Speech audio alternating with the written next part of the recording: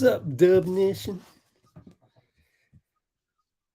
Justice 123. Let's share the screen from literally 18 hours ago, or whatever it was. There it is. Switch it over to the box score. There. Update the referee assignments. Update the standings. What else? Don't be like this. Don't be like Twitter. Please. What happened to my thing? Reload. Oh, it refuses to load. Okay. Either that or it lost the original picture there.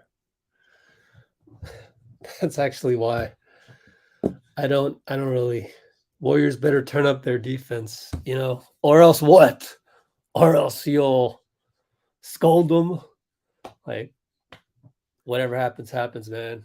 It's just whatever. I'm not really the needy type. So, golly, guys. You guys are just come on with the negativity automatically. My standard rule, 3 times negative, and then I'm just done with you.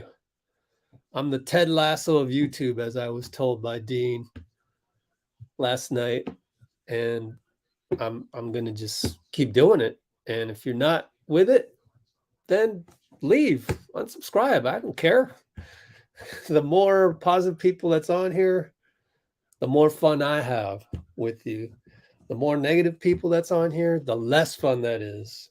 Go revel in your misery on Twitter.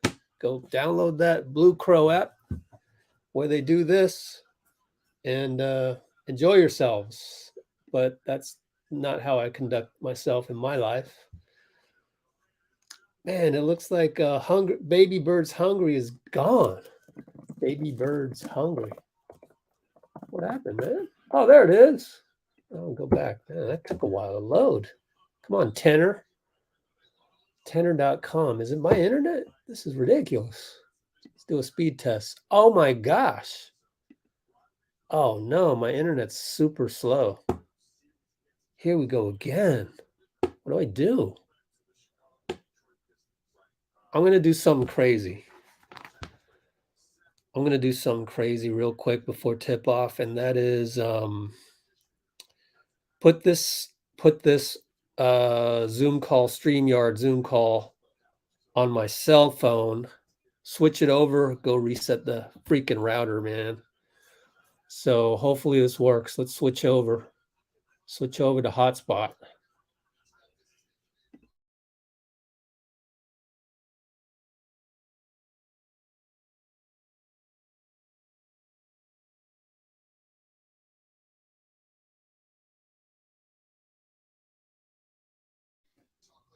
There we go. So, be right back. Resetting router. Meantime, let's throw up little pregame SoundCloud.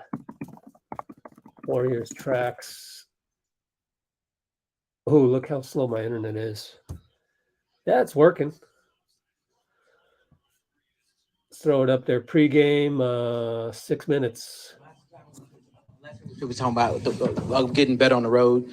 It seems like it's getting you run out of games. So how you change that narrative? Yeah. I mean, never in my wildest dreams did I see this coming. We've always been a really good road team, both in the regular season and the playoffs. And we just have to look at it for what it is. And the numbers show that we're not nearly as good defensively on the road as we are at home. So that's the focus, is try to approach each game with a defensive mindset and go out there and try to get stops. And what I like about the last couple of games is we've gotten off to much better starts, and we've defended early in the game. And probably in each of the last 2 games, we've had some bad spells mid first quarter, late first quarter, that kind of reversed that quick start we've had. So we're trying to put it together for longer stretches. I think it's only for now? Is he any probable? Is it one of those warm up and Yeah, like that? yeah. I expect him to play though. And then you mentioned just the momentum swings and those big spells. I mean, now that you've had 24 hours, or not even 24 hours, but time to like think about it. I mean, is that just like a lack of focus that needs to change to combat those goals? You're talking about the momentum shifts within the game. We just have to string together longer stretches, and then that last night it was turnovers at the end of the middle and end of the first. It completely swung the game. Game before it was offensive boards from the Clippers. So you just got to cover all your bases in this game. Hard to win on the road. So if you're not checking the boxes, then you're going to give the other team an opening to make a run. So we've got to do a better job checking those boxes. Coach, I don't know if you can report on it or not, mention it or not, but it was reported that you were interested in a couple of Grizzlies playing for Team USA basketball. If you can comment on it, because I've never heard a public comment from you. Yeah, I think those are things that are better left unsaid. But look, I mean, they've got a lot of talented players, so you can, yeah, I get it.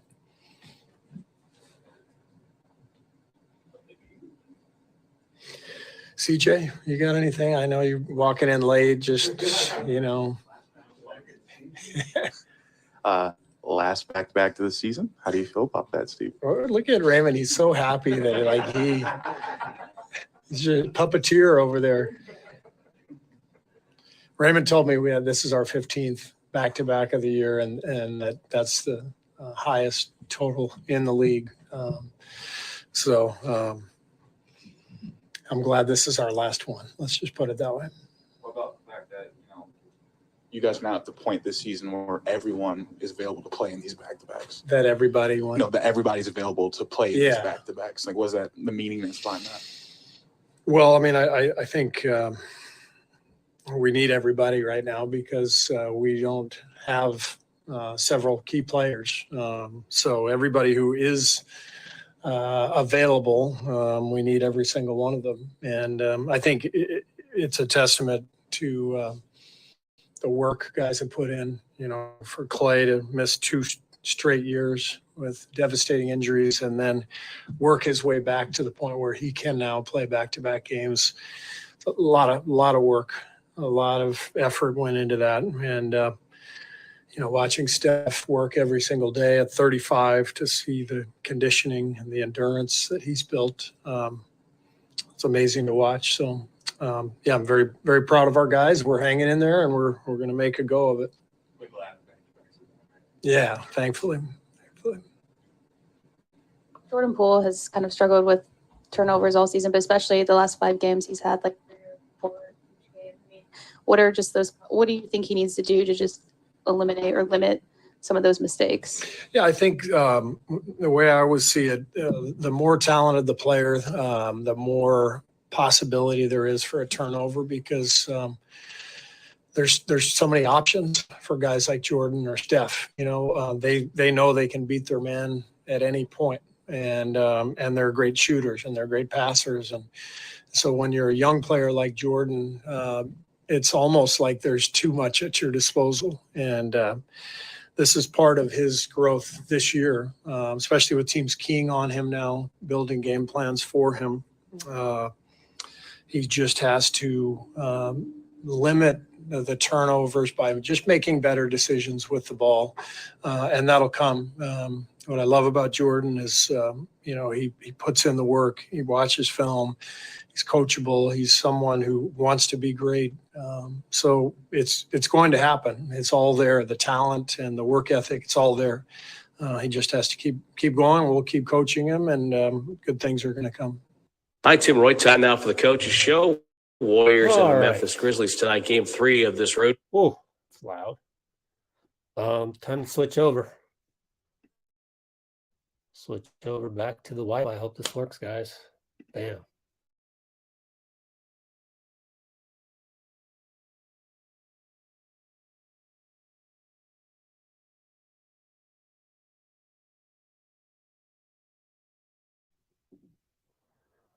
Okay, cool. Let me check the speed test one more time. Hello, Amy. Hopefully there was no more negativity, because I'm just tired of it. You guys want to be a negative Nancy, please go to Twitter. So now I'm going to catch up on the comments, and I'm going to time out people that were negative. Simple as that. Okay.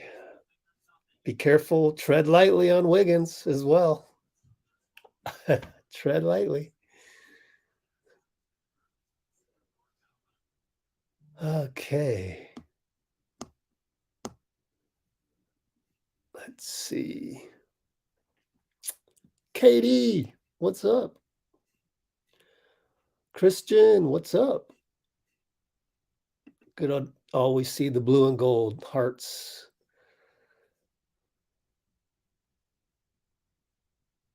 Let's see.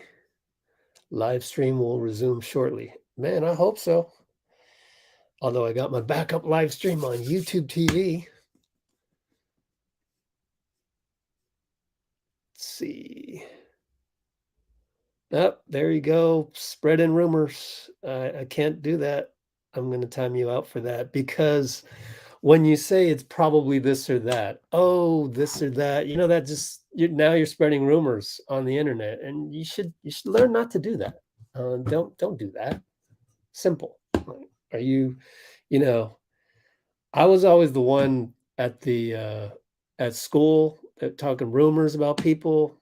I just walked away from it. I don't want to sit here and stab someone behind their back and talk about this, that gossip and stuff. I'm not like that. So I walked away from those people, and it's how I've always been. And I encourage you guys to understand that you can say anything on the internet.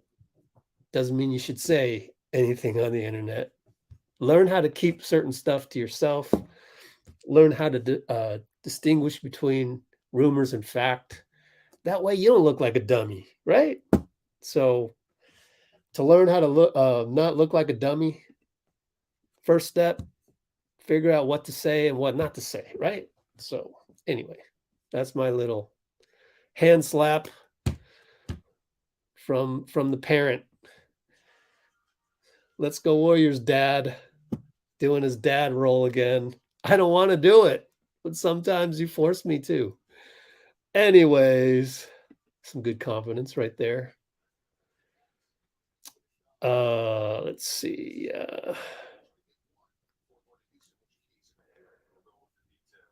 Don't worry, you're only timed out for 5 minutes. It's not like you're gonna commenting for 5 minutes straight. It's just a couple more minutes and you're good.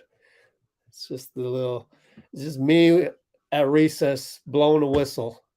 I'm the freaking recess monitor. I don't want to be, but sometimes I got no choice.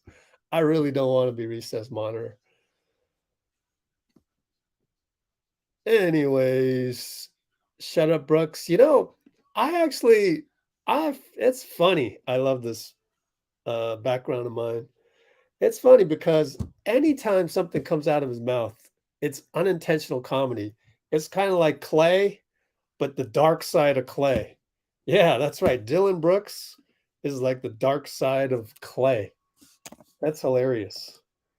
So, Steve Kerr pregame audio, and then Dillon Brooks is unintentional comedy. He's unintentional comedy. I love it, but yeah, the shoving the cameraman on the way back onto the court, that was messed up. That was a little too much. Unintentional comedy. Oh yeah, he's the dark side of Klay Thompson. He's a dark Jedi. No, we can't call him a Jedi. No, Dillon Brooks not a Jedi. He's just Dark Sith wannabe.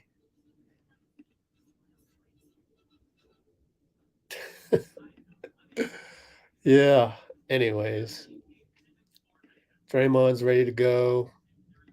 Hello, Ben. Another opportunity. Yeah, we get so many opportunities. We're running out. 10 more regular season games. I think I don't even want to jinx us.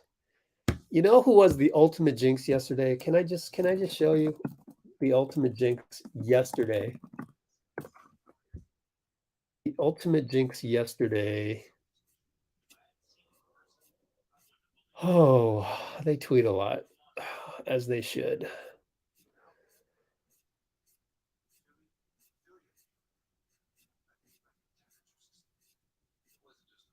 Okay.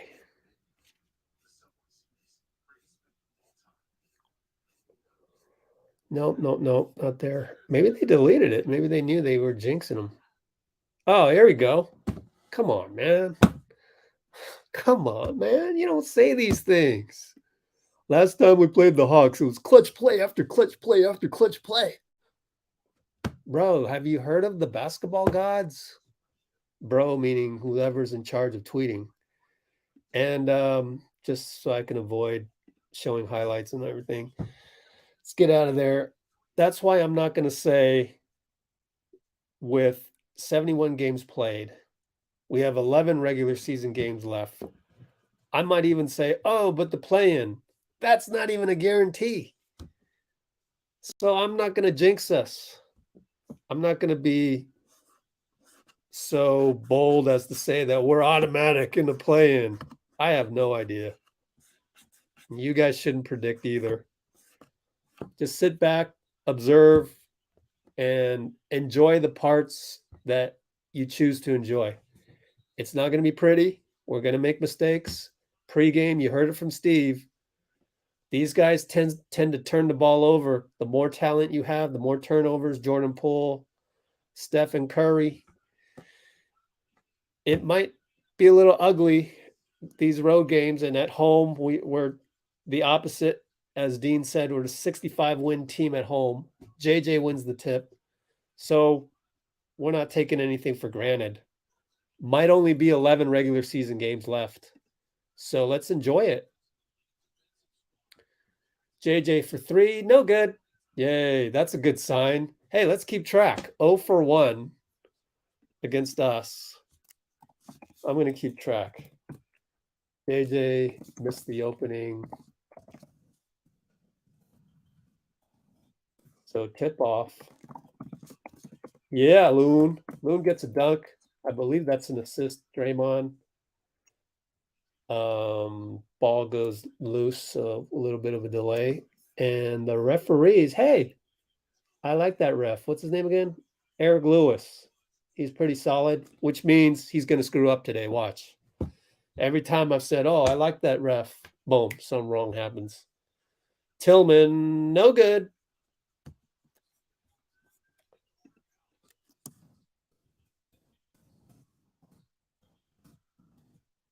We're at the point where we can just call it tiki-taka, just tiki. But that wasn't a tiki-taka. That was a late shot clock 3 by Donte, bounced off the rim. Look at him shade away from Tyus. That's the game plan. Who now gets the ball on an offensive rebound. Push shot 3 by JJ. And he yells at us because we're letting him shoot because he only shoots, 25%, 30, something like that from threes. Klay, pick and roll with Looney. Wanted it real bad. He got it. Swish, 2-pointer. I'd rather do tiki-taka. You guys know that. Bane for 3, hits it. Look at that. So 2 for 3. Gosh, man. Of course. Then Bane, 2 for 3. Keeping track. Klay, right side. Please don't force it. He doesn't force it. Tic-tac-toe. Looney blows a layup. That's the problem. He's got to hit those. Tyus hits a 3. 3 for 4 on threes. I'm keeping track this time, remember? 9-4, we're down. Steph now is going to go 1-on-1, 1-on-2, scoop shot, air ball, block, caught his own, may have palmed the ball there. Him against JJJ, no foul called. Post up Draymond, looking for Klay. He's open over Bane, back rimmed it. What now? We're doing that whole going away from the tiki-taka, but it was kind of a broken play. I think would have been better for Steph to just set it back up, out, you know. Draws a foul on Dillon Brooks, Steph does.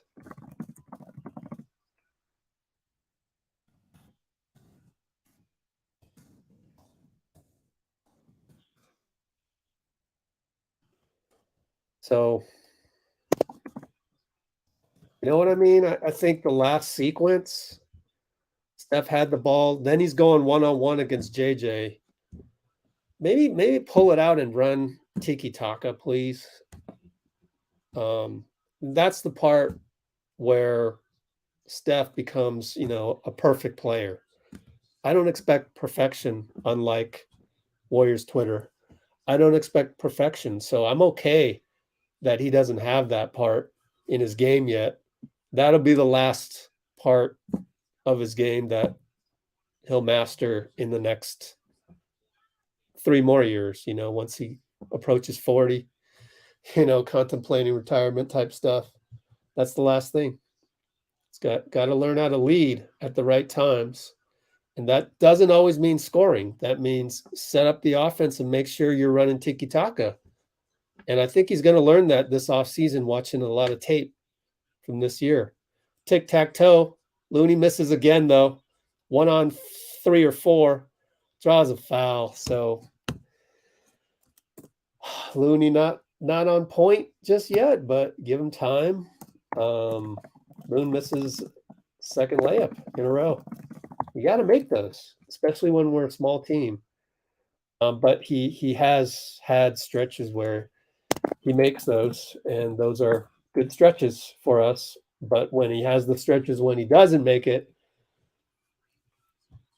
it makes it really hard for us.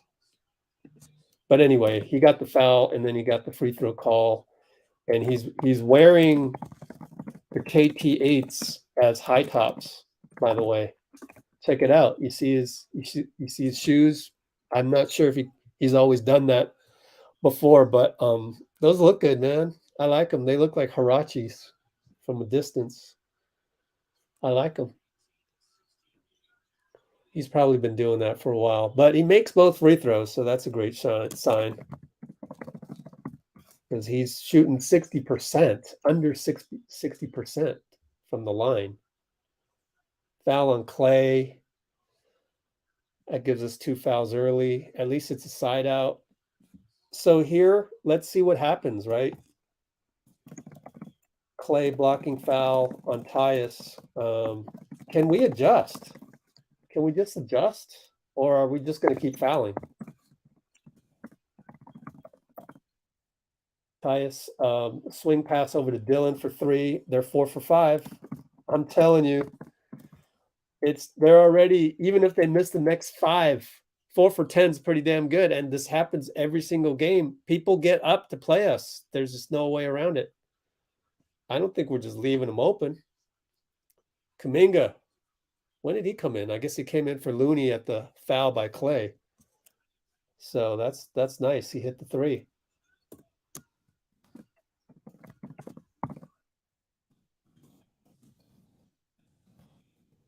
Bane for 2.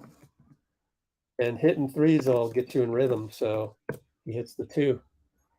Down by 7, but we've weathered the storm. That's good. I still feel like it's early and we're still doing good tic-tac-toe. Kuminga gets that blocked by JJ. Draymond almost throws it away. 7 seconds to go. Baseline out of bounds. Donte going to throw it in. And it looks like I just saw a tweet, so I know what happens after this. So That sucks. I saw the tweet come in.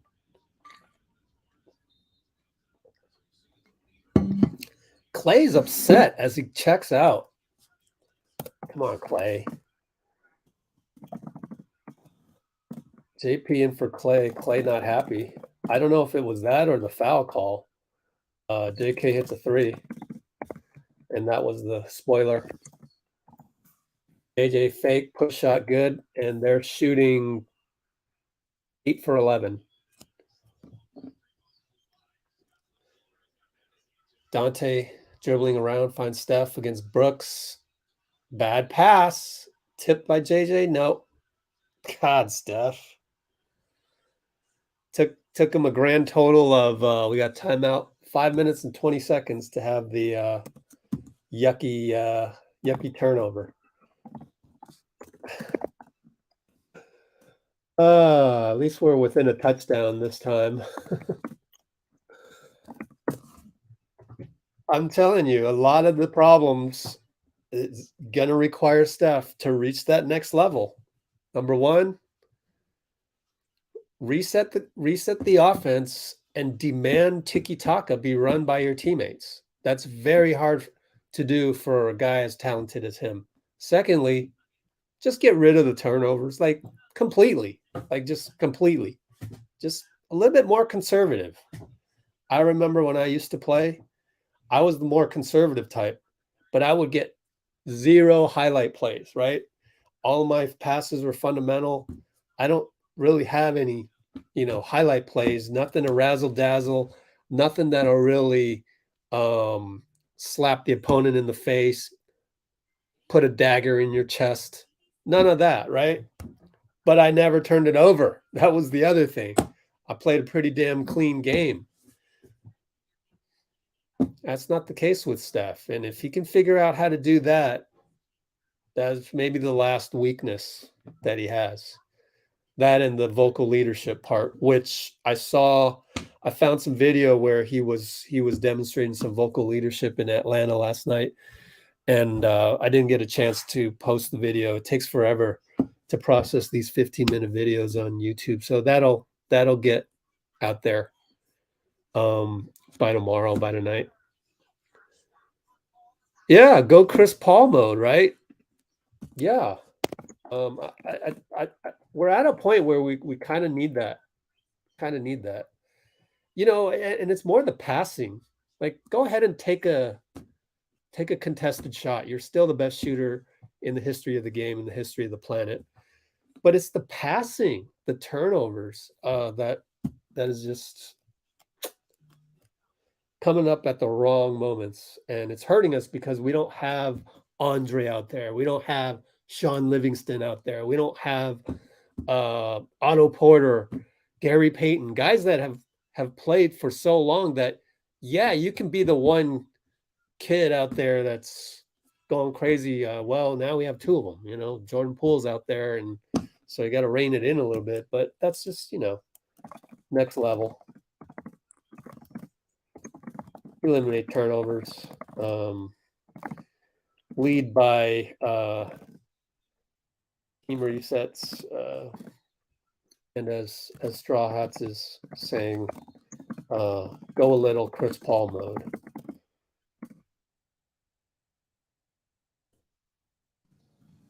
All right, we're coming back from the timeout. I'd rather Steph shoot than pass. I know, right? Isn't it crazy? Just instead of passing from there, just shoot the ball from 40 feet.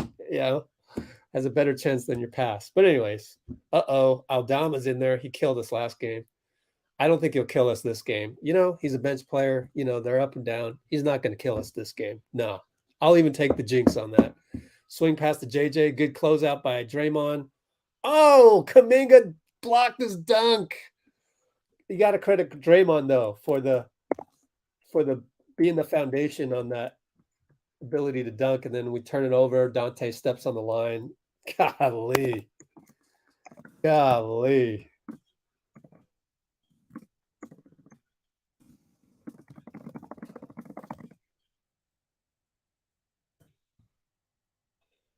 Down 6 still, same score. Aldama against JK, trying to hand off, nothing. Trying to hand off again, nothing. To Kennard, nothing. Hand off to JJ, now it's him against Kuminga, and they just easily switch. And his jump hook is no good. Late shot clock. Draymond downhill against Aldama. Bye-bye, Aldama. Misses the layup. Come on, guys. Uh-oh, now we got a foul. I look up, we fouled Donte. Is that a take foul? What's going on? I missed the play. Replay it over here on my other stream.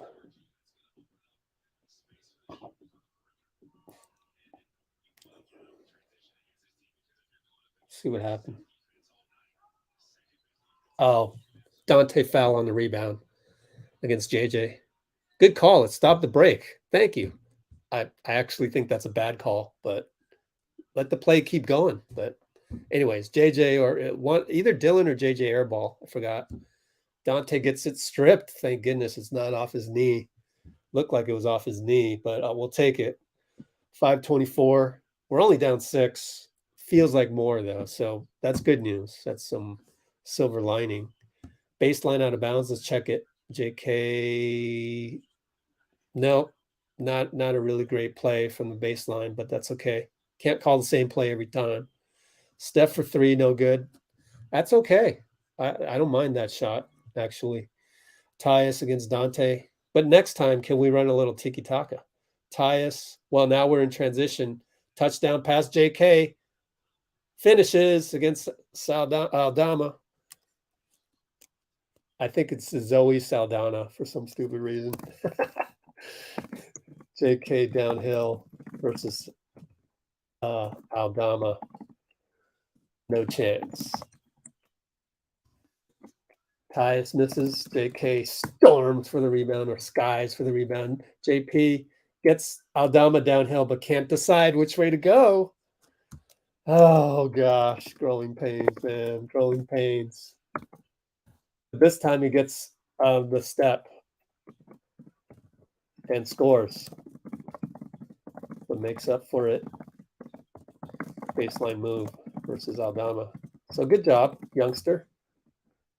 And something we got to get used to is those indecisions, but it didn't cost us this time. JJ against Draymond. Look at the base that he holds down. Oh, JJ scores anyways. He's a tough cover. I'd rather have Draymond on him, though.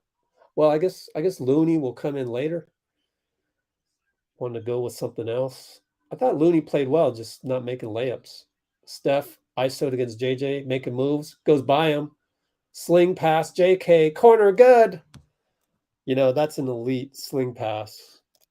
So it's kind of the same old thing where we're only down 1. Where same old thing where he's just got so much talent. It's hard to demand perfection on the sling passes and the wild passes.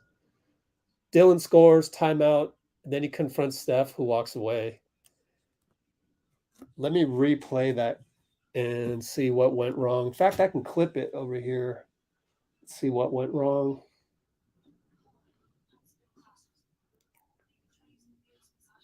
Let's see.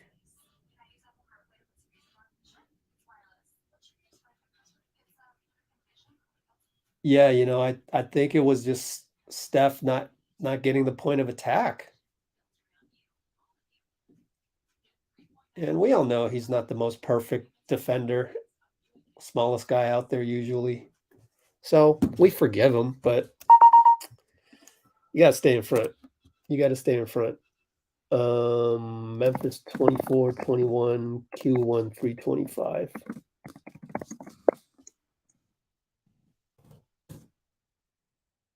So unless something changes, this is a very winnable game, is it not? Like, unless they start getting hot again, but maybe that point has passed and maybe we're closing out better right now so that they're not even getting an attempt up. So 4 for 5 and it's staying at 4 for 5. But this seems winnable so far. And if it's winnable, then we'd better damn win the damn game. Yesterday seemed winnable though as well. So we'll see. not to create any outrage if we don't win, but so here we go. They're going to hand off, and Steph is what? Is he going to go under the screen? Goes under the screen. Draymond could have gave him more space. Let's see. I can't just play the video because I'll get demonetized. Now he's in catch-up mode. JK, Aldama was hitting last game. So bkref.com, Aldama. Santi Aldama, what's his 3-point percentage? 35%. So he probably should stay right there. JK should. But I mean, the moment he hits right here, JK should notice. He should notice. And he's always been about 0.2 to 0.5 seconds off on the recognition, whether it's the cutter or the dribbler in this case. But get your body around over here, Steph. So he's already a step late, right? There, JK got in the right place. But again, just got a little too far. And actually, the timing of JK is sometimes off on the help. That's where Anthony Lamb actually is good. He's just not as tall and athletic. Anyways, Looney scores down low, came back in, probably for Draymond. Yes, for Draymond. Anthony Lamb's in there.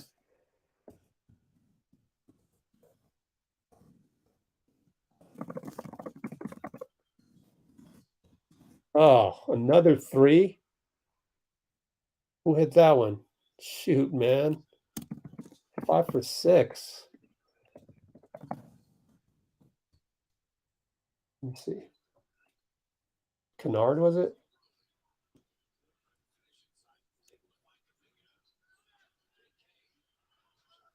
Yeah, Looney fell asleep on Kennard. Oh, well, we miss. Kennard brings it up. And Tillman gets some free throws.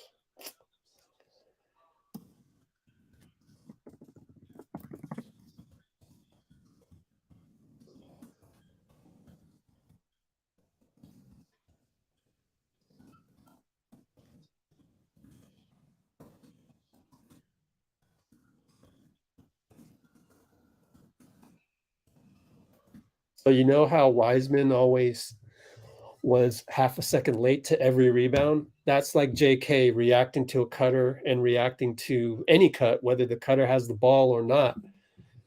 JK is about a half second late, just like Wiseman. And I just think that's reps. I just think that's reps. And to get used to the speed takes a couple years.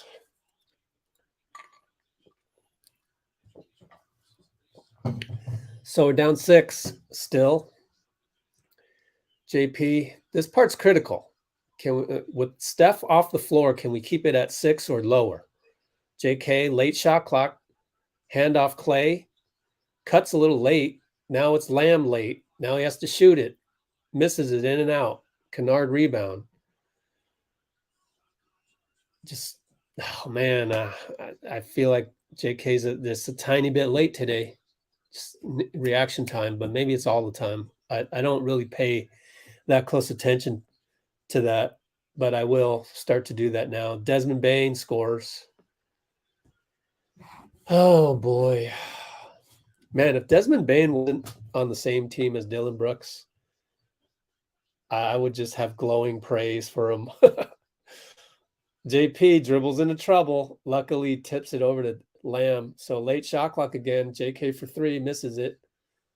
Looney tap, nothing. And how many minutes does Steph have? Because geez, this is discombobulation at its finest. 834 multiplied by 4 is 32. Man, if we miss one more, get him in there. I don't have any tolerance with this offense. JP actually good defensive play. Doesn't cut through. Look at him just standing there at half court, and Klay loses the ball. Oh my gosh. Awful sequence. Come on. It's just terrible team ball. And Tillman gets a rebound. scores. This is so ugly, but there's only 51 seconds left. Oh my goodness. Gosh, man.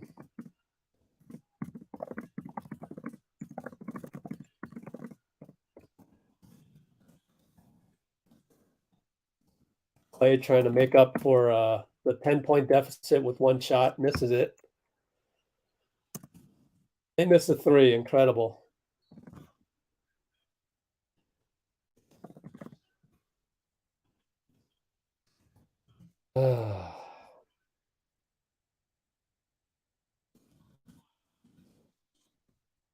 Just so ugly. 27 seconds to go. Is Steph coming in or is he not? Yeah, he's in. He went back to the bench for some reason, but he's in there. Wearing the pink-soled Curry 10s, I imagine. He'll bring it up against, gosh, I forgot his name. Look it up later.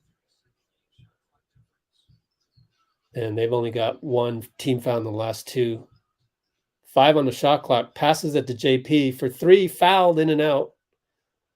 Good. We'll get 3 foul shots and cost Bane a foul.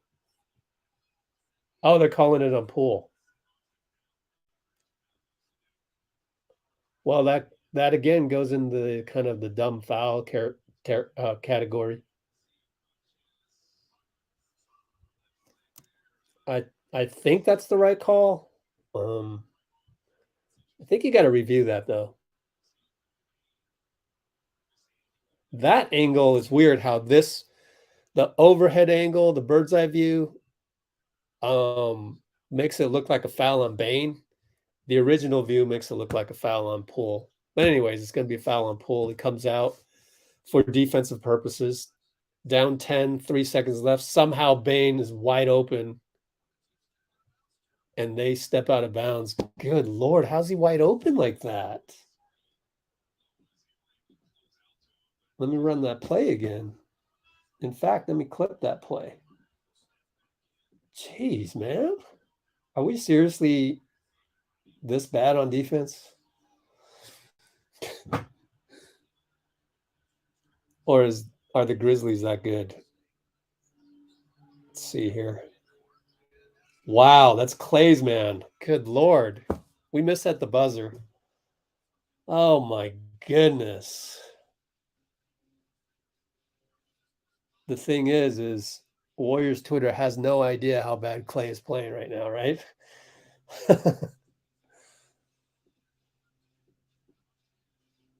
But I'm not just going to sit and pout about it all day.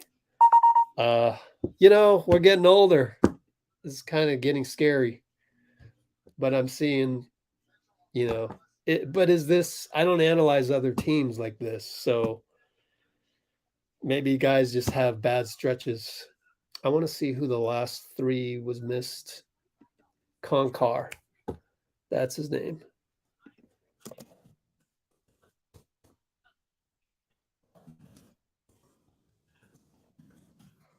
I mean, either this one is bad defense on Lamb or Klay. We'll look at it. But either way, there's got to be better communication. So we're down 10. Oh, gosh. Good news is we'll probably make a run at some point. But let's take a look at that awful defense. I don't mean to. I am worried that I'm going to get a little bit frustrated at Klay right here. I'm a little bit worried about that because I don't want to be frustrated at the guy. Okay, they're bringing it up. Do we have it? No, sorry. They're bringing it up. JK with okay, decent one-on-one defense on Tyus. It's not that great, but gets picked off here. JK is only going to get better. So his full court man-to-man is okay, in my opinion. Here comes the screen from Konchar to Bane. He's going to try and go over it, probably what? Does he run into Lamb? No, just goes over it. This is inexplicable. Lamb's doing whatever he can to try and give Klay some room. This is high school defense. I don't understand it. Oh, it blows my mind. Analyzing last Memphis play where Klay easily gets screened in the corner. This is poor effort. Just go this way. What are you doing? Lamb's doing his best, in fact. He's trying to ward off the screen. Oh my goodness. Just I don't know. I don't know what's going on. We're back to action, and hey, we got a little cut action. Yay, rejoice. Somebody cut to the hoop. Drink. Greatest stuff. Q2 opening play. Tiki. I don't know what's going on, man. Tillman, no good. Rebound. Steph. Klay is out of the game. Jordan Poole's in there with Lamb and J-Mike and Draymond. Draymond didn't cut. Luckily, stuck a paw out. Lamb got a 3, no good. Oh, it'd be nice to just reset a play here or there. Runner by Bane, no good. It's going to be a jump ball. Lamb versus Tillman. Let's see if Lamb can steal another jump. He was able to do it last game, which was kind of impressive. Can Lamb steal another jump from Tillman in this case?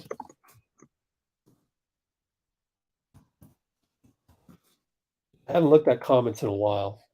Nope. Oh, he won the tip. He did it. Give Lamb some freaking credit.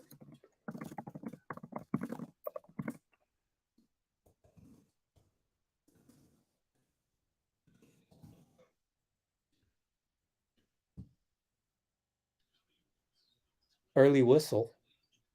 Oh, shot clock didn't start. So JP shot from the logo after the whistle. Aldama punched it out, and the crowd was happy by that. JP screen and roll. Steph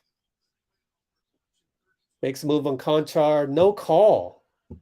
Loses the ball. We should win that battle every single time. Oh goodness. Oh my gosh. Aldama with the crazy jump hook over Draymond. He scores.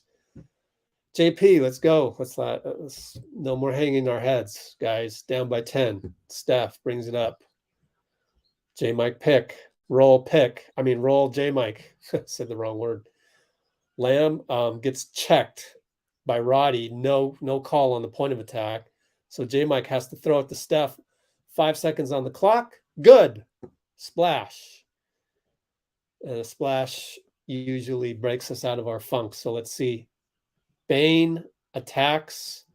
They're not going to give him the continuation, thank goodness, because Steph never gets that. And it's just a common foul. Pretty good extra pass by J-Mike. You got to give him credit.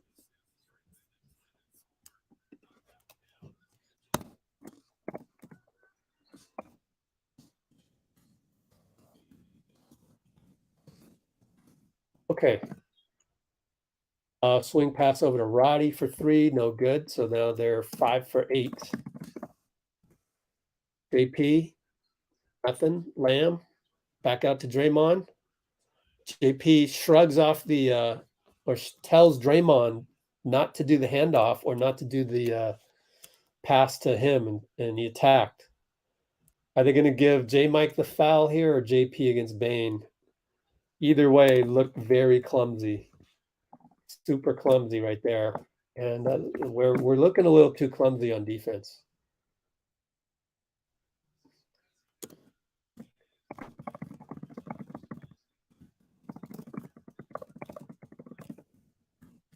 So good score by Draymond. It was nice to see them communicate out there. But so far, our defense looks high school. I mean, come on.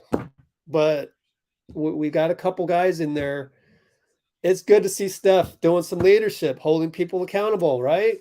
Thank you, Steph. He listened to me. He saw my ESP. He read me. Yes.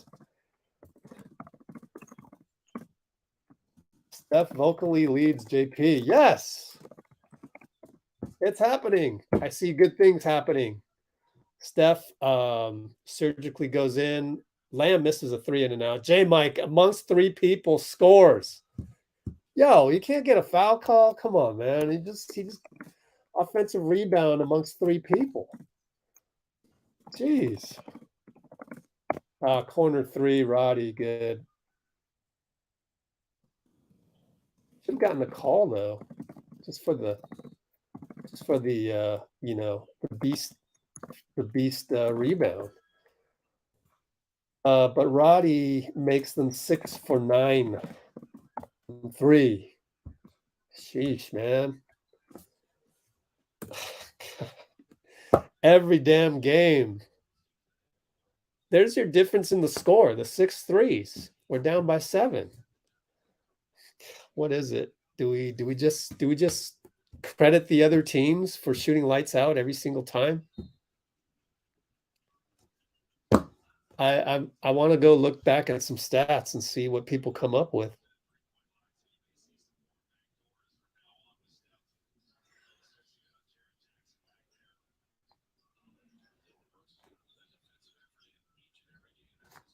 All right. Lamb attacks, finds J Mike corner, fakes it. Oh, 4 seconds. Go! Lamb shoots a 3. At least he hit rim. Wanted a foul on Roddy, didn't get it. Here comes Bane downhill. Scores. Come on. Stop the downhill. Wow. And that was on Draymond. Maybe Draymond didn't expect it. I don't get it. Lamb attacks. 2 guys converge. Back out to Draymond. Swing past Moody. He's open. Shoots it. Good. Oh, but still, man. Why is our defense so bad? There goes Bane. Bane's killing us. Foul on the floor on Dray? No, travel.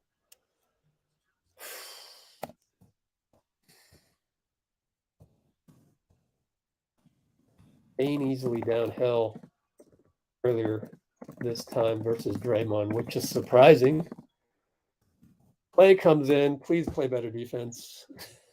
Golly. And we're down 6, maybe 3. No. Steph pulls up, misses. Could have had the score right there. Too bad. Down 6. Brooks trying to do stuff. Oh, come on. You're going to call that? There's the lost art of the no call. I don't agree with that one. I'm probably wrong if we replay it, but geez. Dillon Brooks, you're going to give him a foul call over that? The art of the ref no call is gone. Just no call that. Who's it harming? It's not harming either guy. No one gets an advantage on that, which he initiated. Just awful. This time we got a little bit better point of attack by Steph, but Dillon Brooks pulls up and now yells at Steph. He's yelling stuff at Steph. Oh my God. At your own risk, buddy. Okay, keep talking. Wow. Brooks yells at Steph. Everybody could see it, even my blurry screen. Or a jumper. Roddy hits again from 3. Golly. 7 for 10 by my count. We're counting the first 10 until they miss. Steph goes right by Brooks, gets a call. It's a late whistle still. I don't know why, but anyways, he gets to the line. Credit Moody for the 3 earlier on, by the way. 7 minutes to go, down 9, 2 free throws. So basically we should be down 7 with 7 minutes to go. 7's not bad. That's not bad. Still 3 possessions, but oh, he missed a free throw. Are you kidding me? This is nuts. What's his percentage on the year? Is it still 91 though? Because if it's still 91, that still means he's making the next 9. It's 90.1, 90.9, 91, yeah. No, 92, 91.6. I'm looking at career. Still above the career. So nothing to worry about, technically speaking. He's going to make the next 9 or the next 8 because he made that one. Down 8. Klay, better defense there. Dillon Brooks, again going left, again fading, again scoring. So that's kind of his pet move now. Got to anticipate that. If I see that one more time, I'm going to go off on somebody. Looney misses again, but this time they call a foul. Tillman, but can he make free throws? That's been the issue. So still down 10. 48-38. Q2 630. Let's look at the comments, which I've neglected for a while. He's missed 6 or 7 free throws. Oh my gosh. Let's take a look at the game log. Wow. I know he's missed, but I haven't been keeping track of the makes either.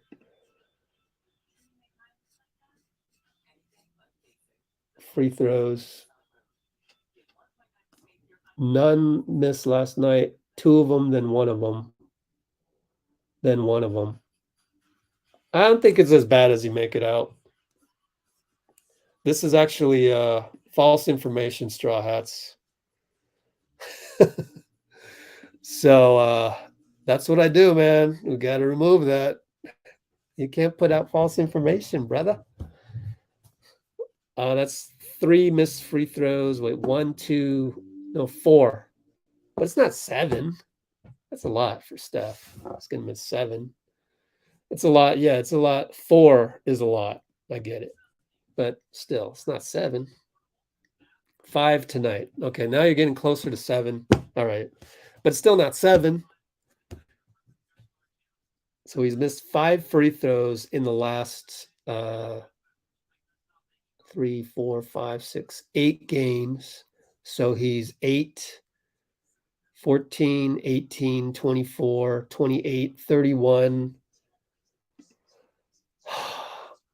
35. So he's missed 35. This was 1, 2, 3, 4, 5. So he's 30 for 35. 30 for his last 35, which is still 86%. So false alarm. I don't think we really have to worry about it too much.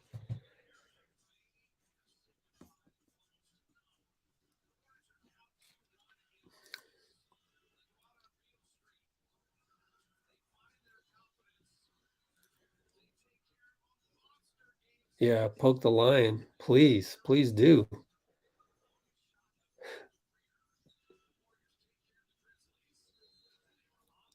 Good job by Moody.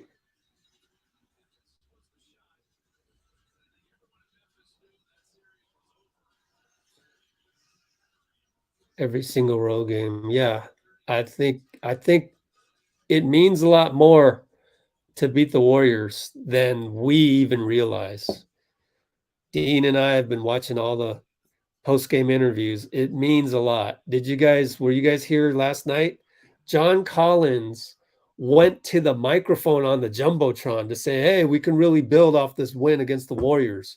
It's very clear to me. Games against the Warriors mean a lot more than games for the Warriors, unfortunately. Every team is up to play us, and we're just not up to play every team. It's just not possible. Sad to say. Jaren hits. I'll just call him Jaren from now on. It's easier to say.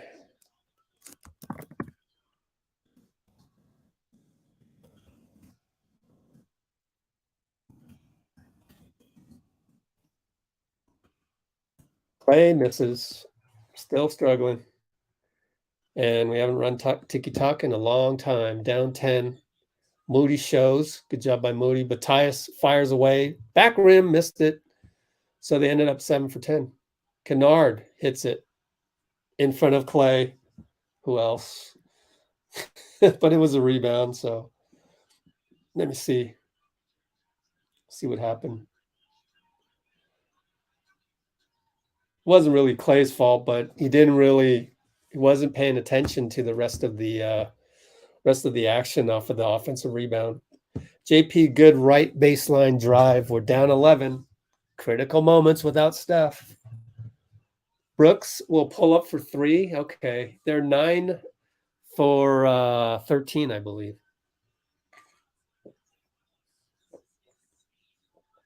Fits with the Dale Ellis reference.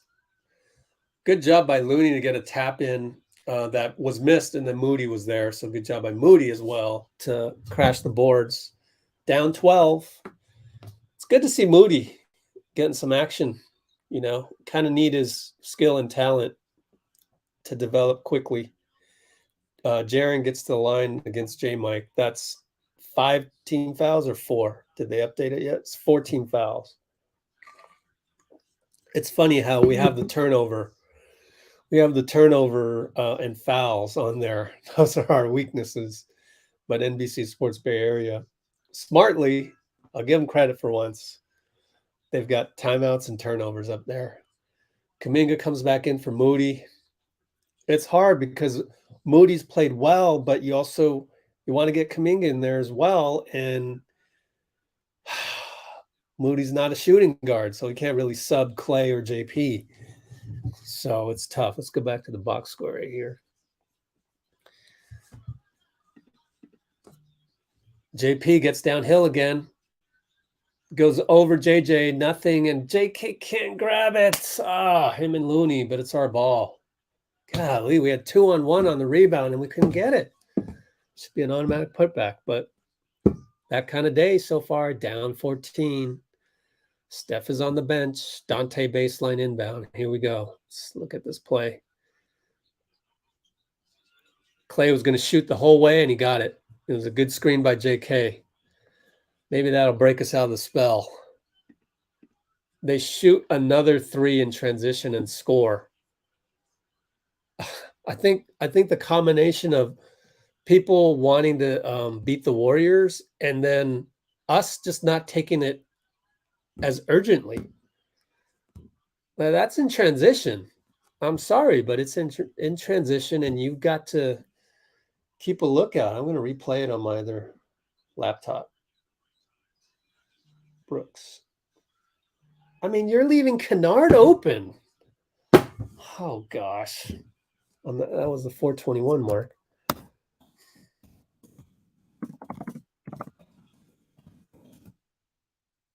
Play's getting hot. That's good.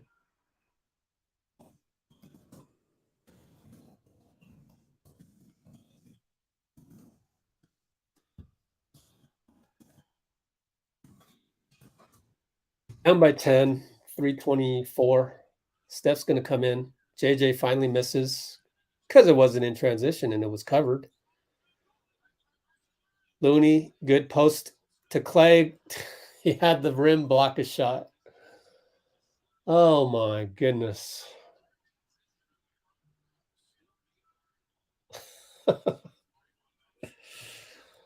Oh, gosh. No words. No words. Just keep playing. Play through it. Oh, it's so bad. Draymond, handoff, Donte. Good hesitation dribble. Got in the air again. I wish you wouldn't do that. Steph against Dillon. Way out there. Bye-bye, Dillon. Fade away. Fouled. Dillon's mad. Love it. Well, you got the other foul. Yeah, got the other foul last time, which was a nothing. They might challenge this, though. It's only one foul on Dillon.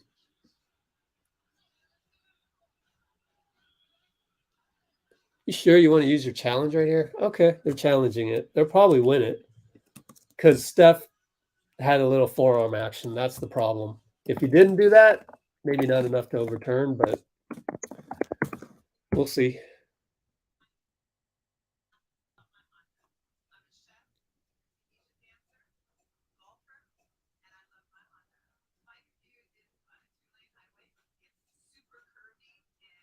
Kennard is Klay's man. Let's see if that was the case back then.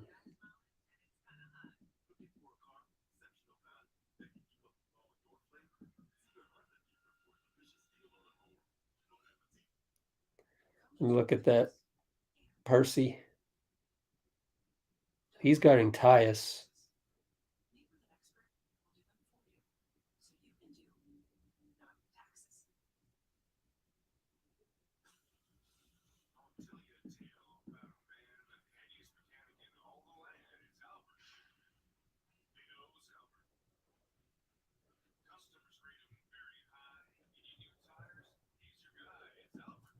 On that one, Donte is covering Kennard. It's not Percy, and it's not Klay. FYI, and that's twice that I've seen that. So I'm pretty sure Dante's covering him.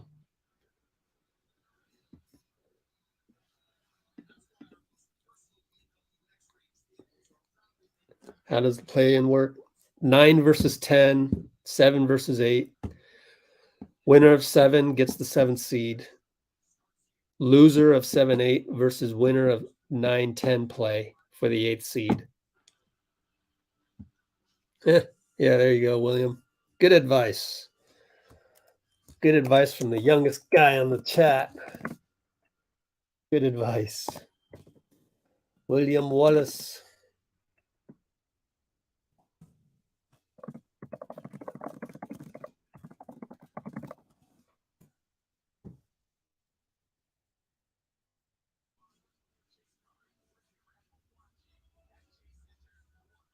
Yeah, so 2 years ago we were 8, I believe. Then we lost to 7.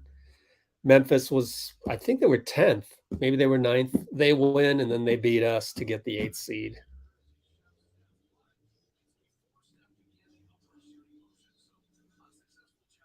Hey, unsuccessful challenge. Lob to JK, bad pass. Oh, it was a good play. It worked. It's just a bad pass by Donte. Oh my goodness. We just can't execute to save our lives.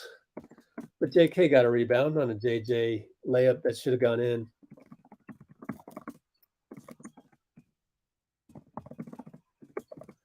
Ball rolls around now. It's Klay on the right side, loses it, fades away on JJ, in and out. Just kind of selfish play execution. Kennard gets a 3. Can we please go back to tiki-taka? Please. Down 13. We run a set play here. Pick and roll Donte in the middle. But they know what he's doing. About to Draymond for 3. Back rimmed it.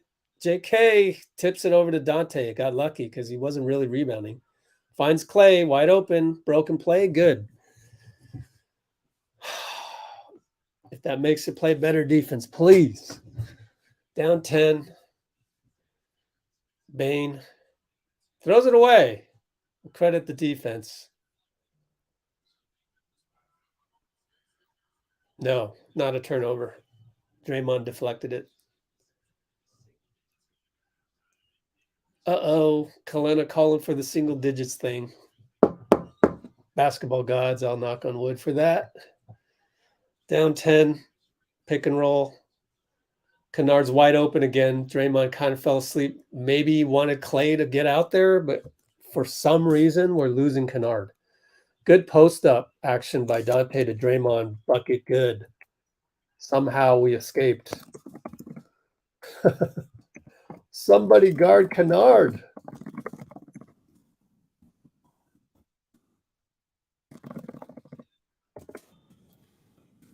JJ for 3, wide open. Play with the bad body language. Let me immediately try and figure out what happened there. JJ with the foul.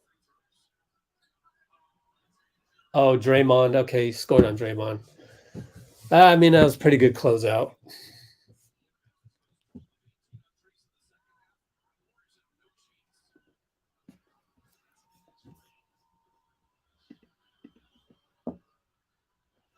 Draymond misses a free throw. Klay with the practice shot. That's never a good sign. When Klay's doing the practice shot, that means we're doing poorly.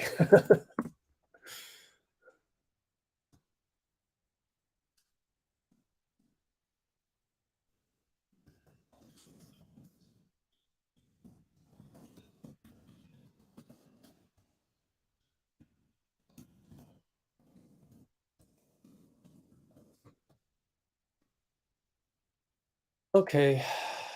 Tyus goes around some screens. Now Klay's on JJ inside.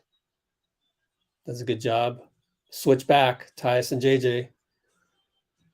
Dray attacks Tyus. He runs away, gets it to Kennard, turns the corner on Donte. Great help by Steph. Over to Tillman. Good. Kennard is killing us. I can't believe it. He gets open at any opportunity. Gee whiz, folks.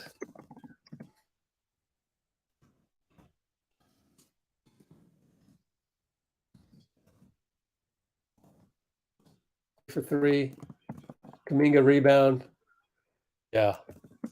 That's where you miss Wiggs as well. You see Kuminga do that, you think of, oh man, Wiggs would be doing that right now.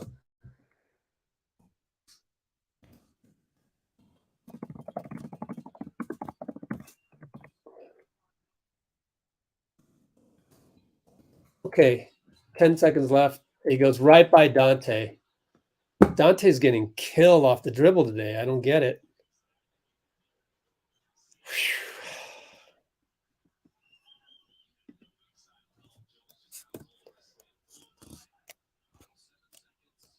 It's our point of attack. We have no Wiggins. Bad screen by Draymond. The mental mistakes continue.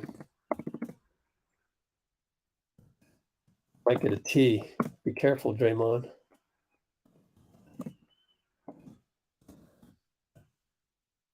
See the yeah, that's a bad call. Should be Konchar's foul. Same old story. Weird calls, but we're always behind when we get the weird calls. Down 12, just hope it's not 15 or 14. Bane somehow gets the shot off, hits the rim. No good, and we're down again going into halftime. 71-59 halftime. Yeah, they should talk to Eric Lewis because that's a bad call. In fact, how many fouls on Draymond? One, thank goodness. But it's always like that when things are going bad. When it rains, it pours.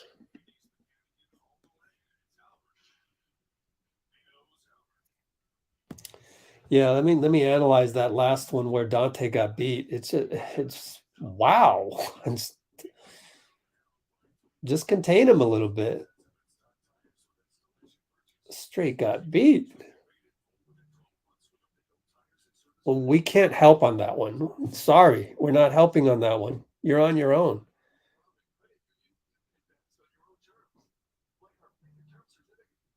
Klay was pissed. That's not good body language either. It's not like Klay's playing awesome either. Oh gosh. So bad body language again.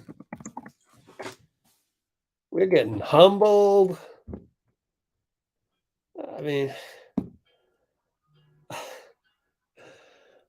maybe it's that we've just never dealt with frustration, right? Did we deal with frustration in 2020? We didn't really deal with frustration. We just didn't have anybody. Literally nobody was on the floor. We started, Wiggins was there, but we started what? Kai Bowman, Alec Burks, Andrew Wiggins, I don't know, Marquise Chris, and Eric Pascal. So it's like maybe the lesson we're being taught is the frustration part. Have we ever been through frustration? I don't think we have.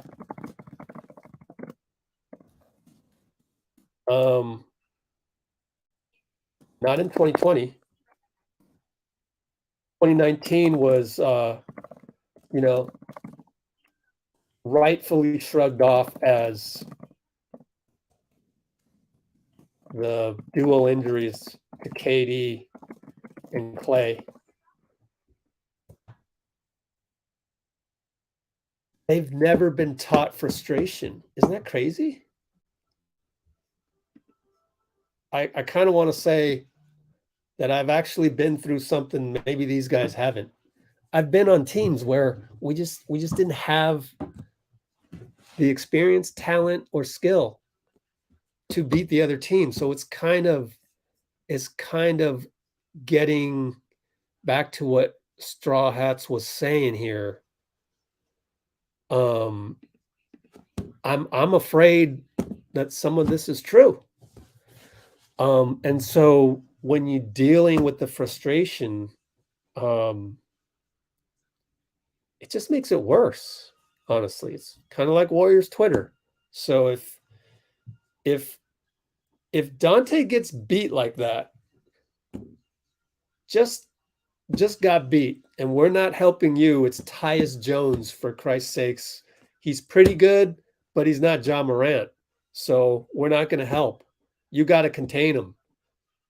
And that's Donte's mistake in terms of, if you're a good defender, like I used to be in high school, you're either good at the physicality, which Donte is, or the steals and the pressure, or the containment. Rarely is somebody good at all of them. Like Michael Jordan, good at all of them. Good defense can also be if you contain the guy, you keep him in front, and he attacks, you back up. So there's always a 1 yard cushion, so that if he stops and pops a three in front of you, he damn well better be Steph Curry or Trae Young or Damian Lillard, because I'm not bodying him up really close and all of that. Okay. Donte, you got to know on Tyus, you got to be a containment situation. Tyus isn't going to pull up from 29 feet. He just doesn't have that. He's not Damian Lillard. So then he gets too close to him. Tyus blows by him. But then the frustration part, Klay shakes his head and just,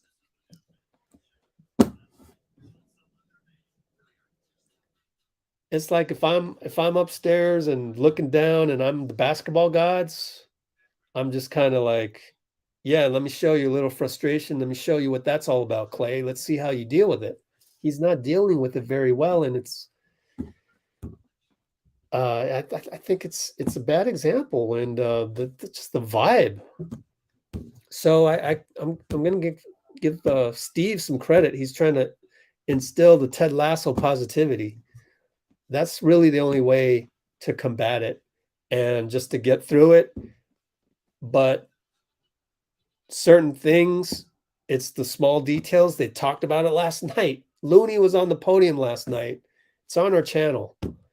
Talked about the small details. These are the small details. You've got to get, contain Tyus, not pressure him or gamble. Like Donte's gambling that he's going to go left. Oh, bad gamble. Boom, you look bad. Bye-bye. Tyus is not that bad of a point guard, He's getting paid. What's he getting paid? It's a pretty solid number.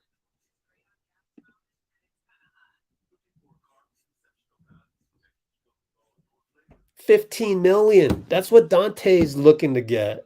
He wants to be the backup like Tyus. Well, you better figure out your strategy correctly, because right now we don't have Wiggins and we don't have GP2. You can't have any margin of error, both in your mind and executing it. So I think speaking of the executing it, I think Klay is just getting older, and some of the stuff is just, I don't know what it is. Like when you're not even covering the guy that went to the corner for three, I don't know what else to say. And you're gonna show frustration after Donte gives up a layup to Tyus. Bro, you completely left your man in the corner.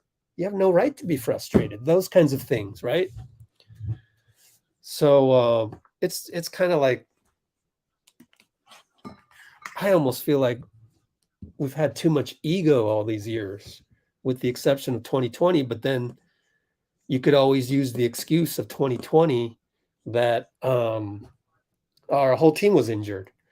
And that's fine, because you're starting Bowman, Burks, Wiggins, Pascal, and Chris. Like, you can get away with that, to say, oh, I wasn't part of that. But now you're part of some struggles, and now you got to readjust in terms of like, yeah, maybe we aren't really that good.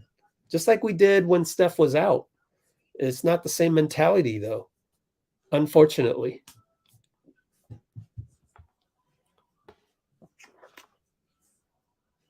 But I always feel like our team maybe isn't humbled enough to go back to some of the basics. Just like we talked about Steph in the beginning. Go into Chris Paul mode and just don't make any mistakes. No more overhead, stupid ass, passes like that. Or just shoot the damn ball, I'd rather get a chance at making a 37-footer rather than turnover 2 points the other way. I'm just kidding on that. But like, the point was made. And maybe we're just being humbled to the nth degree, where it's really time to go back to some fundamentals of basketball, just because we don't have all our guys right now. So when you don't have guys like that, you got to buckle down. I mean, we did that in men's league. Your best player's not here. Okay, everybody, you got to buckle down. Our guy can't erase all the mistakes. Wiggins isn't very good at point of attack. What's funny is Wiggins is incredible at end of attack. Like, you can go by Wiggins, but he'll stay on you, and then when you go for the layup, boom. So that's the one thing I've noticed about Wiggins, but there's nobody there. Now, I mean, Draymond's there to rim protect to the best of his ability, but Wiggs isn't there to do that type of stuff, and that's one key guy out. And also Gary Payton, who does the same thing, probably better point of attack. Wiggins is like in a class by himself. Well, maybe LeBron, Giannis. Who else is good at, chase down, even half court chase down blocks? You can make a small list, and Wiggins will be on there, and LeBron and Giannis, and I don't know who else, but those types of guys.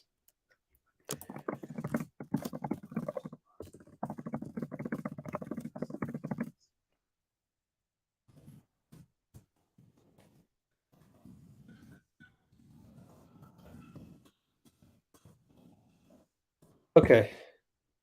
Let's have some fun in the comments.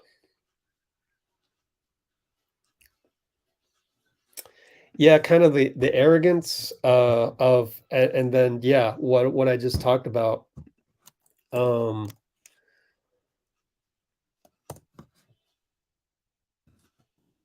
That's the same type of thing, is that,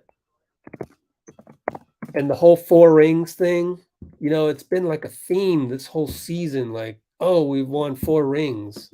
How about we forget all that? Pretend like we haven't done anything yet and play the game that way, which means execute tiki-taka, kind of like what Percy's saying. So I kind of think the ego part of it is like, we just need, the sooner we get more humbled, the better. Just someone needs to send a message to the team. Tell Steph to tell everybody, hey guys, this season is about having some humility. And we haven't demonstrated it except for those 5 games without Steph. It's crazy, but we had the home crowd behind us on that. Oh man, yeah.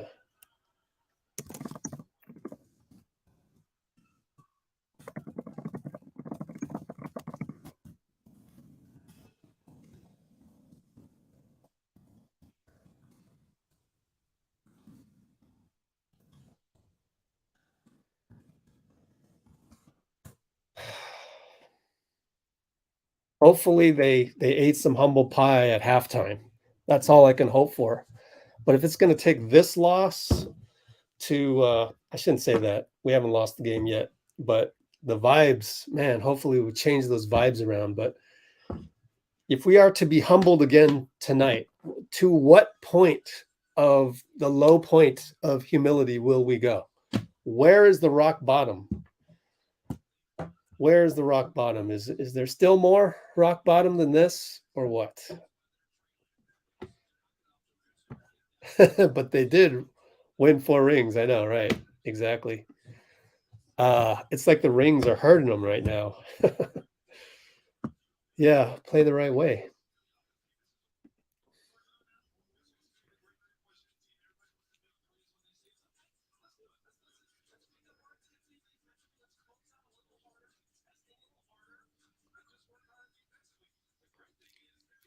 At least the Magic beat the Clippers. That helped us out, which means, again, I've said this before, everybody's struggling. Everybody is like doing something stupid every now and then. Maybe the NBA, it's been a while since there was a championship team that did something stupid. Not that Denver's done anything stupid yet, or Sacramento. They're playing great, or Milwaukee, or Boston. Actually, you could argue I've seen Boston tweets go out there and they haven't played their best all the time, and people were talking about national media was talking about did they peak too soon? So, but overall, record speaks for themselves. But yeah, feels like everybody in the West, not named Denver and Sacramento, has been going through certain periods of funk.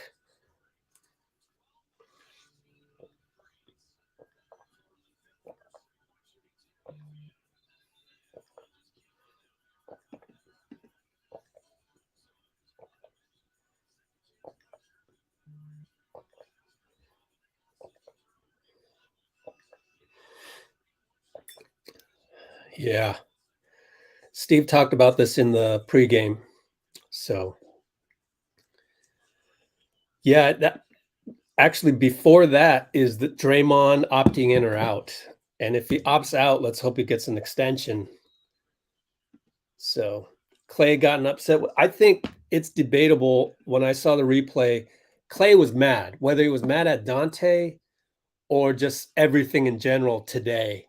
He was visibly upset after Tyus blew right by Donte. But I won't say that it was directed at Donte. He was just upset. Meanwhile, Klay, first bucket, fade away, 1-legger, good. So good start, down 10. Bane against Donte. Donte does that again. Stop doing that. Oh, he just did that against Tyus. Oh, man. What's going on with that? Now the warts are coming out on Donte. What the heck? He jabbed when you don't. I don't understand that, Donte. Overall, though, love your play. It's just these last 2 plays doesn't make sense to me. Donte defensively jabs and pays for it again. Bane is pretty solid. You got to start respecting Bane, dude. He's a baller. Bane is for real. Now, Brooks, but Desmond Bane is for real. Can't mess around with Bane. 3 fouls on Brooks, thank goodness, against Steph. Klay inbound. Steph trying to get open, can't get open. Jeez. The small details, I don't know what's happening tonight. These small details aren't. Almost looked like JP out there. Not quite sure how to fake this and that. Now we get on a line, set play. We half-heartedly execute this play. Look at this. There's no energy. Looney over to Draymond, over to Klay, fires it, hits rim. Looney gets the rebound. No foul call. Good hustle by Donte, but he stepped on the line. No foul on JJ? Looney's complaining right now. Jeez, let me look at the replay.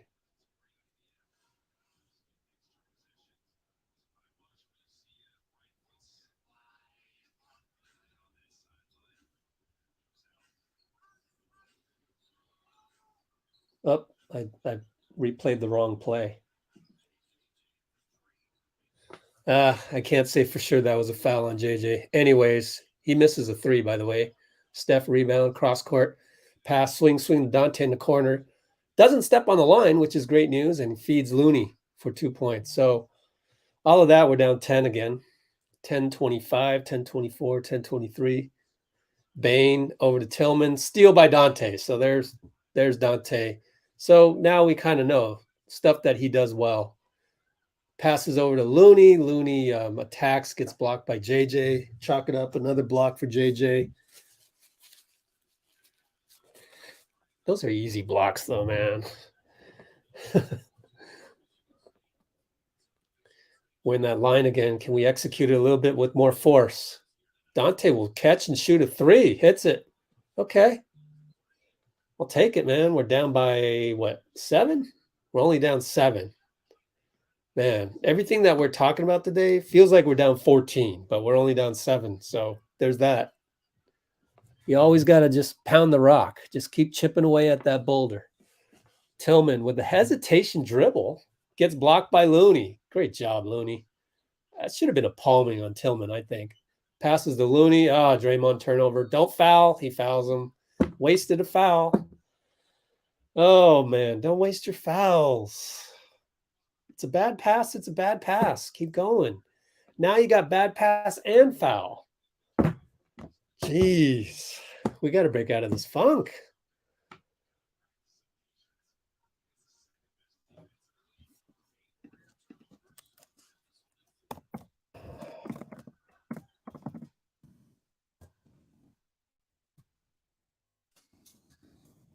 Tyus scores over Steph. Runner. Don't hang your head, guys. 9-point deficit. We should be down double that. Now Donte loses the ball and fouls. He wanted a foul. Looking at the ref. I didn't really see what happened. Let me see. I don't know.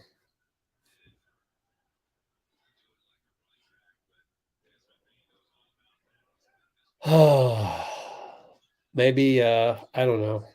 Have more respect for Desmond Bane. Keep saying it. He's a baller, man. Tillman, we have zero energy. I would maybe put in Kuminga pretty soon, but then you'd have to take out Looney. Maybe Moody for Donte, or just have Steph do that. That'll boost your energy. Long 3-ball in somebody's face. Down 8. JJ, train wreck. He gets bailed out. Foul on Steph or Draymond? Third foul on Draymond. See, that's what happens when you waste the foul last time. None you can do much with the freight train JJ coming at you. That's going to be a foul. So instead of 2 fouls, now you have 3. Just not thinking. So off.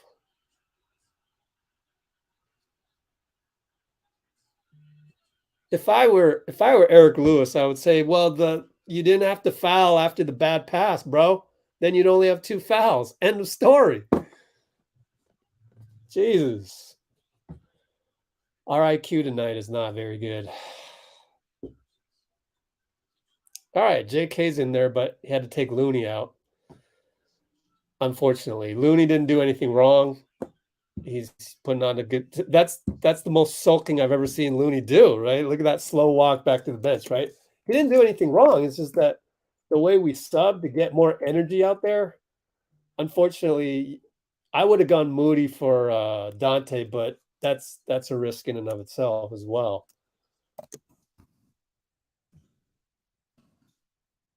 Draymond scores. That's good. Got a little tiki-taka there. Finally.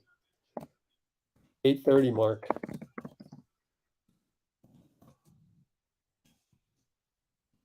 Bane scores again. I'm telling you, got to treat Bane like an all-star.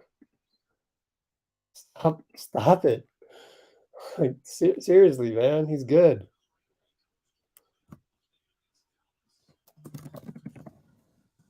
Oh, JK, super dunk. Superman dunk.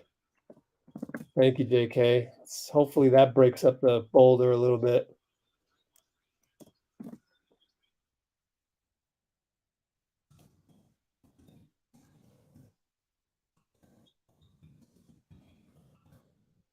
AJ for 3, finally misses. That's a great rebound by Steph. He's downhill now, finds Klay. Klay misses a dunk, but it's goaltending.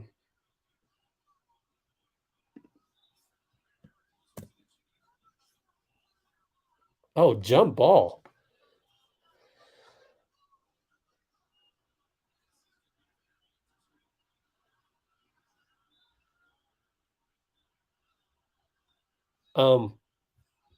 Where's Steph? Steph, get in there. This is your time to lead the team and go in there and be the arguer. I don't know. Did Klay did he miss that? Missed the dunk?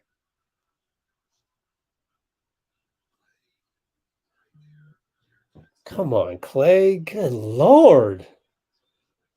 We are seeing humble pie at its finest. We're lucky we got a jump ball out of it, in my opinion. Oh, man.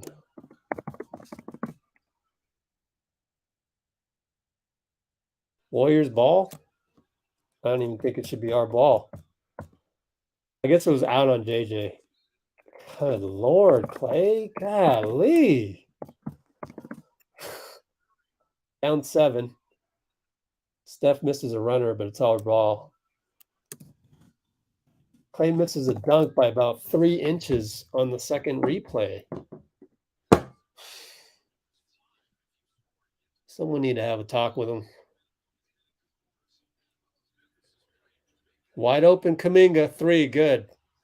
Decoy. That was a good decoy play. Wide open. Beautiful, Kuminga. Thank you. You know, all of that, we're down by 4. I can't believe we're down by 4. How is that even possible? So our baseline inbounds are not bad. 80 to 76. So is Steve going to get some freaking credit for that sub? Because he had to endure sulking. He had to endure sulking from Looney. So Steve should get some freaking credit for that.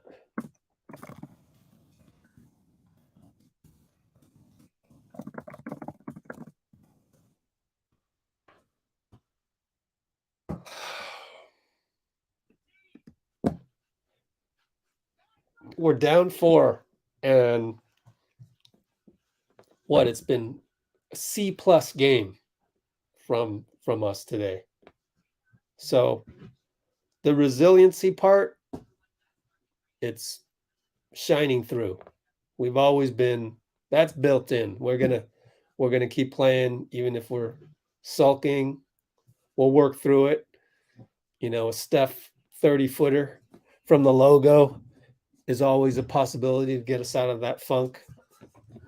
So that's good, but we're gonna have to see if we're still in that funk or not. And thank you, JK, for really pounding the rock. The moment he went in there, made a difference, and that's great. That's great.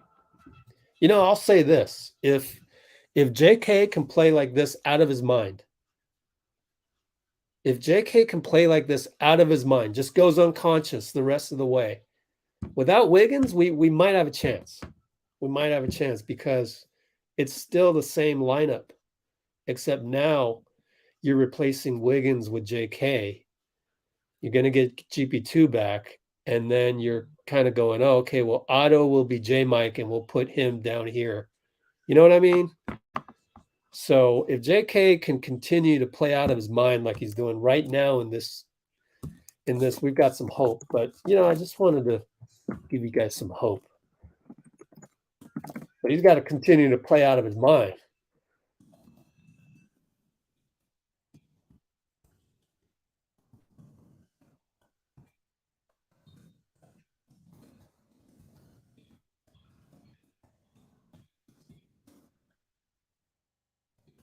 So when I used to play either pickup or I had a few good games in men's league, but like in pickup, sometimes I would go off, right? This is in my younger years. And they would just say, oh man, you're unconscious. And that's you're in the zone and you literally feel like you're unconscious. Jeremy Lin used to say, oh, I felt like a puppet during Linsanity. And it is kind of that way, although I wouldn't call it that because that means I'm being controlled by somebody else. I was just in the zone. If JK can stay in the zone for the next 2 months, I'd even consider starting him instead of Donte, right? Oh, they got the offensive rebound and Dillon hits a 3. Did anybody mess up on that? We played great defense up until that last one. Tillman offensive rebound against Klay. Not sure. Have to look at that again. JJ blocks Steph at the rim. Oh, man. And then they get a 3 in transition. That's what happens.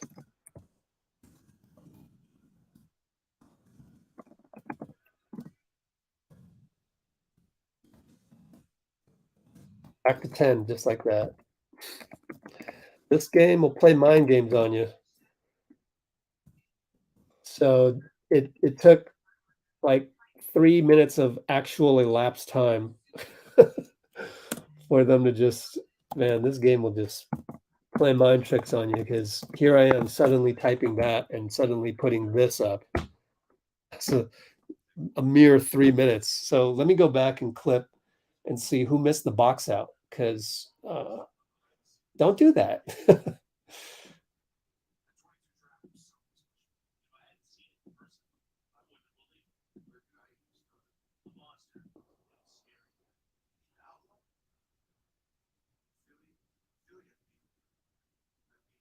Wow.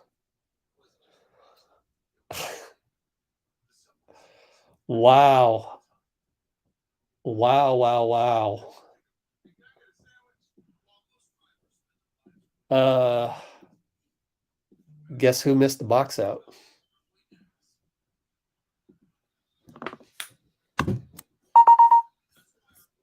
Is this maybe the worst defensive game I've ever seen Klay play?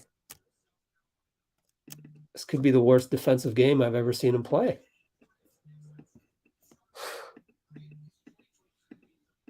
I'm shocked. Play after play after play. Okay, so the ball goes to Dillon Brooks. It's late shot clock, very late shot clock. It's in red down here. You can't really see it. 4 seconds left. He'll throw the ball up.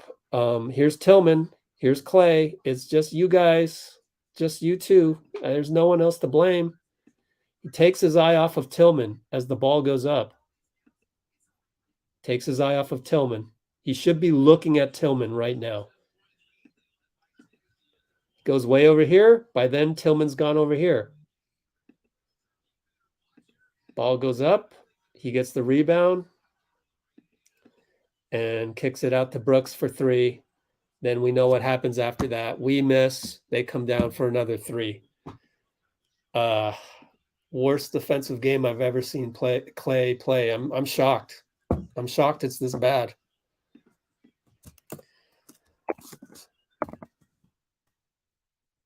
I'm shocked. I feel bad to have to show you that. Analyzing the analyzing the oreb by Tillman. That made it 7. That went from 4-point deficit to 7.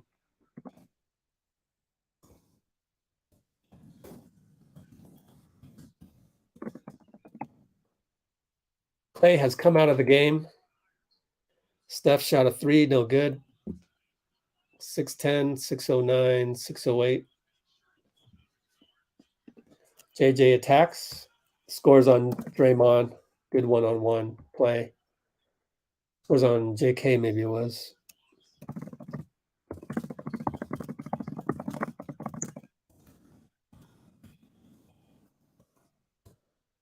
Steph over to JK, meets Aldama, has to go back to Steph. Good choice, but Steph front rim the jumper. Kennard brings it up. Oh, Memphis second team against our second team. We got to win this. Good spin by Tyus. Is Draymond mad because of the point of attack? Could be.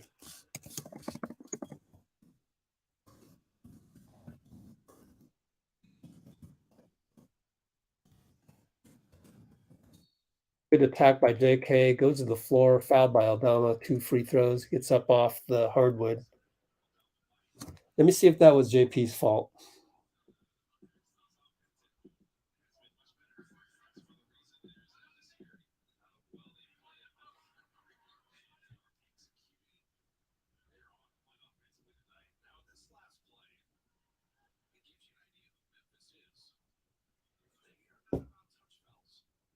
Just go under the screen, man. They said a double screen. So, I mean, yeah, JP's at fault, but there was a double screen set on him, and he doesn't have the ability to read that yet. Go under screen. So now we got to take out Steph because he's at 24 minutes. Because +5 will put him at 30 already. Critical choice here. Interesting. Hopefully it doesn't bite us back. So Steph subs out. Critical moment. Is that 4 on Brooks? 4 on Brooks. That's good. Yep, 4 fouls.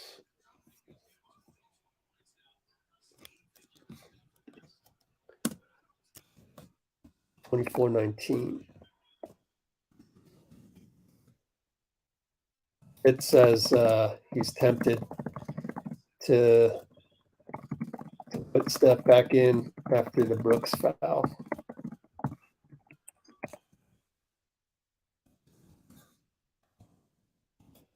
Run a zone, according to Kalena. Let's see. Yep. Good cut by Kennard. That's how you beat a zone. Down 13. They don't even guard Draymond. Lamb over to JP on the screen. Curl fouled from 3. He'll go to the line. Foul on Konchar.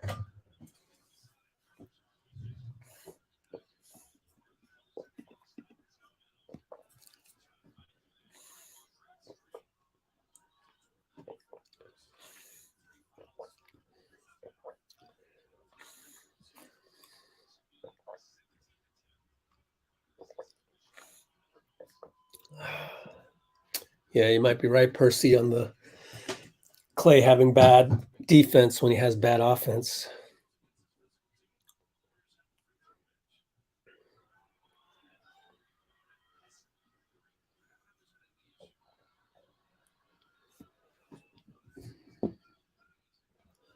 JP makes a second free throw out of 3. Here's the third one coming up. Well, the good news, we should be down double this the way we've been playing. We're going to be down 10, hopefully. Let's make this free throw. Makes it, we're down 10. We should be down 20. It's kind of these strange mistakes that are just uncharacteristic. See if JK can keep Tyus in front of him. Got a little switch. Draymond on Tyus. Now over to Aldama inside of JJ. JK's already been beat there, but they will They're going to count it. No, it was on the floor. 4th team foul or 5th?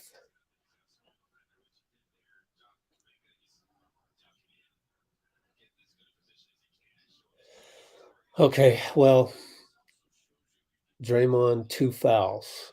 Okay. Tyus will launch. No good. Good tip and grab by Lamb. JP has it right side, gets downhill on Kennard. Foul. Good job. Gets to the free throw line. And JP says, finally, to the ref. You got to give JP credit. He's the only one really trying to get downhill. And he did. Good job.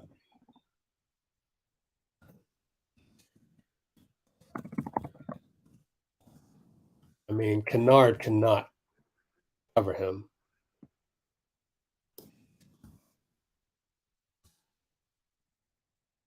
So if we can just cut it to 8 with the clock stop, that would be great. 4:15 Q3. So all the hate that JP gets on Warriors Twitter right now, they ought to be thanking him. Single-handedly 5 straight points.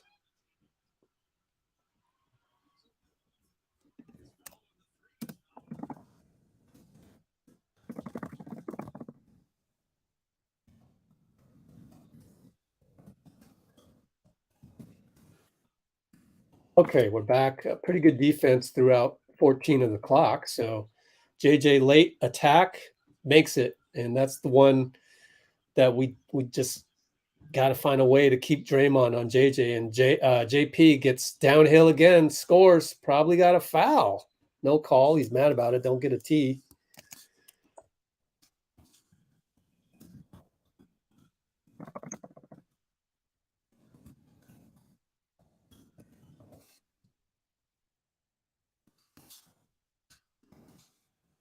JJ from 3, misses it.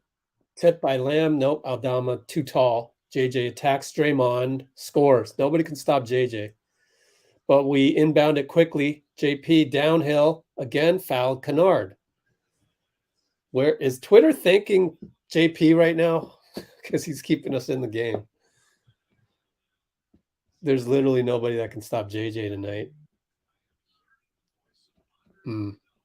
Maybe throw Looney back in there. How would you do it? Just go big. But they're kind of going with the plan. Looney comes in right when I say it. Looney comes in for Draymond though. Draymond looked tired too. Just been a long stretch.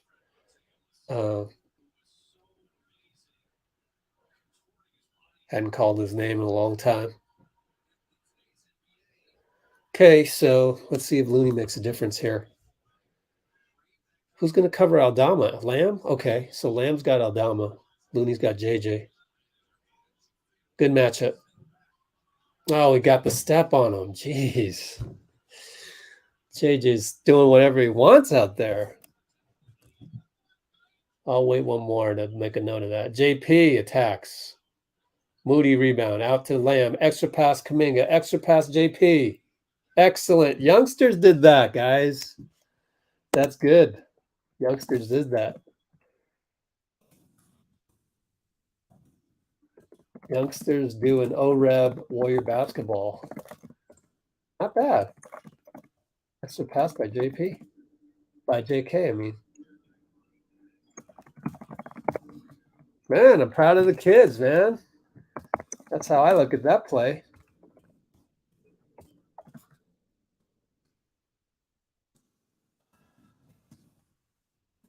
Really proud of the kids there. Wow, Lamb included. Extra pass to JK, extra pass to JP. JP reset after the layup. Perfect. You're learning from the greatest, learning from the GOAT. Tyus misses, Lamb rebound. Don't dribble. Get out of there. Foul on JJ. Got lucky. But that's again, thank you, JJ, for doing a dumb foul. That's stupid because also we're in the bonus. And it's your third. it's like, how can a DPOY? I get that that's offense, but a potential DPOY, he better not get DPOY, man. You got to have high IQ naturally, right? We're going to hand the DPOY to a guy that don't even have good IQ? That makes no sense. Lamb misses a free throw, unfortunately. Could have cut it to 5 with Steph on the bench. Too bad, but wow, man. Really? We can't give that DPOY to somebody who doesn't have high IQ, can we?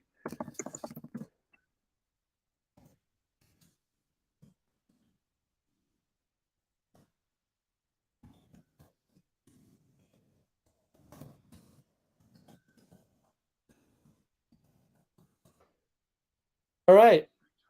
So we got Bane down the lane. Kuminga fouls him, and it's like 2 shots coming up. I'm telling you, you got to play Bane like an all-star. I wasn't looking at the play exactly. Let me see how he got past JK. You just got to contain him. Contain. That's the whole Memphis Grizzlies team is containment. Why do we lean so much? I don't get it. I don't understand it. Is it a defensive philosophy? I don't get it. Like, play my style of defense, which is containment. I don't get it. We keep gambling and forcing a guy to go one way or another.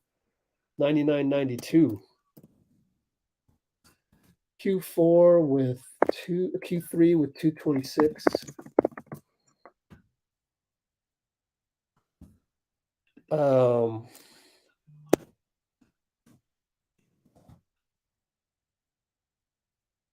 Bane goes by JK, who jabbed again. Is that our game plan?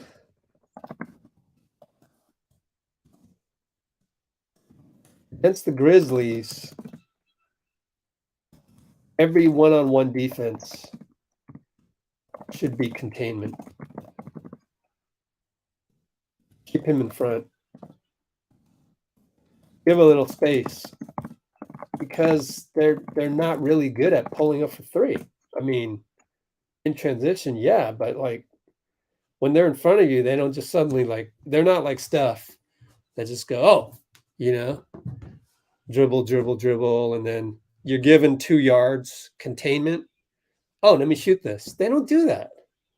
Ja doesn't do that. Like the whole game plan, one-on-one defense against the Grizzlies should just be containment. You can't make them get past you. Bane isn't a guy that dribble. Oh, let me shoot it because you're giving me room. It's not like that. I don't understand it. Is it just the lack of containment in this era? Is it game plan? I don't know. JP manufactures a trip to the line. Is containment really that difficult? I don't get it. Puzzling to me.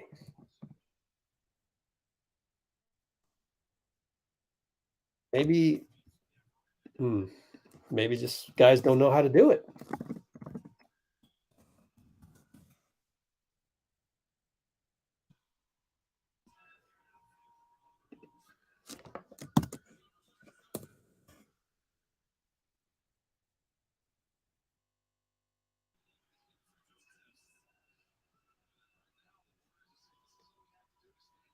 Yeah, force him to help to try to force a turnover. Or is it just bad D? Yeah, I don't know. I don't get that. Whatever, we're down 6. Okay, I'll take it. Back in my day, OG day, we played this terrible point of attack, no containment. We should be losing by 20. Roddy hits on the catch. Oh gosh, who is this guy? Every game, there's a dude. Comes off the bench and hits 3s on us. Every single game. JP now getting 3 happy. Settled. Oh, man. Is that the start of the downhill or what? No, because JK gets a steal. Oh, and he drops the ball out of bounds. Are you kidding me? Oh, you're kidding me. So never mind. Oh my goodness.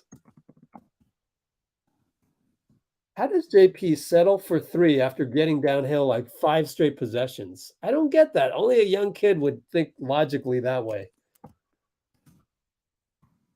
Kennard for 3. Oh, thank God he missed it, because that might have been the game.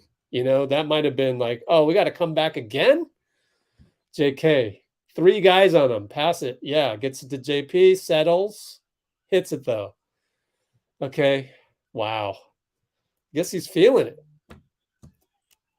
Oh, Roddy went baseline. There's Looney help. Foul on JK? Who is this guy? Number 11. Derek Collins.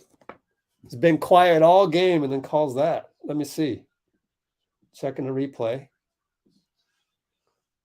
It's either, you know, I'm going into it thinking that JK probably did something stupid, but I'm not sure. He tends to have those fouls. They showed a replay already on the. Oh, I see. He went body on Roddy. Let me see the overhead one more time. Come on, show the replay one more time. Just his elbow went up too high. It's just those subtle little things. You just can't go around playing basketball like this. You just can't. I'm going to put the blame on JK there. He's a young player. You can't do this. No chicken wings. Kennard with the foul on Lamb. Got to make the free throws, my friend. Missed the last one. Got to make these. What's our free throw percentage? Oh, it's not bad, actually. 84.6.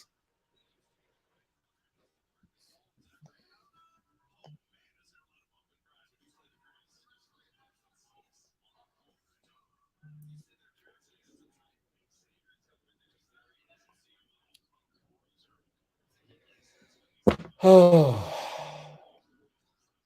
All right, Lamb made both. We're down 5. Hey, the kids got us back down 5. Uh-oh, Klay's in there. Is he going to wake up? Is he going to snap out of it? Let's see. He's against Tyus. Here we go. Contain, please. Tyus will not pull up for 3. Good containment, Klay. That Bane gets away from JK. Oh, but the closeout and the ball went right back to Bane. I don't know. Back in the day, that would have been liners for us in high school. Ball goes back to the shooter. I know you're closing out. Good job by Lamb. Hold his ground. We should give him some credit for that.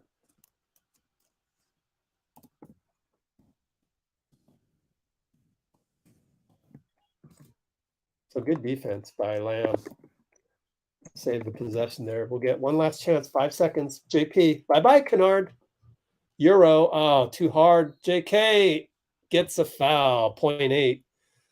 Great game, JK. It's just too bad he blew the layup. Oh, it's too bad. Oh, man. Oh, we'd be down 3, right? Now at least he gets a chance. Free throws, though. What's his free throw percentage all year? Let's see. Nope, missed it. Of course, 65%. That's low. Donte in to play defense. Him and Looney gotta go nuts on that free throw line here on out.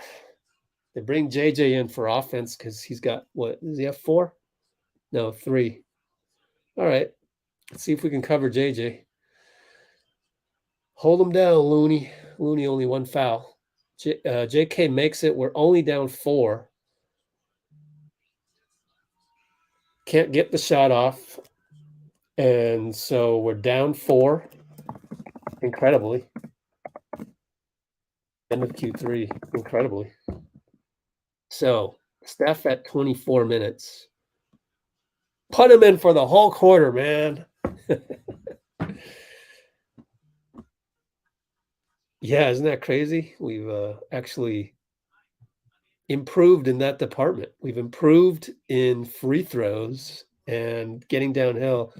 JK deserves a lot of credit for that. We are 29 free throws to their 14. Amazing. They're 15 for 27. And we're 12 for 27. All of that, we just need to play this time, not 3 straight possessions of great defense, just 2 straight great possessions, and we'll be right back in it. And they're going to get the ball because they won the tip.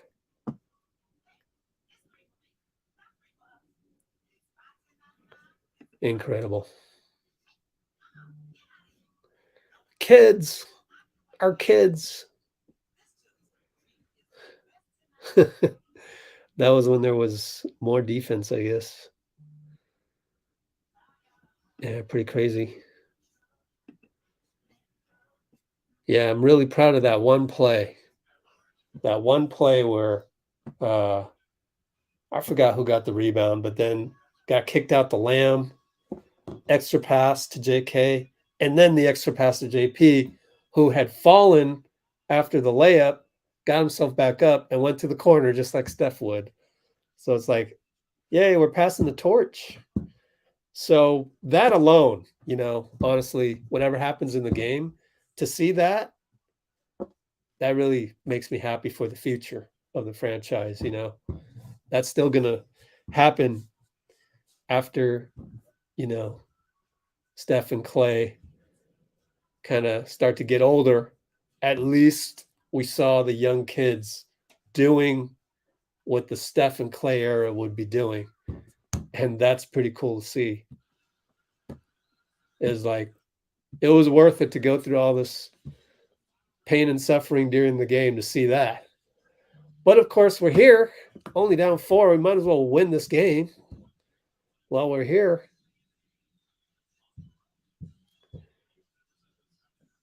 Yeah, it happened twice, right? I almost think it happened twice. Well, it happened at least once. Oh, how are we this close? I know, huh? All right, let's get down there. Let's see.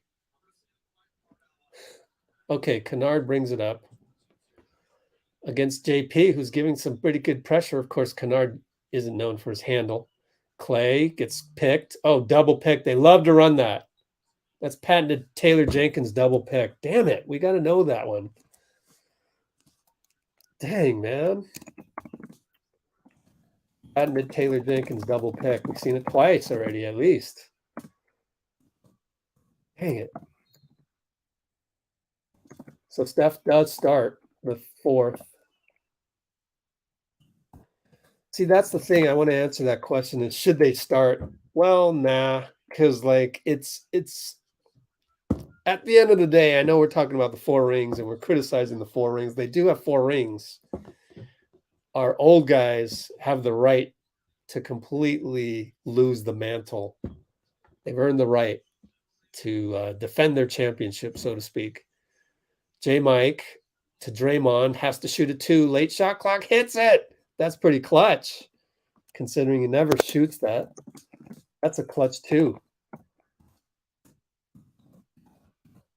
Play, finally, good defense on Tillman, but they get the bounce out. Shot clock's at 10. Bane, careful about Bane. He's good. Misses the layup. Steph with the ball, down 4. Over to JP. 2 guys on you. Reset. Over to Klay. Uh-oh, fires it. No good. Oh, boy.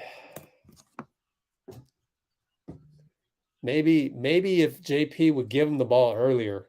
Kennard 3, no good. Draymond taps it. DPOI tap. So that last play, if JP made the pass earlier, Klay wouldn't have rushed the shot. Uh-oh, Klay, 5 seconds left. Okay, now we got to just depend on him to score this one. And he does. One-legged. Oh, man. It's a wild roller coaster ride with Klay. Uh-oh, I lost my feed. But luckily, I got my laptop on backup. And they score. Memphis scored.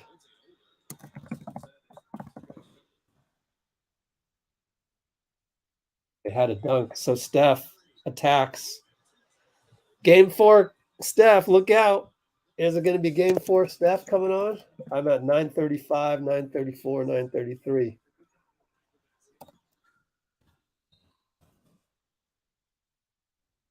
Oh my gosh.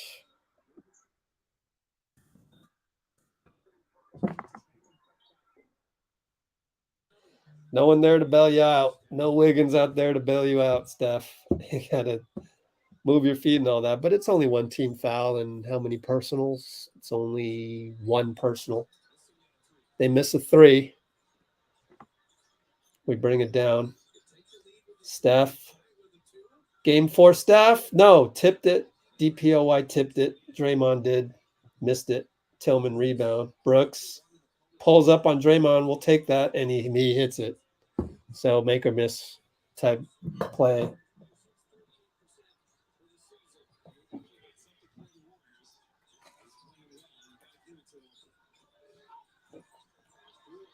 JP misses a layup.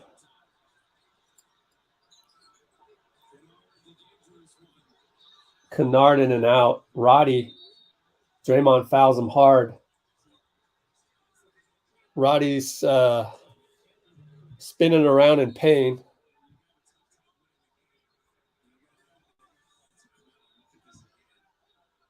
Let's see.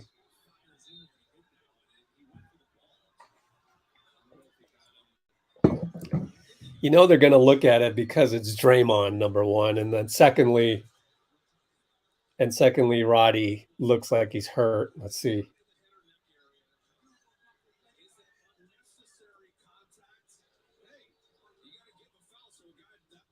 So we'll review it.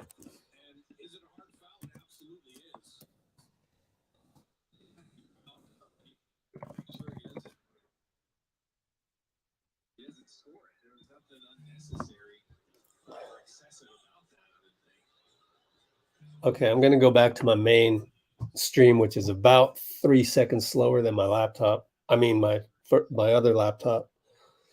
It's all laptop. Don't run it through cable. I don't like cable. I don't think I'll ever buy cable, ever. Let's see. I don't think that's a flagrant because it didn't hit your head. You got to hit the head for it to be a flagrant. You know.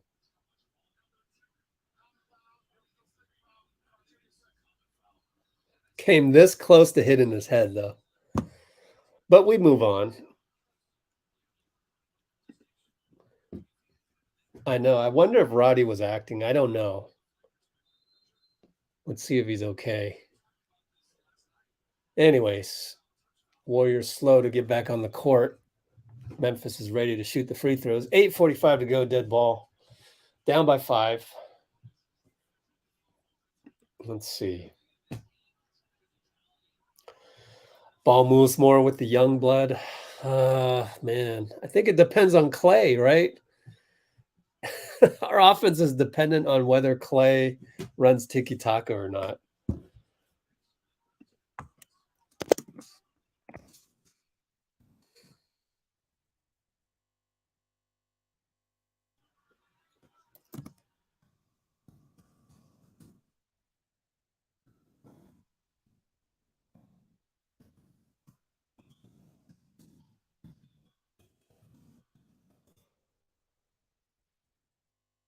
Okay. He missed the first, makes the second. We're down 6. Okay, let's run some offense, huh? Tiki-taka, please. JP. Stagger with Steph and Dray. Finds Dray. Finds JK. Corner open. That's off. You could see it was off. You could see the angle was too far that way. And there wasn't rhythm because he kind of messed up the catch. So now it's Bane. Tillman against Klay. Good job by Klay. Brooks. Good job by JK against Brooks. spins that way, misses the jumper. Thank goodness they didn't call a foul on JP because he always gets called for those. 2 guys on you, JP. Gets rid of it. Turnover. And now you got to think about taking him out, put Donte in, you know. Bane hits a 3. We inbound it. Timeout. Looks like timeout. 115-106.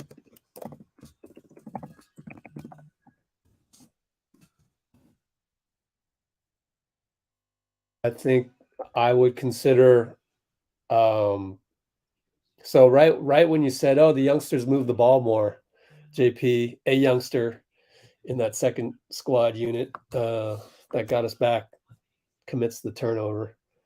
That turns into 3 points. Q4, 754. So you saw it. You saw it unfold. 2 guys on you. Once you have 2 guys on you, just freaking get rid of the ball. You got freaking the 2 best shooters in the world on the floor with you. Just you got to notice when there's 2 guys on you. How hard is that? Like, oh man. So that's embarrassing.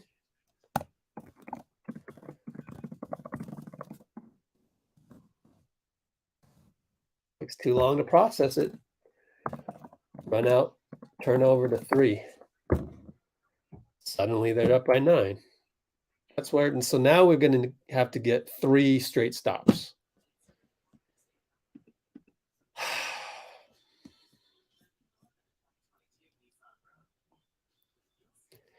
Do you take out JP now or do you take him out later? Because you're on offense now. Might want to need, you know, Donte on offense. I don't know.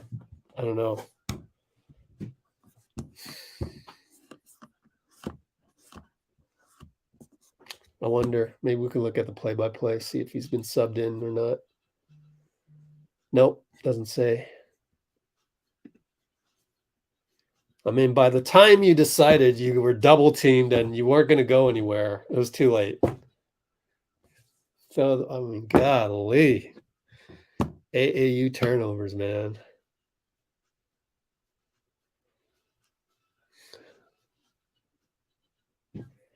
Well, technically it wasn't the vets. It was JP. Oh man, technically it wasn't the vets.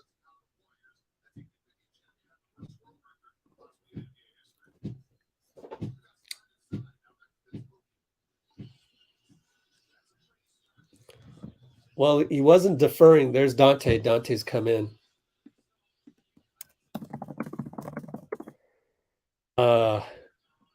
He wasn't necessarily deferring to Steph. He should have deferred about 1 second before that. Is it in your heads? I think if you think about it too much, you can. If you look at the standings too much and you go look at this, it can be, but you've got to be stronger than that. You're a professional athlete, so maybe you're right, but got to just keep moving ahead. Game's not over though. As you can tell, twice we've gotten the game down to 4 points and suddenly it's 10. Right now it's 9.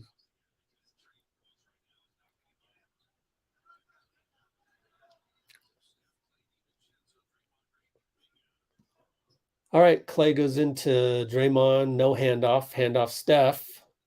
Open. What a pick by Draymond. That's a Hall of Fame pick. He picked 2 guys at once. That's beautiful. That's incredible.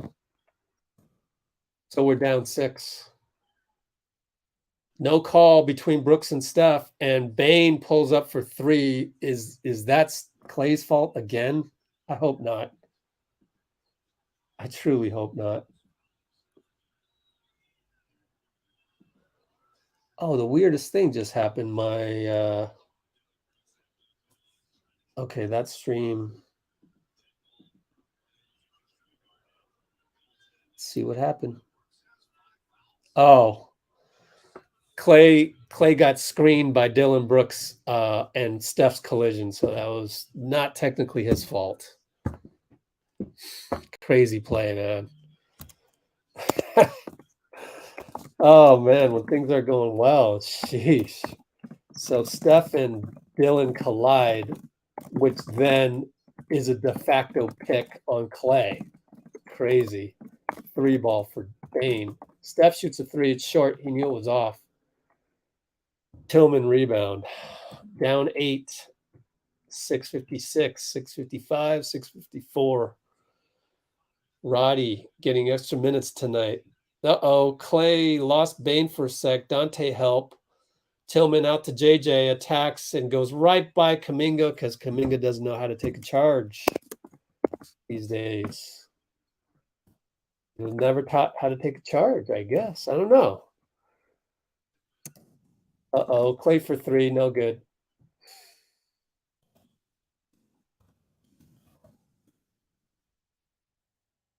Early 3, possibly. AJ again. Looney swipes down. Jump ball. Good job, Looney.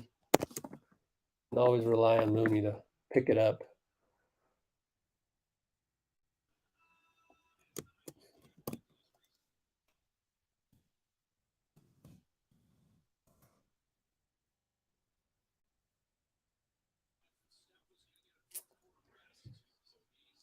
Steph was getting a rest. 30 minutes. Come on, show the clock. 36, yeah. So 6 minutes to go. Somehow Tillman got in front of Klay on the jump ball. Whatever. Tyus pulls up for 2, hits it. Does Klay say my fault? He's talking to Looney about that. JJ and Tyus, you got to... Oh, Klay with the hero shot. Misses it. Man, this is one of the worst games I've seen Klay play.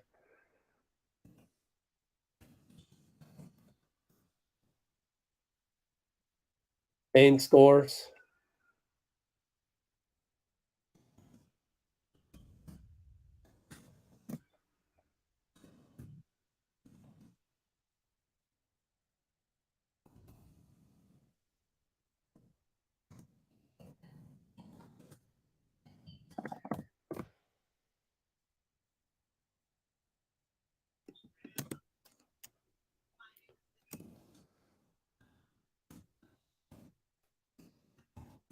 Possibly the worst game I've ever seen Klay play.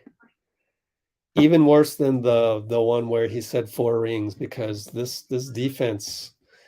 I mean, if Tyus and JJ are in the same spot and you're in the same spot with Loon, you automatically got to go get Tyus. Loon has the bigger man, and he switched on to JJ, and that's an easy shot. I could have made that jumper. So this has got to be the worst game I've ever seen Klay play.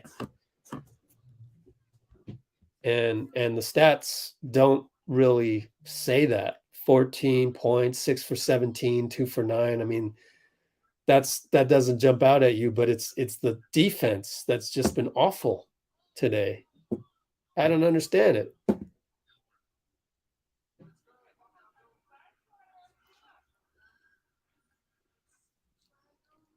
Well, young guys play better than the vets officially.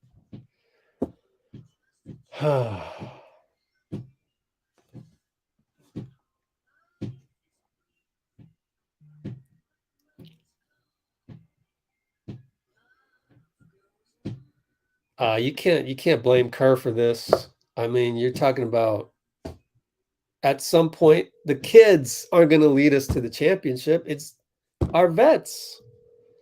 And as I said before, they deserve a chance to prove themselves, and they're not today. They didn't, but it doesn't mean that you completely give up on them.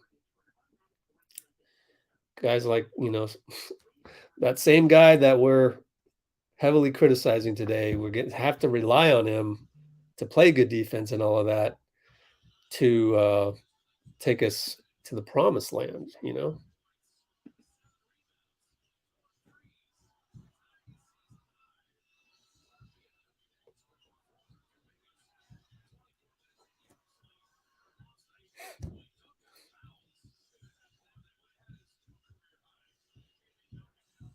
Call a timeout when the lead is atrocious. I mean, there's no other point to call the timeout. What do? Call timeout and have a talk with Klay?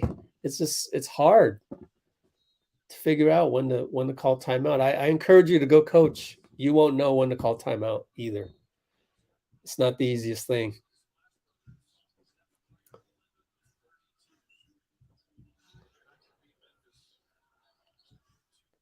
Wow, Steph is out of the game. Interesting. Kuminga for 3, no good. Hope he's all right. Draymond also came out, so maybe he's just conceding.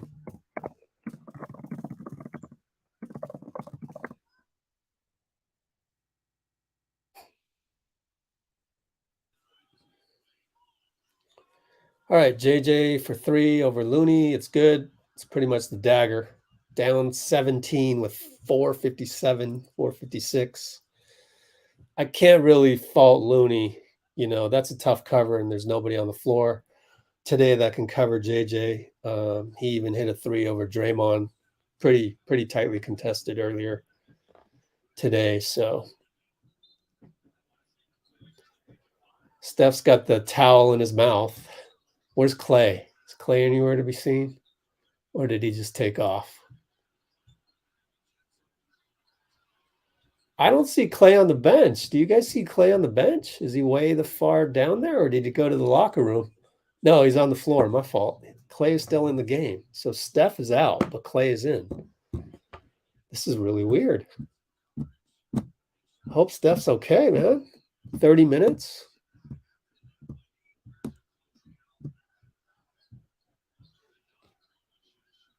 Strange.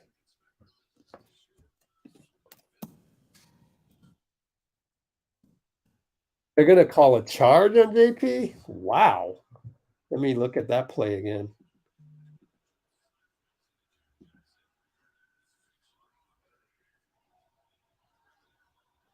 Wow. He's covered. The ref can't see this. Let me see. Oh, my God. This ref is awful. Who is this guy? What's his name again? Derek Collins. My gosh. How can you even make that call when JJ's blocking your view? Put the shoulder in there? I mean, that's a no call again. Again, the art of the no call is completely lost. I can't even believe that one. Wow.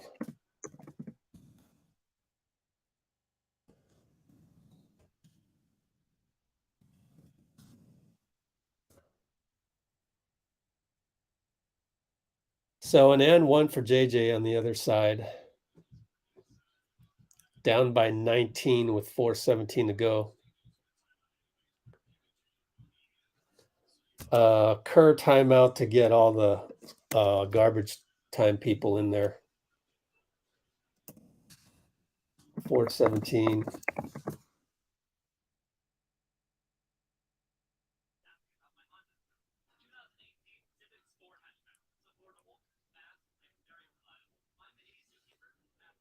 Don't know what's up with Steph. That was weird. Yeah, everybody's hard to beat at home. It's very high school like when everybody's around the same record. You knew it was going to be one of those younger refs that's going to call some weird ones. Usually it's Petratus that riles us up, but whatever, and gives Draymond a T. Oh, come on. Let's not call them bums, guys. Really? You gonna step over that line? Man, we ain't never heard of you, Matthew, and you came onto this live, and first thing you say is the 2 guys most responsible for championships lately. Wow. Good job by Dean to just block you from the channel. We know that you're just going to come back and throw hatred on our squad anytime something goes wrong. We don't have time for that.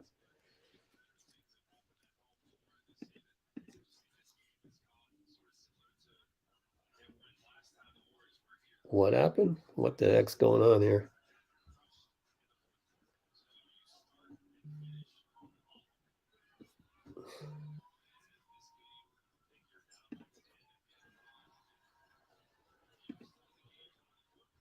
The heck's going on? Thanks, Dean. Anyways, so we're officially garbage time, down 20. JP against JJ. Why is JJ still in the game? Oh, okay. They wanted to make sure they were going to win the game. Taylor Jenkins didn't know that we had subbed in our third team. PBJ in there. Yeah, maybe play PBJ a little more just to shake things up. I have no idea who you replace. Maybe Lamb? I don't know. But going forward in the rotation, because nothing's working, I think you need to shake it up a little bit. PBJ for 3 over Bane, no good.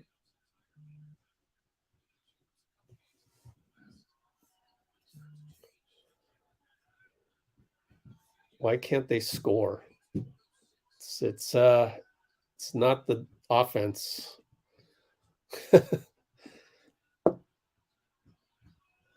Bane against Lamb. Bane keeps backing up, throws the ball away.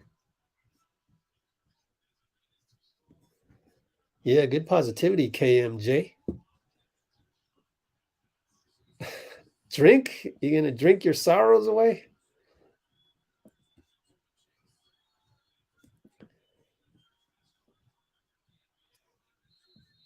Two more road games on this road trip, and then we got 2 at the end of the season as well. Don't forget these last 2. Oh, 1 at Denver as well. But yeah, Houston, then Dallas. But let's see. Moody left side. Let's watch the youngsters and enjoy the youngsters for a bit. Oh, he gets a dunk. Oh, just waltz right by him. Got a dunk. Way to go, Mood. Omo. Wow. Gigantic first step. That was great. Lefty shoots a 3. No. Lamb brings it up. Got him downhill. Draws a foul. Good job, Lamb. That's their 15th foul. See, look, what I tell you, NBC puts up the bonus sign after the 5th foul. I would fire you if you were my scorekeeper in my men's league, because you don't do that. You put the bonus a little bit after the 4th team foul. 14 fouls called. Just ask any referee in men's leagues. Say, hey, you got to put up the bonus light. Next one's bonus. That way they can look up, see the bonus light, and know that you're shooting free throws. You don't put the bonus light after the 5th. Oh my goodness. Hire more basketball people to do basketball, please. Also, I'm just trying to divert your attention away from the angst of the veterans. Block shot by Moody. Bunch of guys I don't recognize, so I'm not going to do the extra credit to find out who these guys are. We only got 154 to go. I mean, I know the names. I just don't know the faces, so I'm going to spare my brain power for that. We're so depleted, we still got JK in the game. And JK wanted to go get the steal. Like, bro, just relax for a minute 54. You don't need to do crazy stuff right now. Maybe he's mad. Maybe he's got a lot of competitive passion. JP goes in there, no call, so then he fouls the other guy, and 2 in the last 2, so that's still not in the bonus yet.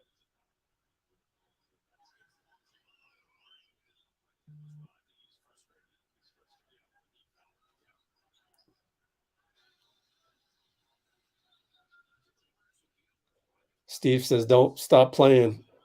It's okay. The youngsters proved their mettle already. Whether they keep playing now to prove something doesn't matter. They proved it in clutch moments today. And you know what? It's going to be hard for PBJ to get minutes because Moody played well today. And he's technically, Moody is ahead of him in the depth chart. Meanwhile, PBJ threw the ball away accidentally, so they got a dunk out of it. But it's garbage time, no big deal. But yeah, so I think next game it'll have to be Moody. But I might just take a gamble, shake things up a little bit. Not that Lamb's done anything bad. In fact, he scores right there. Just to spark the offense with a little bit of 3-point bombs by PBJ. I don't know. It's just that we're playing stagnant, and this was a winnable game, even though, I mean, they're missing their guys, we're missing our guys. But throughout the first quarter ends, you assess and you go, hey, this is a winnable game. Doesn't happen, and it looks like the veterans kind of, especially Klay, had a bad game. Got to shake it up a bit. That's how I would shake it up, just to shake it up for the sake of shaking it up. Moody and one. Maybe put Moody in front of Lamb on the next game rotation.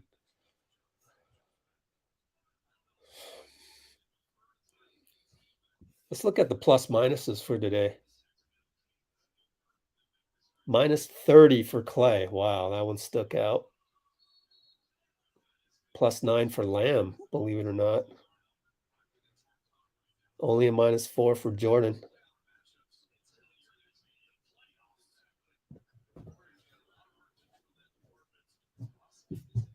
Dillon talking trash to Klay. I mean, quite frankly, the way he played today. Oh, did Klay do the 4 rings again? Hold on. What? Let me see at this free throw.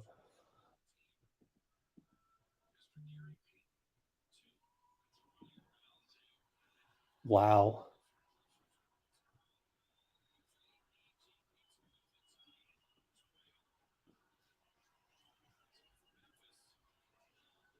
Yeah. 17.1 seconds left. Klay gave him the 4 rings motion.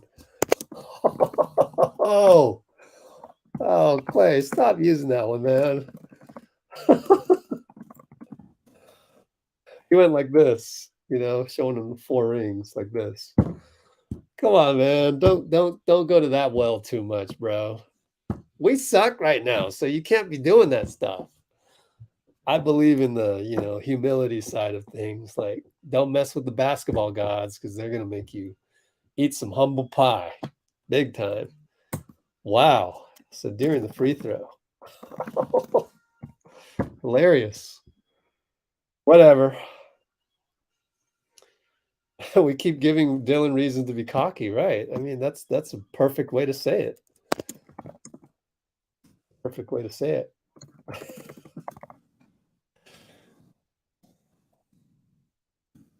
Oh man, possibly the worst game I've ever seen Klay play. Although it's only been this year when I've been, even really the new year, since I've been like taking notes this deeply. And you can look in the description for all those notes already. There's more. I ran out of room. I go easily surpass 5,000 characters in the description. Sometimes I go past the 10,000 character limit in the comments. I copy the description, I add my copy and paste from my email, and then put it all in one for gigantic timestamps. Ever since I have just been taking notes this deeply, watching the game so like detailed and going back and replaying plays, I really have not seen Klay play this bad. That was just really awful performance. So, yeah, I don't know. Let's stop doing the comparison of who they're missing and who we're missing. Our identity isn't there. So I don't want people to read that and go, okay, yeah, it's okay to go, oh, they're missing this and they're missing that. How many times have we been through that? And you're going to do that again? I mean, that's just kind of as bad as the whole 4 rings thing. Oh, well, I got 4 rings. Like, bro, that's tired now. You can't go there again. And then, but then the negative side of that is the oh, how can we lose when they don't have this, that, and the other thing? And I don't care who they have. Like, we just need to play like ourselves. And Klay not boxing out, not cutting to the corner to get around the screen. Donte falling asleep on Luke Kennard in transition. JK jabbing on defense. Why are we jabbing on defense against the Grizzlies? Just keep them in front of you. Like, they're not doing anything special. In fact, they don't even have Ja.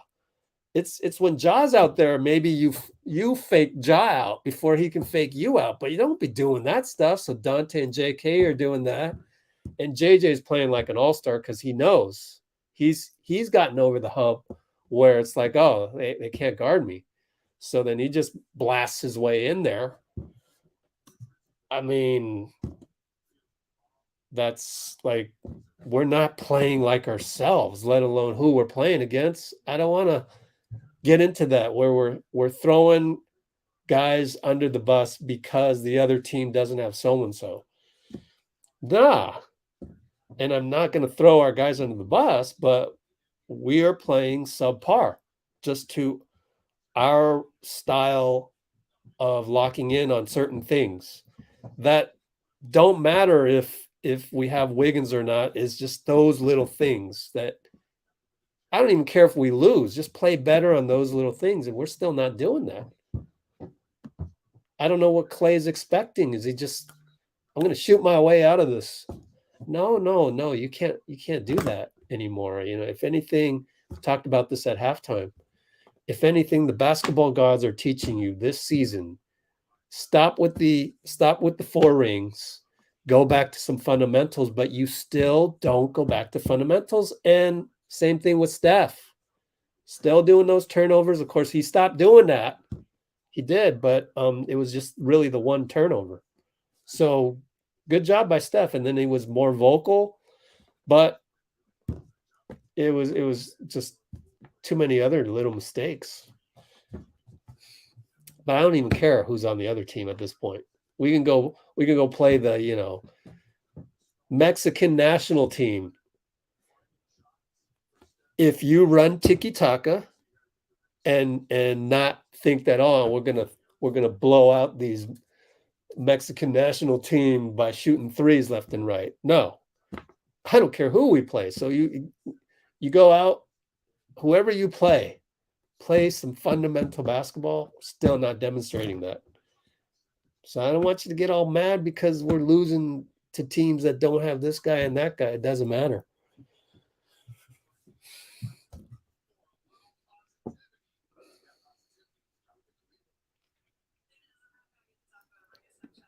Yeah, you just got to move on, honestly. That was just yikes. Oh, wow, it's your birthday? Hey, I know 2 other people with birthdays on this day. Isn't that weird? So now it's 3. What the heck? Team meeting? Yeah, maybe. Sheesh. Yeah, see, I don't know, Mary. I mean, just what the defensive, glaring defensive things today that I saw, that I had to replay a lot of the defensive mishaps, and there's a lot of them.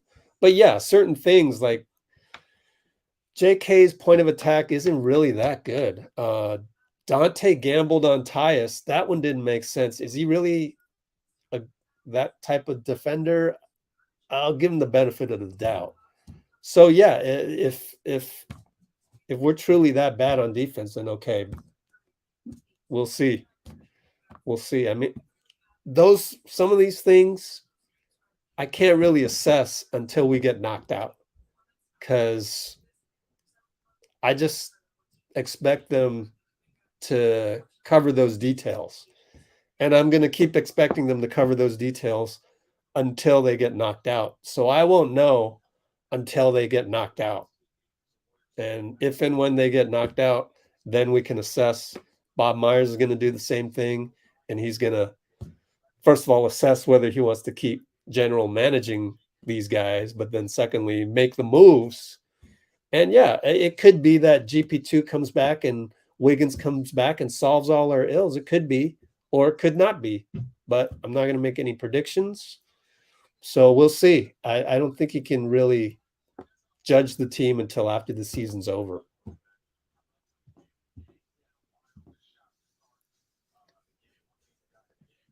Yeah, see, Darren, we don't push the panic button here. We just don't. So we're not a panic button pushing community. So maybe we're not the place for you. So take care if you don't want to hang out with us non-panic button pushing people. I honestly don't care if people don't come to the channel. We don't want you, you know?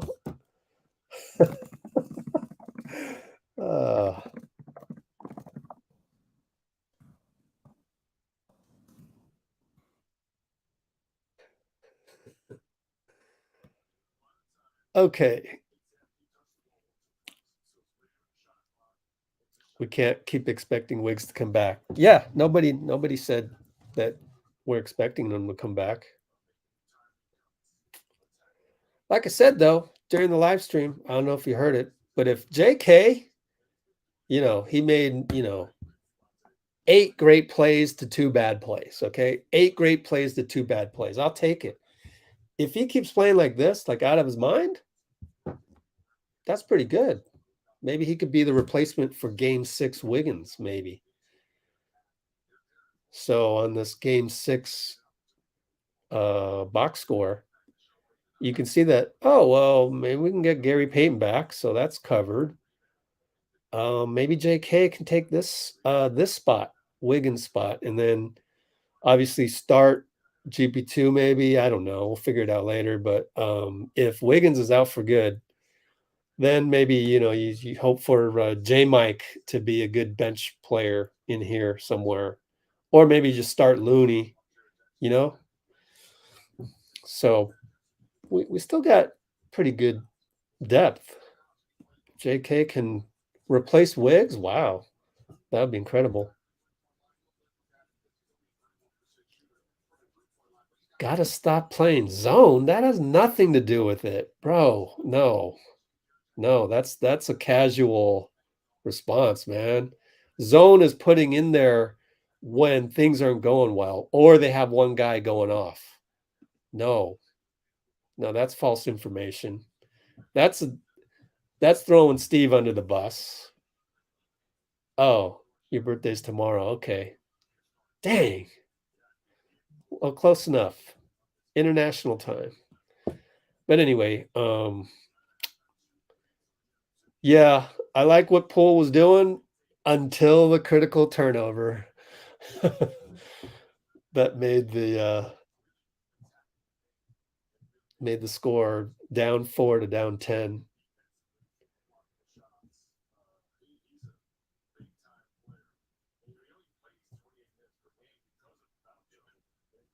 Yeah, why are they so bad?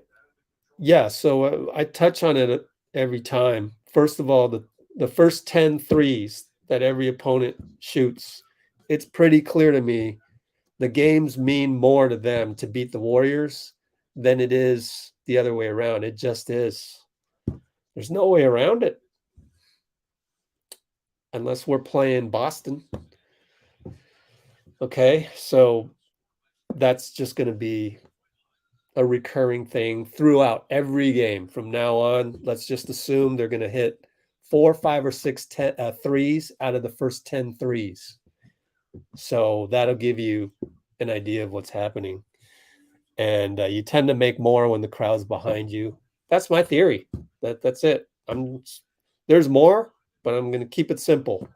The reason why is because everyone's hitting 4, 5, or 6 or more. They hit 7 tonight. Threes out of the first 10 threes that they take. Every game. Guaranteed. And the reason why is they're up. They're like, oh, man, we're playing the Warriors. Defending champs, 4 rings.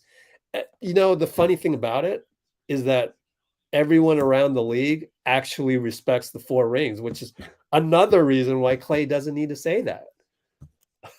But okay, I know it's Klay, and I know that he likes that stuff. And he needs that to get him going. But whatever. But that's the irony. So why are they so bad on the road? Every team will hit 4, 5, 6 plus threes out of the first 10 against the Warriors. Everyone in the league respects the 4 rings.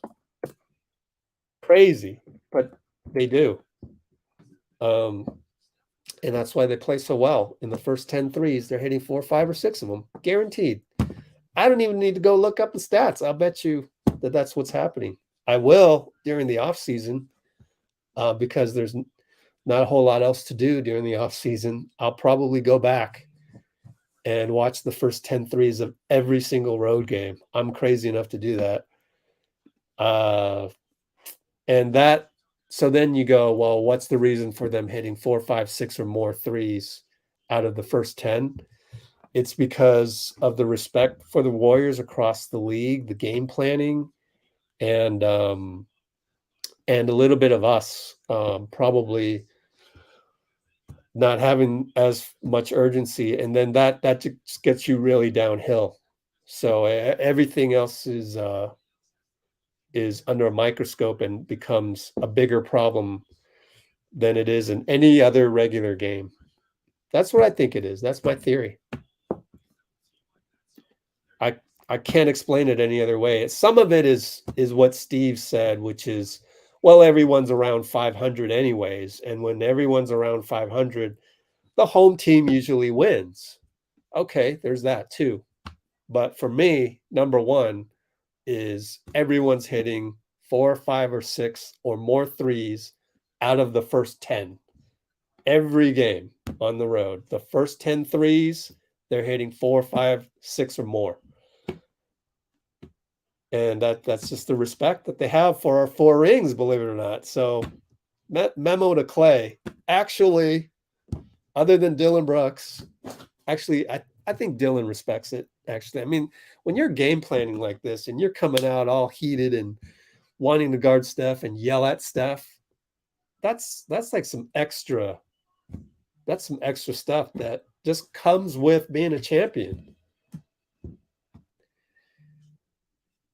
It's a new NBA as well, so there's a lot. And then, we can go back to the whole, I'll list it out again. I've listed it out a million times on here. Japan, Draymond punch, ring night, should have lost to the Lakers on ring night. We didn't because the Lakers sucked at that time. Then we had the Poole extension, the Wiggins extension. The NBA's gotten better. That's 7 of them right there. Orlando beat the Clippers today. Orlando. They beat us too. So then we go to Orlando. Steph sling pass, overhead pass, 3 turnovers during crunch time at Orlando. Walk into Detroit.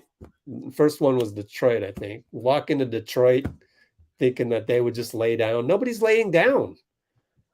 It's like,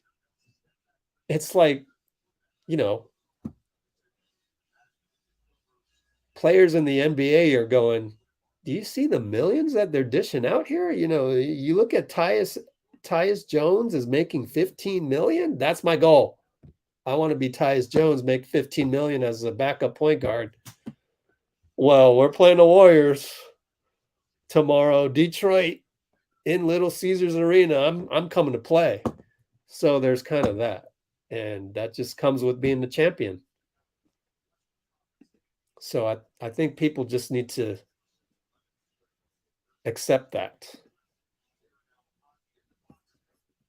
I mean, it's just funny to me how everyone's hitting every first 10 threes of the game.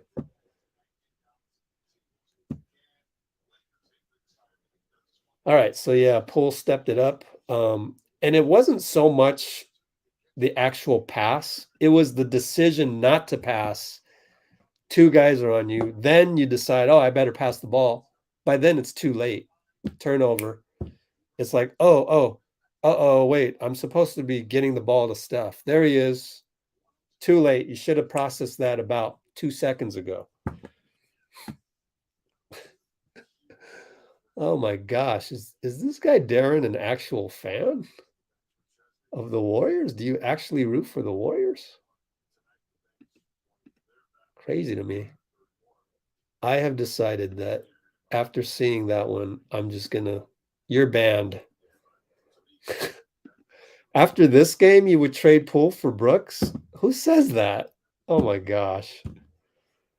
That's not a real fan. That's a person that has decided to adopt the Warriors as something of a winner in his life, attach himself to the Warriors, and when the Warriors fail to give you the result of a winner, then you give up on us and you throw everybody under the bus. That's social media fandom. That's not in real life fandom. Like, your behavior here online, I would hope if you had free tickets to Chase Center, you'd go, right? And you'd cheer for the team, right? But your behavior here suggests to me that you wouldn't care for Chase Center tickets. You wouldn't care to go see this franchise and experience them in person because your behavior, what you thumb type here in anger, doesn't convey that you're that type of person. That's too bad. So I have to ban you from this online thing. And maybe you're a cool guy in person and everything, but your behavior online on this channel, pretty atrocious. So we can't have that. So you've been banned. Yeah, I'll take this one over that one too.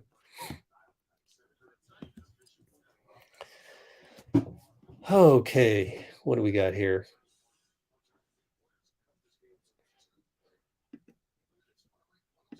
We can still go 10-0. You never know. Well, I wouldn't say that. I'd have to knock on wood. I'm not gonna make any predictions. I don't need to make any declarations for me to feel confident, and not just confident, but root for my team. The next game is in 2 days at the Rockets. I'm going to root for them again. You know, keep rooting for this team, not throw anyone under the bus, but point out mistakes as we go. Hopefully Klay will play better, on defense especially. But I don't want to say they're going to make the playoffs or not make the playoffs. Whatever happens, happens.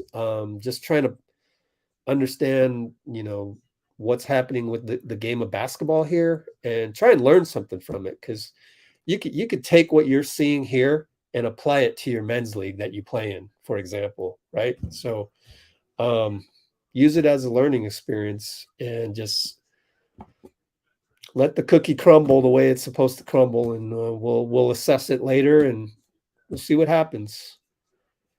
The good news is that probably someone in the NBA is going to play well and demonstrate that they deserve the championship this year and honor the game. And I will applaud that team, whoever it may be. Hopefully it's us. But that's what I'm in it here for, I'm here to try and learn more about the game and experience it that way. Because when you're in a state of learning, that's the best part about life. You may think it's all about results. It's, other things in life. You can make a million examples that there's really, life's all about learning and contributing to the greater good. So that's what we're doing here. And the way we're contributing to the greater good here is to act like real people, act like actual human beings out there, but utilize that behavior online. Finally, Steve Kerr is at the podium. So now we'll go with KERR podium audio only now on. And then I'll skip all your comments. Hopefully the Blue Wrenches are doing a good job. And then we'll hear the audio for Steve coming up right now. And I'm going to transcribe it as well. This 5-15 as the Grizzlies starters outscored the Warriors starters 102-54. What does Steve Kerr have to say about this one? Here he is, presented by BMW. Yeah, I thought we could have done a better job early in the fourth of executing. I thought we got a little quick. Took some ill-advised shots, and a couple of them led to transition threes for them. And give them credit, they made 18 threes. You know, they shot 47% from three. And some of them were transition open ones. Some of them were contested and tough shots. So, and I give them credit for playing a great game. I thought we had our chances, but slipped away there in those first 5 minutes of the fourth quarter when, as you said, we were one possession away and we just didn't execute at that stage. What did you just think about Jonathan Kuminga tonight and what he was able to do? Yeah, JK was great. You know, he played both ends, knocked down his threes, rebounded well. That was the biggest thing. That's the thing that we're looking for all the time. You know, he had 8 rebounds tonight, 3 offensive. If he adds that to his game consistently, it'll change everything for him. And so we're going to stay on him about that. He's a young guy, so he's learning so much every single day, and he's making strides. So, very happy with his development. Steve, the first game here, I mean, Draymond was obviously a factor, but it seemed like in this game he was more of a factor. How much more challenging was he just kind of asserting the paint, not just with his defense, but with his offense kind of making it difficult being aggressive? Yeah, I thought Jaron played a great game tonight. I thought, he was aggressive. He was scoring in the lane, knocked down a few threes as well, but he had it going tonight for sure. Steph kind of struggled tonight. I know it's the back end of a back-to-back and you don't want to use fatigue as an excuse, but just, I guess, what did you think of the matchup with Dillon Brooks? I thought the schedule kind of caught up a little bit to Steph, back-to-back, I think 3rd and 4 nights, a lot of travel. First game he's had since he's been back, I think that he didn't shoot well. And, Brooks did a good job defensively. And, but all in all, it felt like Steph's legs just weren't quite there tonight. And it's going to happen, at 35. There's going to be some nights where, especially on a back-to-back with a lot of travel involved, flying cross country, all that stuff. Sometimes it catches up to you when you're a little older, but he'll be fine. All right, now Steve Kerr discussing Steph Curry said his legs weren't quite there. All right.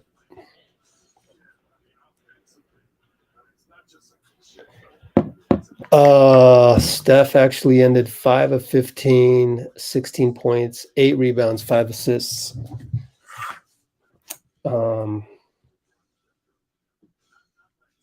Yeah, 5 for 15, but I thought he played okay.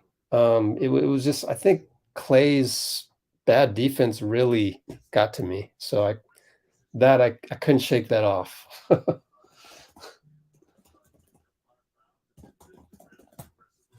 When you played bad defense in front of a former coach, it's hard to worry about anything else. But oh well. Yeah, that's the good thing is we got another game, and again, we only have 10 of them left. So, and heck, in the low chance that we somehow screw this up and don't make the playoffs, it might be our last 10. Then you go into the play-in, and anything can happen. So look at these 10 as a special time. You're gonna miss it when the off season hits. Whenever it hits, oh man. You're going to miss it. it's going to be super fear of missing out, you know? All right, I got to use the restroom real quick, so I'll be back. I don't know what else we should put up here. I think we had a little Gary Payton pregame. Was it yesterday or?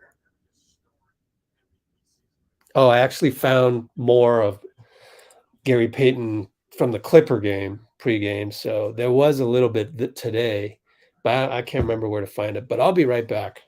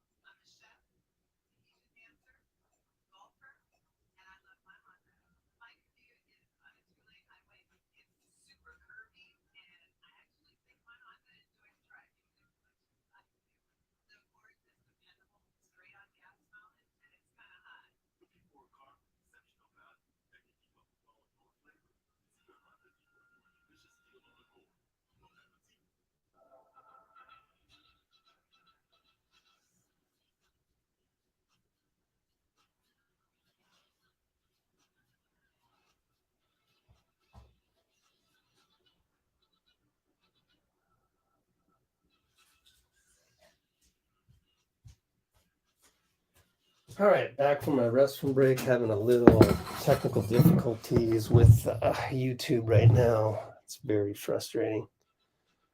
So I don't know what's going on with that. Probably gonna just need to airdrop it to my phone. That sucks.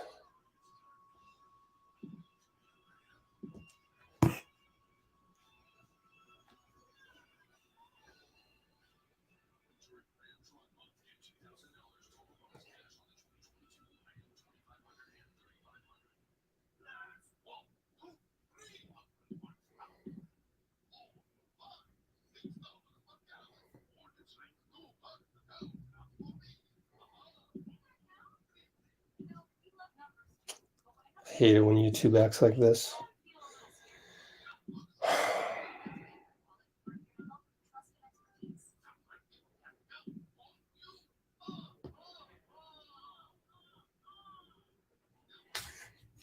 Okay, what do we got?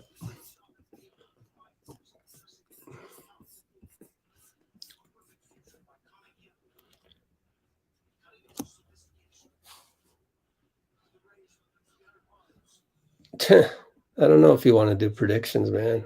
That ruins it. Let's take them one at a time.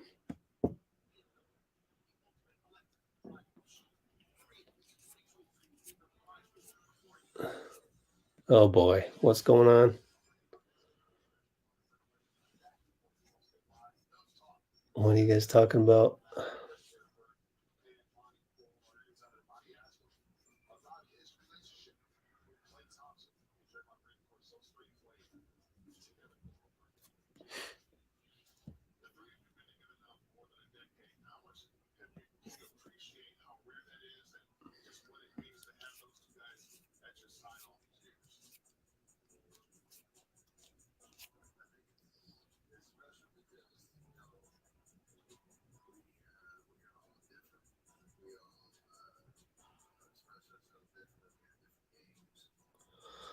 Oh, okay. So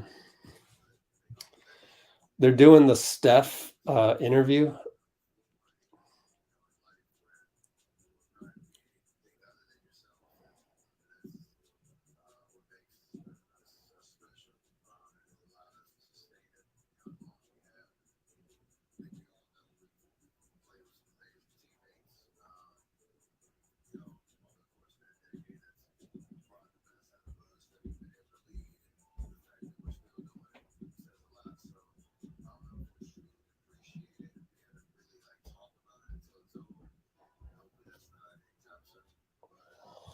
And I can't find it on the post game for some reason.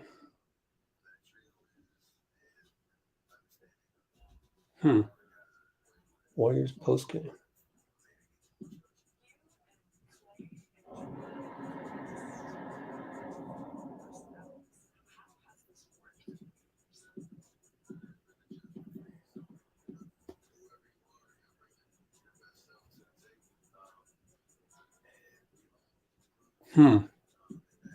This is so weird.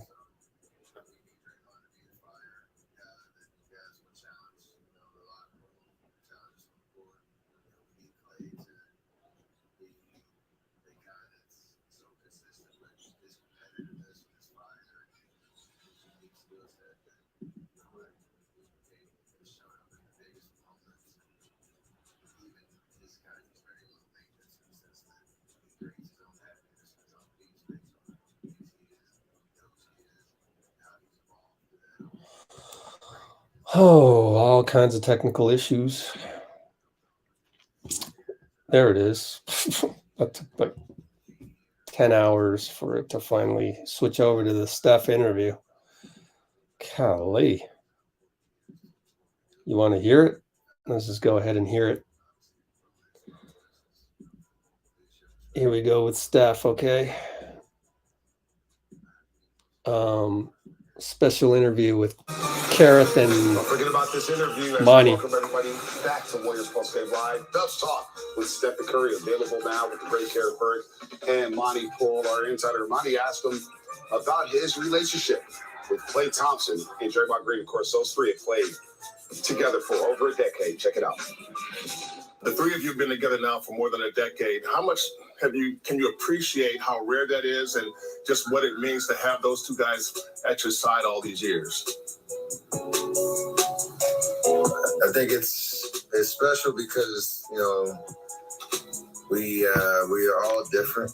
We all, express ourselves differently. We have different games, different personalities, different ways to communicate, but they all mesh. And there's like a seamlessness when we're out there on the floor, and even, in life where you don't have to be anything other than yourself. And, that's what makes us special, and has allowed us to sustain it, as long as we have. And I think we all know we've played with some amazing teammates, over the course of that decade. That's brought the best out of us, that we've been able to lead, and the fact that we're still doing it says a lot. So I don't know if we'll truly appreciate it or be able to really talk about it until it's over, and hopefully that's not anytime soon. But there's definitely a realization of how unique that trio is, and understanding of all the guys that we played with along the way that have, made it even more special. You and Klay and Draymond are all very distinctly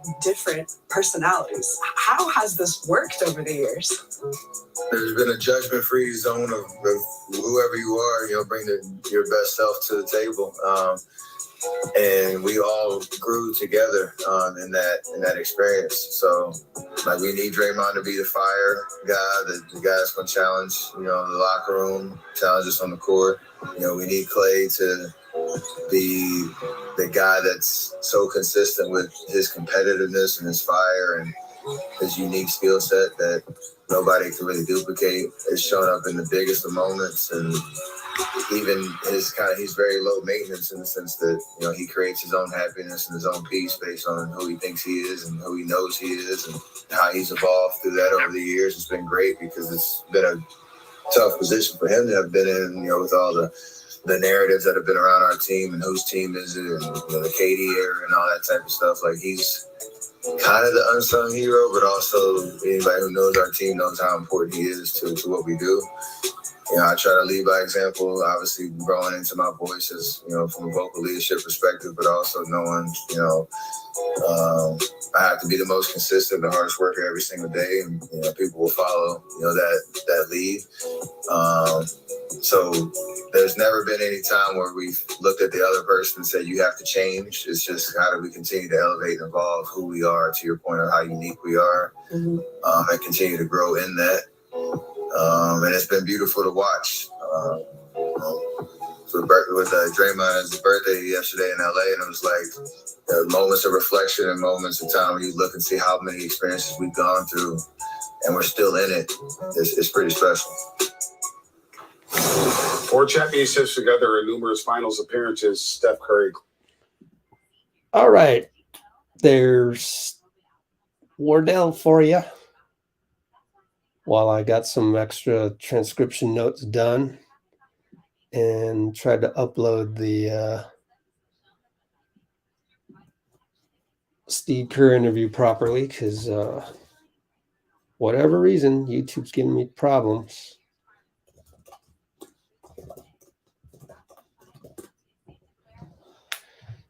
Let's see, which I'm still doing right now.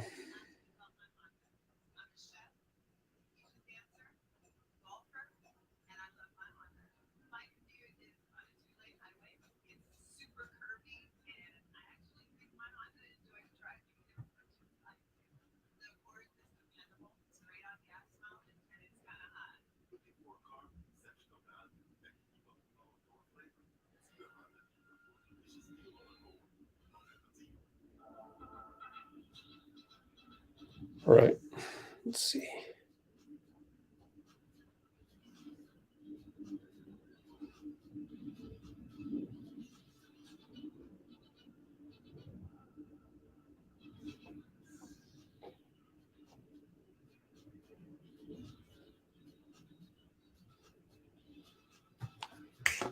Okay.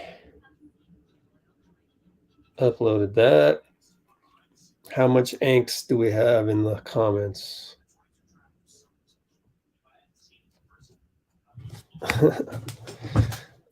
Oh, you know, I should run that first part of there was a little bit of pregame here. Let's see. Never in my wildest dreams did I see this coming. It's on about the road trip. Yeah, let's see.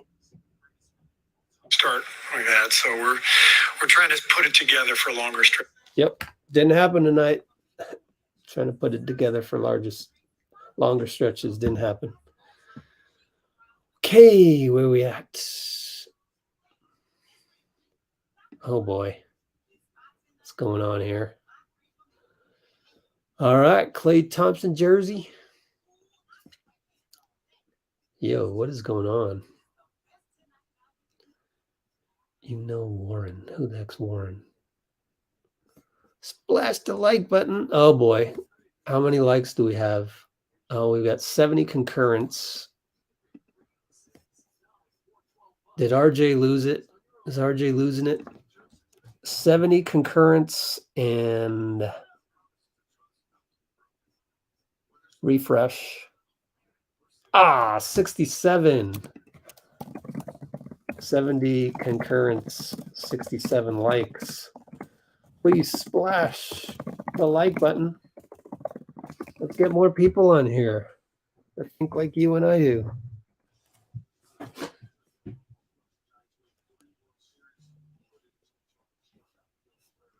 There we go.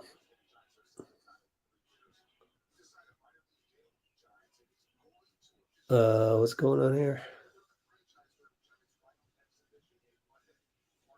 I think they will be fine. All right, cool.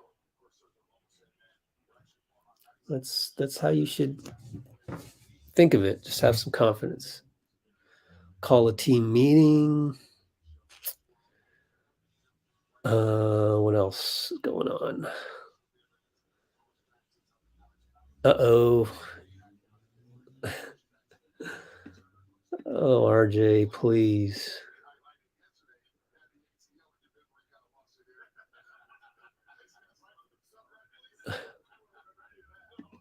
Oh, gosh.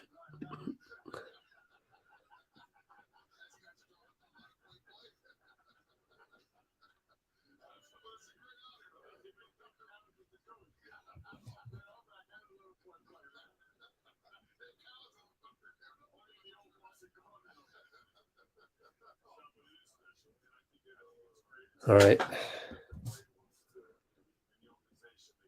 What did Kerr say? Here, I'll tell you. Let's see. Kerr, he said, this is for Percy. Could have done a better job early in the fourth. And then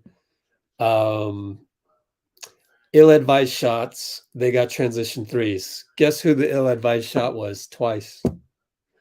Yes, it was Klay, unfortunately. We just abandoned tiki-taka for the glory of the three. It's too bad. Getting some humble pie.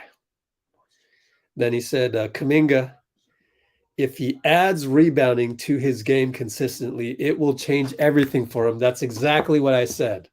I said, did I not? If we don't have Wiggins, the only person that can replace Wiggins is if JK plays like he did tonight, just unconscious. But let me add, if he plays like this, but just continues to not make mistakes and getting 8 out of every 10 or 8 out of every 9 plays correctly, just rebounding and stuff, then maybe we'll see what happens. Hard for a second year guy to do that. I don't know if he can keep it up.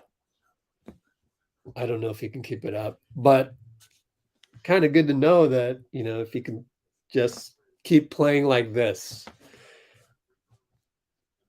Wow, he's got potential, but I have a feeling he may regress and not read the defense correctly, forget to rebound or something. Then we got a problem.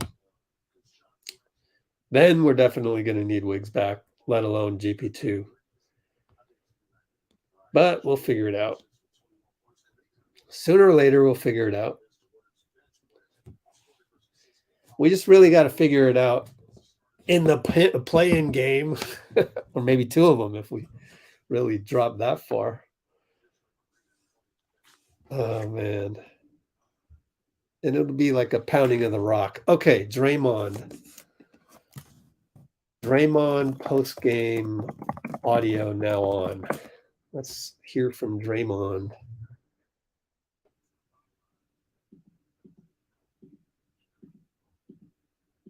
Okay.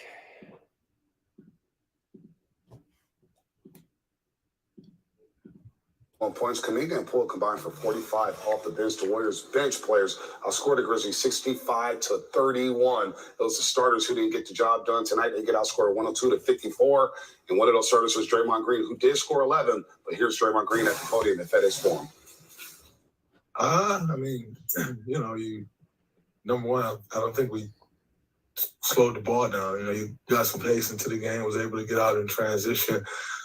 Beat their size down the floor. And then we attacked to get some gaps, got into the foul line, and was able to cut the lead down. We just got to keep it going. And we're like a sort of meter yourself, right? So with that in mind, what does it take to play against defenders around the television? Say, mirror me? What ways? I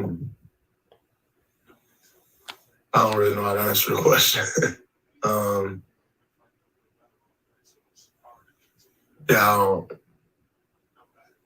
don't really know the answer to that question. I thought he played hard. Played hard.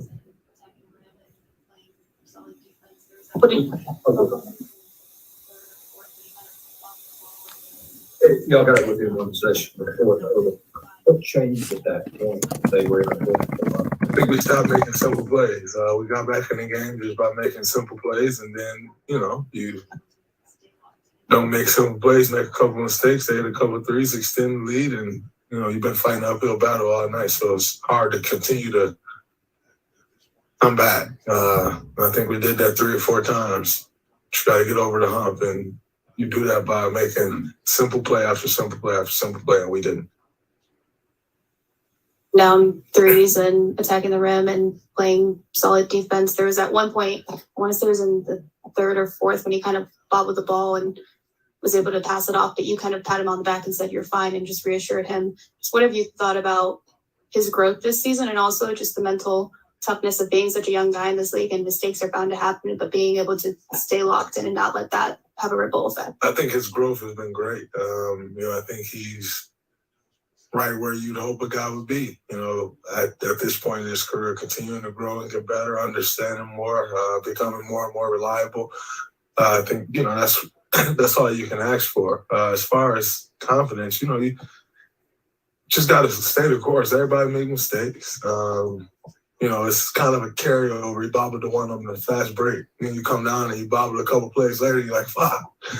Like, who cares? Playing great, Everyone bobbles the ball. And so, I think emotionally, that's always a different hurdle to get over than, necessarily play on a court. It usually takes you a little longer to grow emotionally than it does from a skill perspective. And so, you expect him to keep growing there, and I know he will, but you also can appreciate the competitiveness. A guy wanting to do everything right. That's can't knock that, but at the same time, like I told him, you can't allow it to take you off your square. Yeah.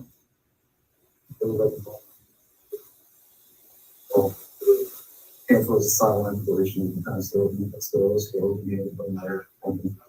He didn't hear nothing she just said.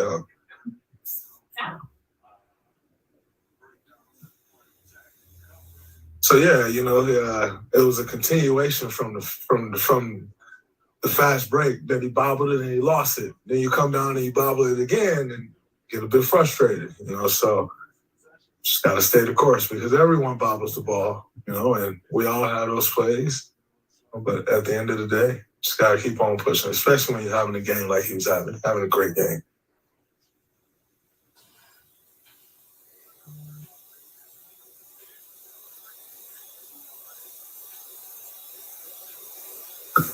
I think open three-pointers usually comes from breakdowns at the point of attack. Then you're helping, kick out threes. But I think a lot of their threes also come off of wasn't so much turnovers tonight as, you get bad shots, you get bad offensive possessions, and you get bad offensive possessions against a team like that. It's the same as a turnover, and so I think you can help yourself out some there offensively by being better offensively. All right, that was Draymond Green as we take a look at the edge presented by Great Resort and Casino. All right. So a little bit of Draymond there. And I think the reporter was probably a Memphis reporter asking about JJ. That question that just didn't. He was probably trying to get him to talk about JJ's quest for Defensive Player of the Year, and just couldn't drag anything out of Draymond. Sometimes reporters kind of dance around something that they want you to be quoted on, and I think that was unfortunately the case there. Unfortunately, they should just ask the question directly, but it's probably going to come out kind of lame because he's trying to prop up JJJ on the other side. But that's speculation. Don't quote me on that. I'm just totally guessing. But sometimes I've seen it. I've seen it before. And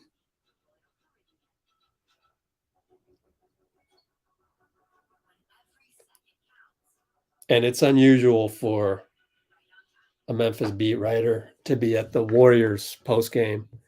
So this is somebody out there that's not a beat writer trying to do an article on JJJ, most likely, and just kind of got stonewalled by Draymond on that one. Too bad. Oh well. I don't think JJJ should be a DPOY. As many blocks as he gets, that guy just fouls too much. It's not high IQ at all. Like, you can't give the DPOY to somebody like that. But that's just my initial look. I don't watch every game, so I don't really know. But I mean, Gobert and Marcus Smart deserve their trophies more so than JJ. JJ just fouls too much, and he just doesn't.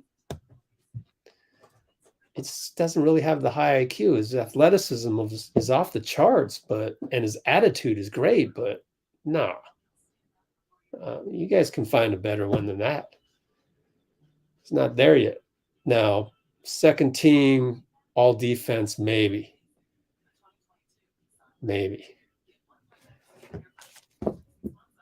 But I've seen, Memphis 4 times, and he's not doing DPOY stuff. Nah.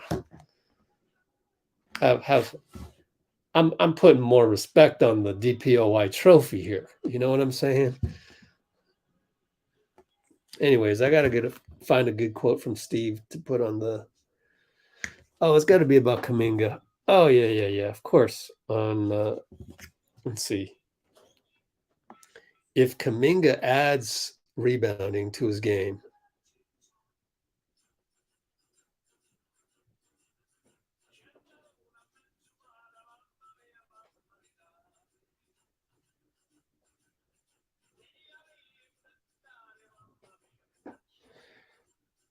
it will change everything for him. That's good enough for me as the lead.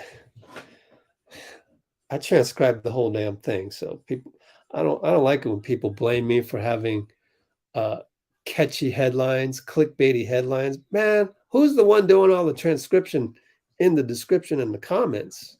You're not going to see that from any other YouTube channel, man. Give me a break.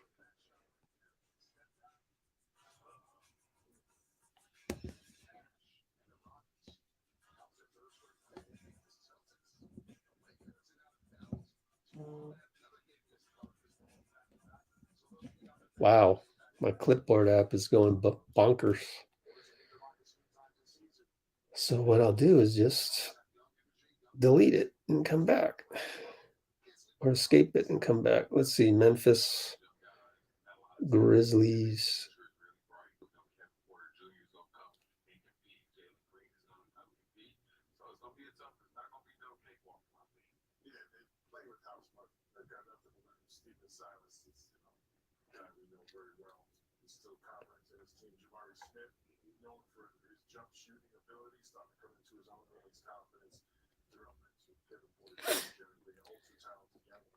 Unfortunately, we don't have Dean tonight. Dean Chambers, not available. By the way, Anthony, if you're out there and you want to come on, that's cool. Actually, any of the Blue Wrenches want to come on, let me know. More than happy to have you, because it's kind of hard when I'm trying to multitask.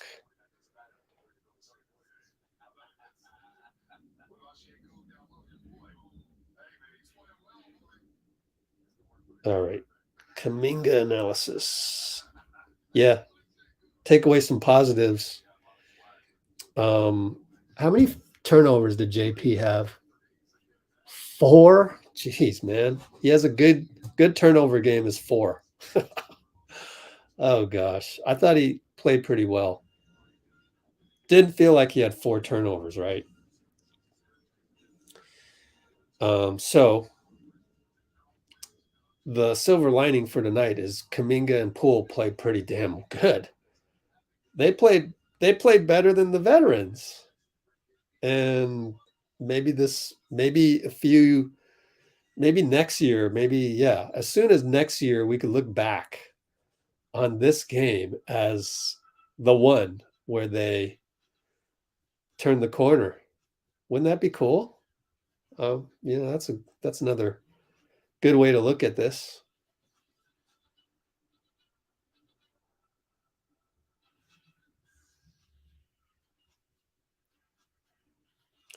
Same bat time, same bat channel. Monday, 5 o'clock, because it's Midwest. March 21st. Then we're going to hit single digits games remaining. But every time we have a game, I feel really, really excited about it, right? So don't ever lose that, guys. You can have as much despair as you want, but at least every tip-off that we have a little excitement. Steph Curry's at the podium. If we look at TweetDeck, you will see CJ Holmes mention that Curry's at the podium. We played the whole Grizzlies tonight, not just Dillon. Yep. And we as a whole let Tyus Jones get past us, let Desmond Bane get past us, and just didn't really get out on shooters and point of attack. Couldn't contain Tyus incredibly.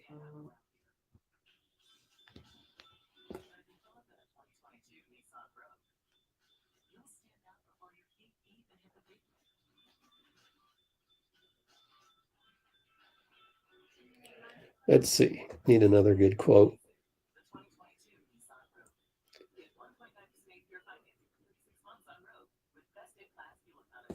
JK making strides. Yeah. Oh, got another ad in my app. There we go.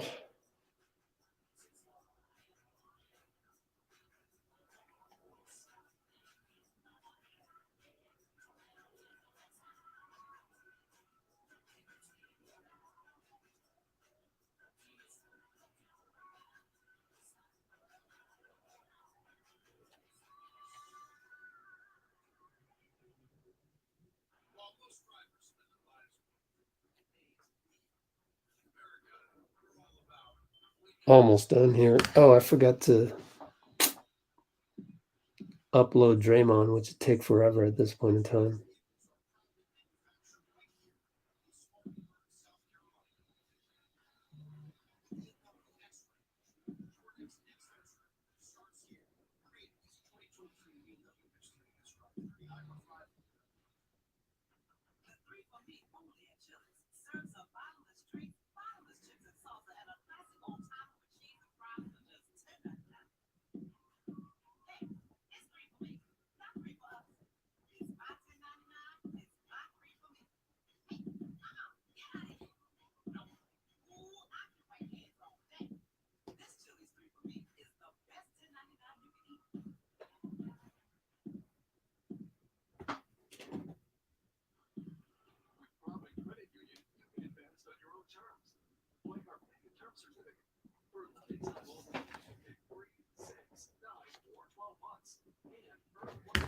All right. Just trying to look at the Draymond one.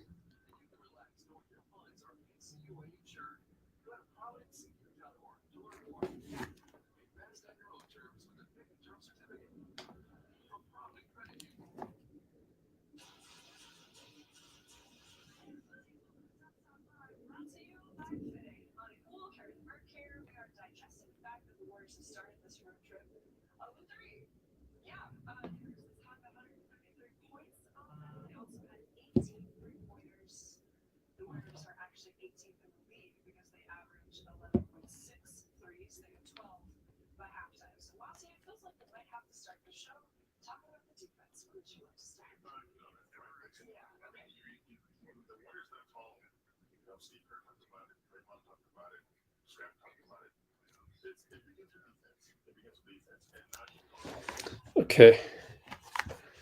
There, I finished the Steve Kerr one finally.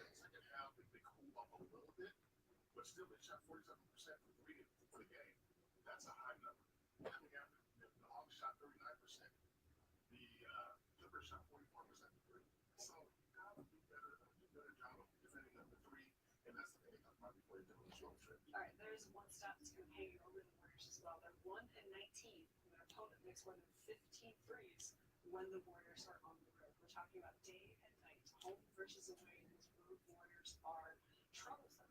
Here's Steph Curry after the game trying to make sense of it. All right, Steph at the podium.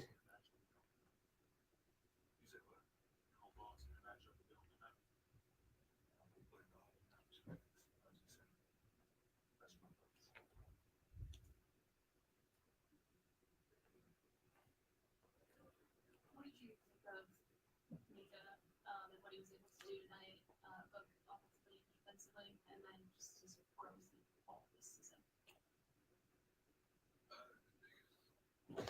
Okay, let's go to Steph. Okay. Steph, podium audio now on. Throw that over there. Go back over here. Let's see.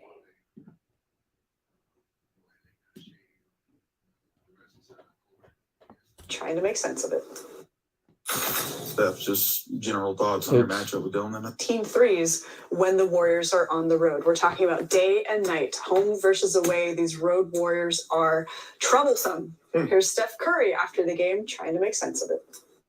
Steph, just general thoughts on your matchup with Dillon tonight. You said what? General thoughts on your matchup with Dillon tonight. We played the whole Memphis Grizzlies, not just him. That's my thoughts.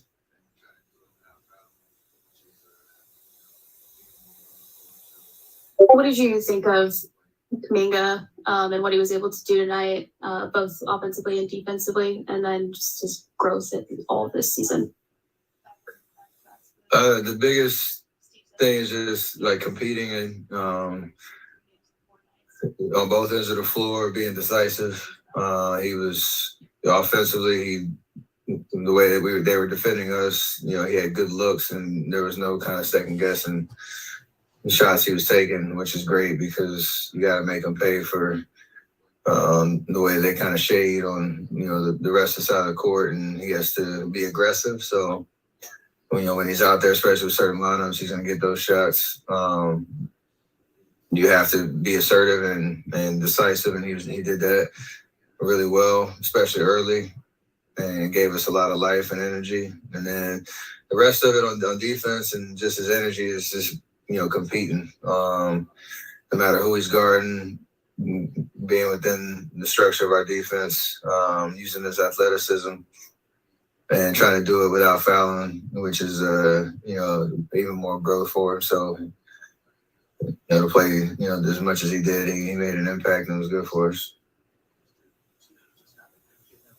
This is the last back end of the back-to-backs for this season. Steve said he kind of felt like maybe the schedule caught up to you just with 3 games and 4 nights. How are you feeling, and what did you think about your performance tonight?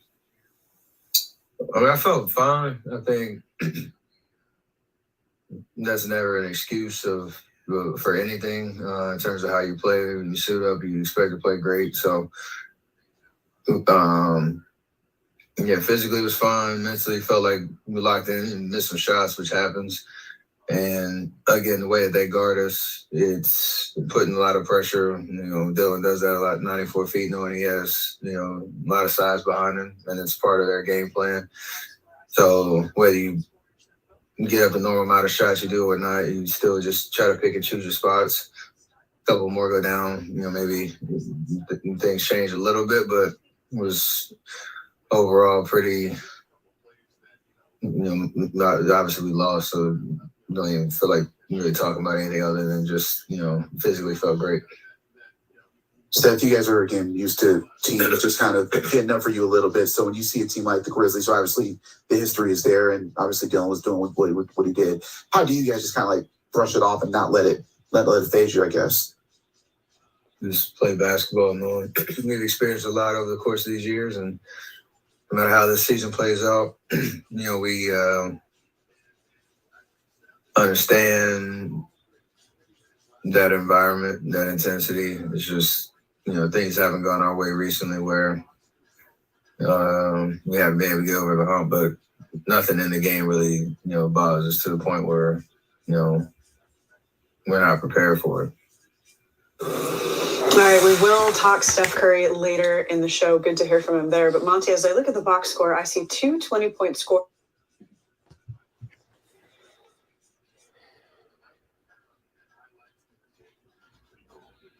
All right.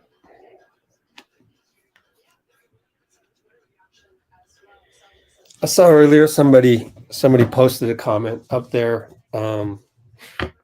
I think you guys, some of the negative Nancy's out there, please realize when Steve says the schedule caught up to Steph. That's a coach protecting a player, and we should respect and honor that, not tear anybody down. Okay, please. There's a negative way to look at everything. Oh, don't make excuses for Steph. Come on, man. He's only doing that to protect him. Wouldn't you want your coach to protect you just in case the reporters want to point out that Dillon Brooks played better than you or whatever, or shut you down or whatever? Come on, man. It's basketball. Same at every level. Meaning, if we had people interviewing us after our subpar games in men's leagues, then I, as a coach, would have, I did that even without media. I'd go, hey, don't worry about that game, man. Next time. You just got to do things that are constructive. So I'm just tired of the throwing of Steve under the bus every single time. The man's trying his best here in every way, shape, and form. So stop it, He who produces plays, maybe, but inside of a game is tough. You can't just bench Klay. Every level of basketball,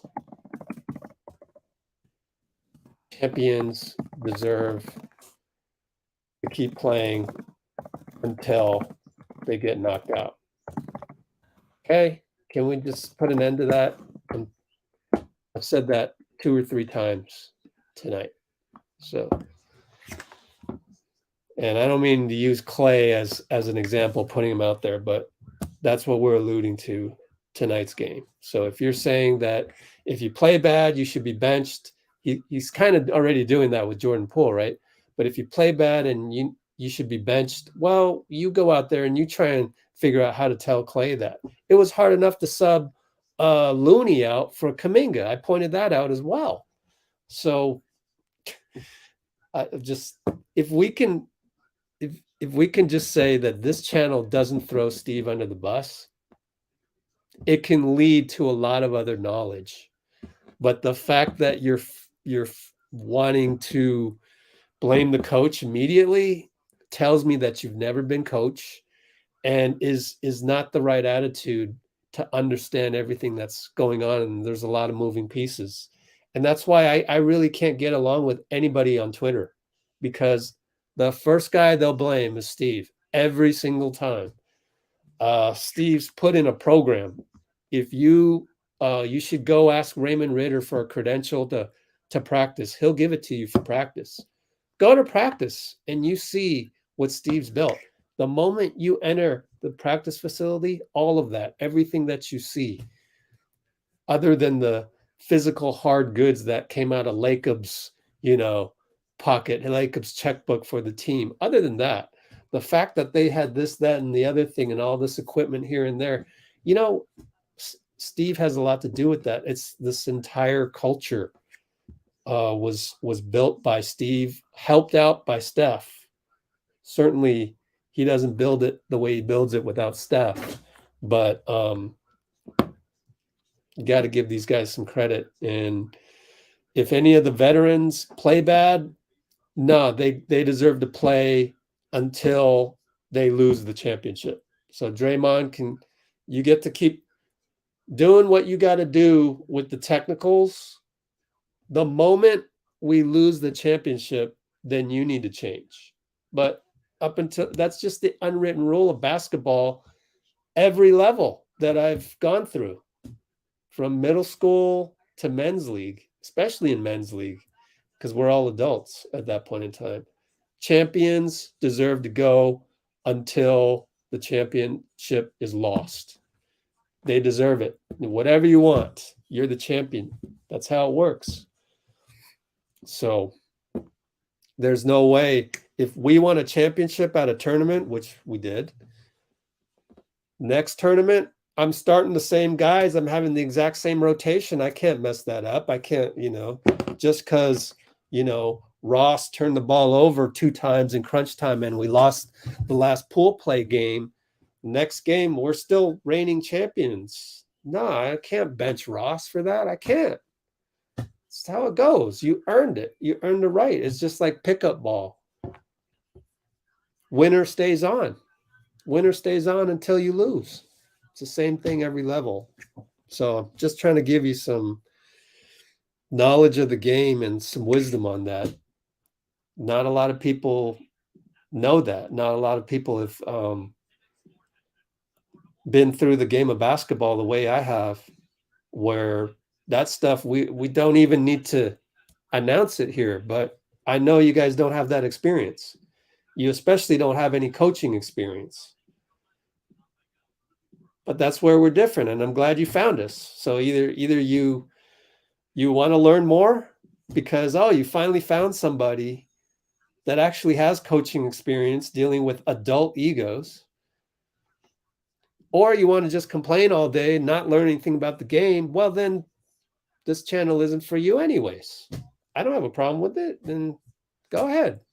Go do what you got to do with all the this and that, and Steve's doing this wrong, and this guy's doing that wrong, and just have at it over out there in the light blue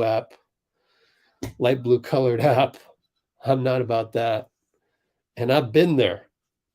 Spent 10 years with all those people. Nah. None of them get it. None of them, can actually, some of them played in my basketball league. And some of the things they say on Twitter, it's like, are you serious? You wouldn't do that with your own basketball team in my league that you put your team in my league. And some of the things you throw Steve under the bus for, you wouldn't even do with your own team. So I can call them out. And that's why not a lot of them played in my league, because they knew that I could call them out on certain things. You know how many times I invited a couple of pundits to play in my league. They not a peep. They wouldn't dare play in my basketball league because I'd be there witnessing them doing stuff that they say on Twitter, and they wouldn't do it in real life. You can get away with it on Twitter because Twitter's the ultimate evil app out there. Ultimate negativity app. Hilarious to me that none of them wanted to play in my basketball league. Multiple invitations. I got to remember that. I don't go to that one enough. Man, it's funny to me. Let's see. Appreciate the competitiveness. Takes you longer to grow emotionally. Appreciate the competitiveness.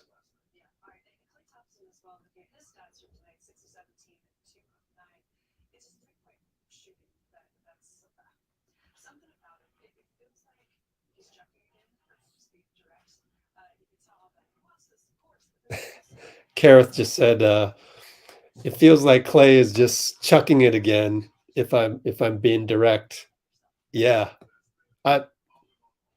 Kudos to you, Kareth, for having the guts to say that, because he did chuck again. But it's not really his offense; it's his defense, right? We saw the laziness on defense.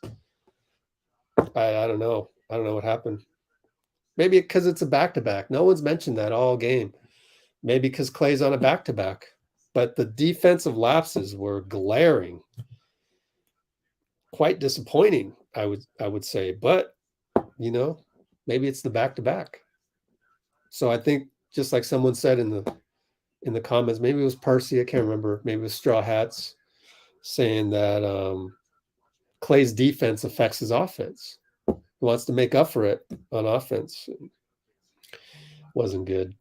But anyways, let me finish up this Draymond one.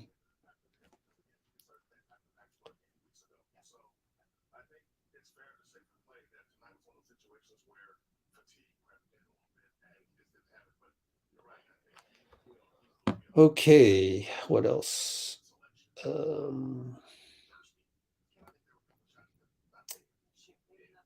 Simple plays. Yeah. Preach, Draymond. Simple plays.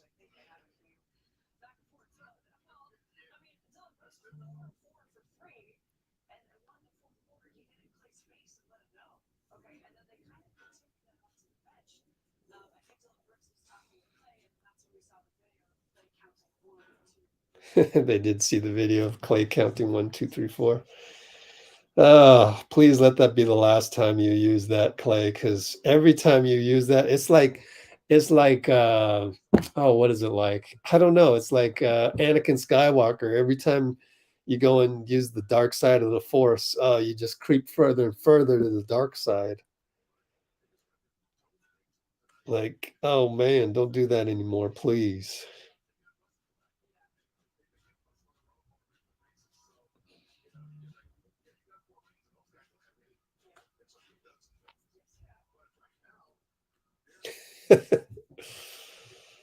Oh, it's funny.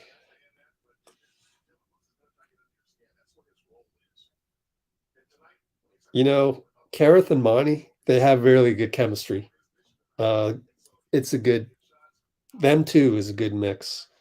I also like Xena. Xena's a very positive person, so that's great. But you know, just the Monty's always been like the father figure of the Warriors. So just hearing his voice is pretty cool. And but Kareth, them bouncing off each other. Because Monty was like, he has 4 rings, and then Kareth was like, sure does, you know, kind of like that. Don't quote me on that, but it was good exchange. It was good. It was good moving the conversation along type stuff. That part was funny. So don't do that too much, Klay. No more, man. Let's let that one go. 4 rings. Godly. Everybody knows, man. Telling guys we have 4 rings is backfiring at this point. It's like, yeah, you have 4 rings. Tell me you have 5, then I can play even better against you guys. It's like, no, it's not. Let's not pull that one out anymore, please. Not working. Every time you pull that out means we played like crap.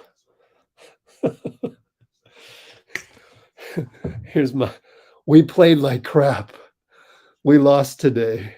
You know, every time you pull that out, oh gosh, just please don't. It's starting to get embarrassing.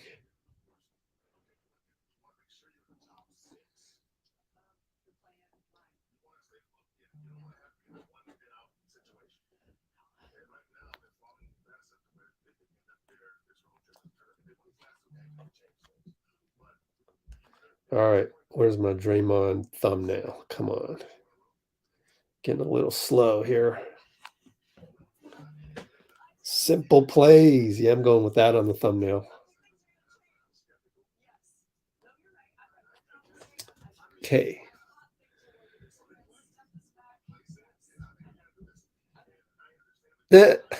Nicole had to do the read the room. It worked against the Suns the second time. I guess the second time, but it was like during the game, it didn't work. What do we got? Tested positive for COVID.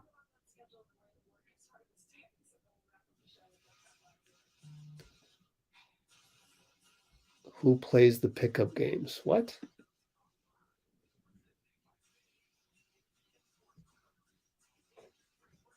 I don't even understand the question. Like in pickup, if you win the game, you get to play the next game, right? So, you know, I don't know what else there is to say. If you want to bench Klay, good luck. That ain't happening in any level of basketball, except NBA 2K. That's not happening. Why even bring it up? So that's what I'm trying to teach right there. Like, that doesn't make sense. That doesn't add up. That doesn't, you know, that's basketball math that doesn't compute for me.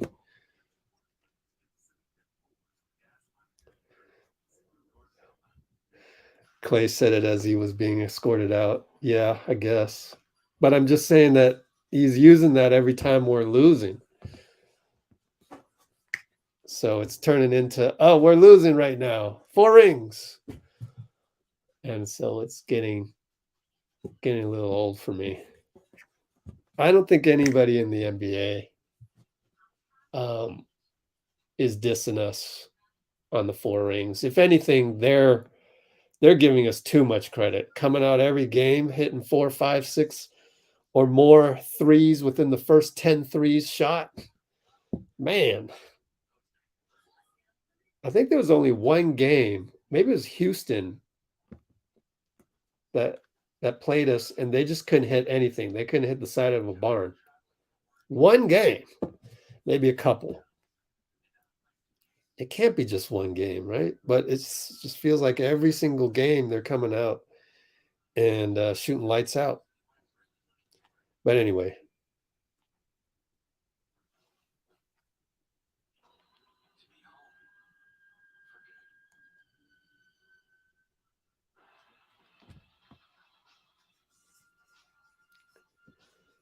It was funny that first time, though.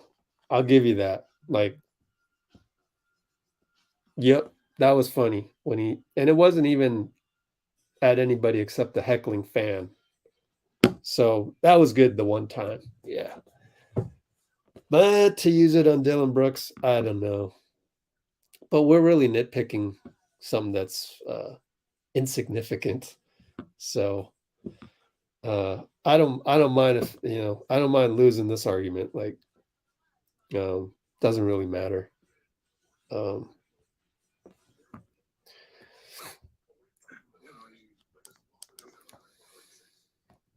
Luckily, we're talking about that. Everywhere else, probably talking about something else. Something else, gloom and doom. At least we're not talking gloom and doom. We're talking about, should Klay use the 4 rings again, which is actually kind of fun to talk about.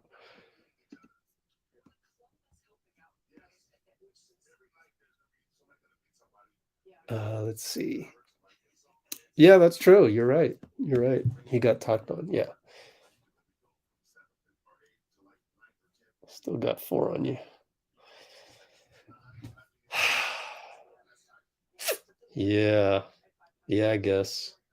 I have no idea what it's like to receive trash talk from Dillon Brooks, so I don't know anything about that. So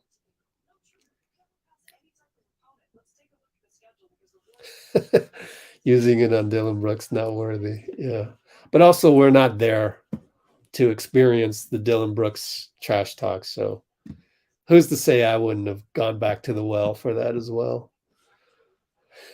Just foul him hard. It's hard to foul a bruiser hard, though. Honestly, like Dillon Brooks is built like a linebacker. It's hard. So if you tested positive for COVID, man, I hope you heal up pretty soon.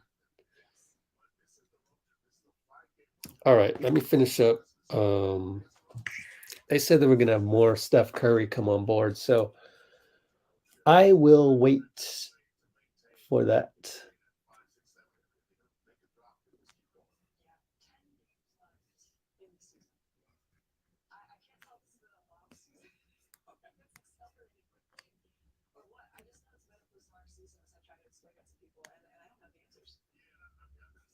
Oh gosh, what is that?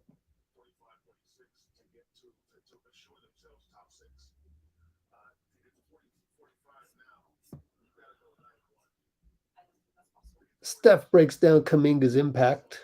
That'll be good to hear when it finally comes on board.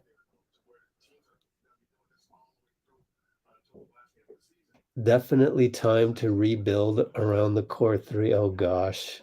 You see all the trash. Oh gosh. It's still the regular season and we're talking about rebuilding. What other trash did we get over here from that Bluebird app? The Blue Crow app, because it's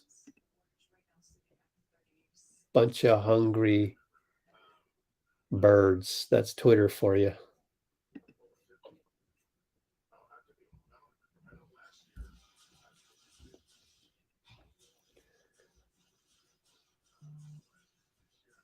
All right.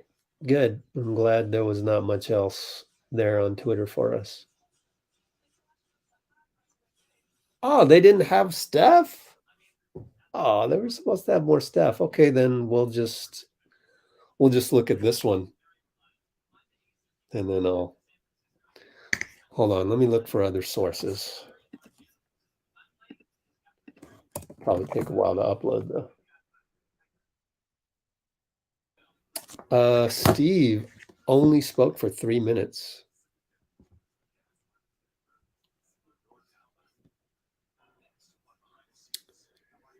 And Taylor Jenkins spoke for 6 minutes, and he's just gonna praise the Grizzlies. I know you guys probably don't want to hear that, and that's fine. I won't put it on. I'm tired of hearing his voice too, because we always lose against them. Not always. Actually, is it 2-2? Yeah, I think it's 2-2. We lost the last two, though. We won the first two, lost the last two. But I don't feel like hearing Taylor Jenkins myself. And Amy's probably going, good, finally. But kind of do want to hear Steph in its entirety at some point, but not up there yet. I can't wait to go get some other look at JJ. What is he doing here? What the heck? Let me zoom this. Oh, it's like a winter hat. It's a winter hat. This one is a little bit less alarming. This one's a little less alarming than the previous one. Okay, so let me go look for that Steph Curry video from NBC Warriors. Princeton beats Missouri. Wow. There it is.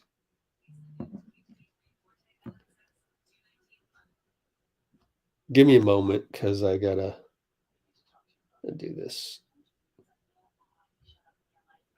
Okay. Let's go watch Steph right here. Let's see what he had to say about JK. The biggest thing is just like competing and on both ends of the floor, being decisive. He was offensively. The way that they were defending us, he had good looks, and there was no kind of second guessing the shots he was taking, which is great because you got to make them pay for the way they kind of shade on the rest of the side of the court, and he has to be aggressive. So when he's out there, especially with certain lineups, he's going to get those shots. You have to be assertive and decisive, and he did that really well, especially early, and gave us a lot of life and energy. And then the rest of it on defense and just his energy is just competing. No matter who he's guarding, being within the structure of our defense, using his athleticism and trying to do it without fouling, which is even more growth for him. So to play as much as he did, he made an impact, and it was good for us. Okay, so that was some of Steph that we already heard. So sorry for the repeat. Oh gosh.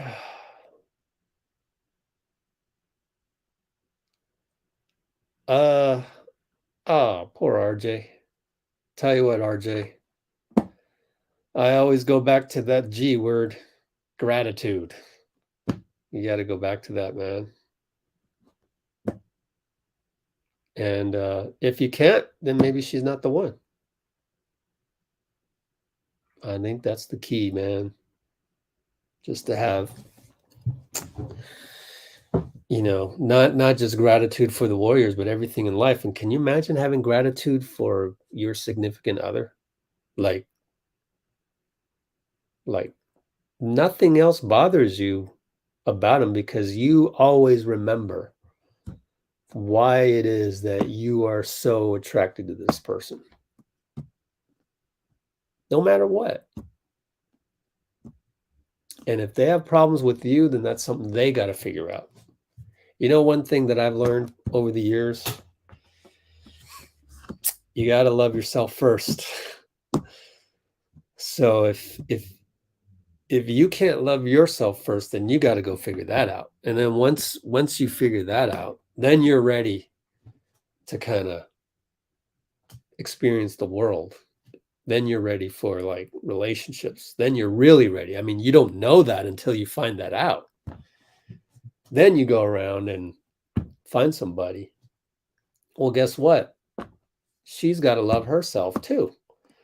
So hopefully she does, or maybe, you know, there's plenty of relationships that happen without those ideals, so to speak. It's not that those are technically bad, but I honestly do think that the ultimate is when you both love yourselves first and then also have gratitude for each other. That's the key. And it's a long and arduous journey to get there. I'm not even there yet. So, but it's part of the journey. So that's my advice, is try and find that gratitude any way you can. Any way you can. So anyways, are we having Dub Civil? Is that happening on Twitter? Because I don't think it's happening here. I mean, we talked about it and it's funny to talk about and all of that. I will say that if Klay says that one more time, then I can guarantee you at that moment we're losing the game or we lost the game. So that's why I don't want it to happen anymore, because I don't want to lose any more games. But let me know if it's Warriors Twitter having the Civil War. Brooks is funny. That's the thing, is I can't take Dillon Brooks seriously. Anything that comes out of his mouth is just like, I would be on the court, you know, I would think, unless he got really personal, I would think that it's just laughable. I would just like, of course, I'm so competitive that, or I used to be, that I probably wouldn't be able to process that as comedy. But to me, it's like, he's the dark side. He's the dark side of the force user of an unintentional comedy, whereas Klay is the light side of the force in terms of unintentional comedy. Dillon Brooks tries to be all mean and stuff, and it's just laughable. Anything that comes out of his mouth. I wonder what he said. Man, we got to go look for some courtside chatter between the two. I hope we find it. That'd be funny to know what Dillon Brooks really said, because I'll bet you it's unintentional comedy rather than him trying to be mean.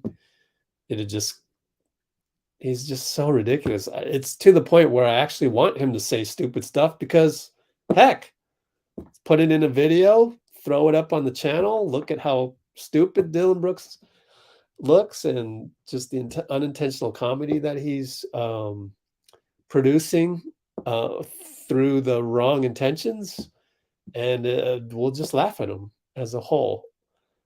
So go ahead and say stuff. That's where I'm at.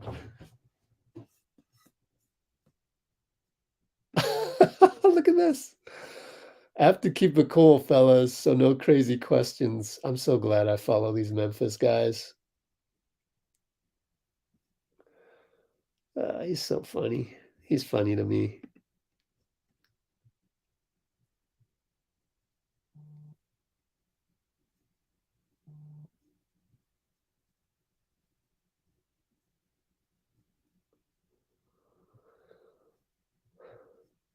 Man, so yeah, I'm taking it to the next level on this. Good advice by Bruce, but yeah, I'm taking it to the next level where go ahead and talk. Let's just let me go get my phone from the locker room because this is hilarious.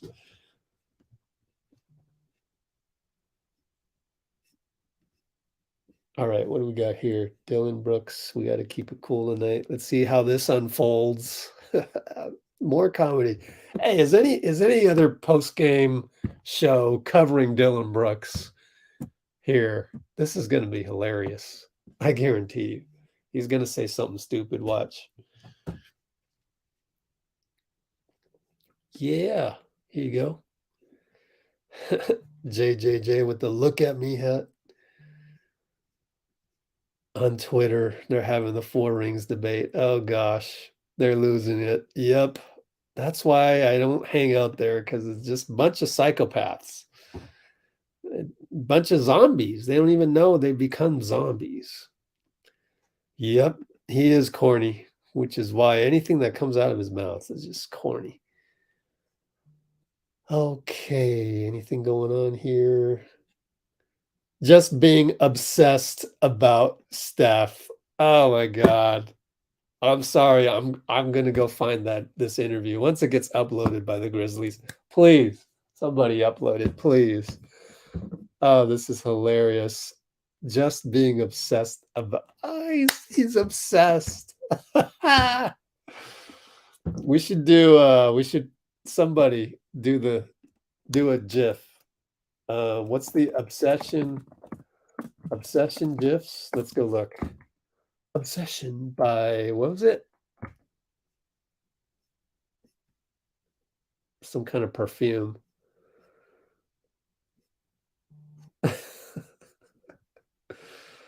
Why are you so obsessed? This is for Dillon Brooks.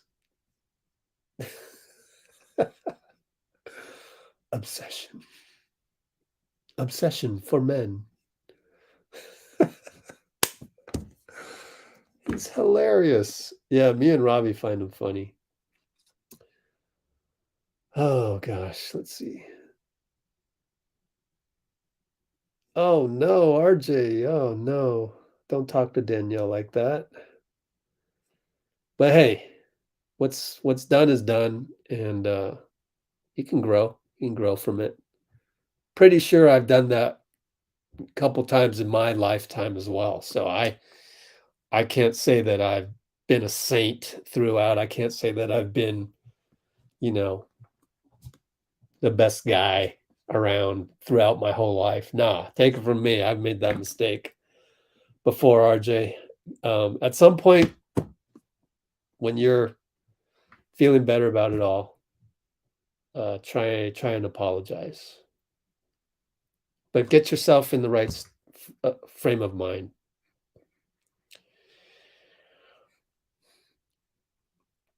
Yeah, I guess everyone on Twitter, I don't count me as hating on Klay. I'm not hating. And in fact, I wasn't there to hear what Dillon Brooks said.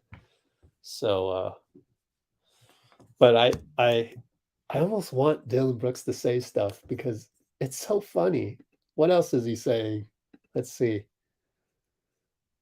Give us a running transcript. Feels like he's solid and molded, knows everyone in the organization believes him, and is obsessed by Steph Curry. Love it. The same desire Steph Curry has to be the greatest shooter on earth is the same desire I have to guard him. Oh, hilarious. More, please. Oh, this is hilarious. Absolutely hilarious.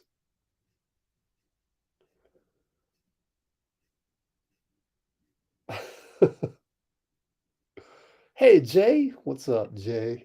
You're catching us at a fun time. This is the funnest part of the whole night.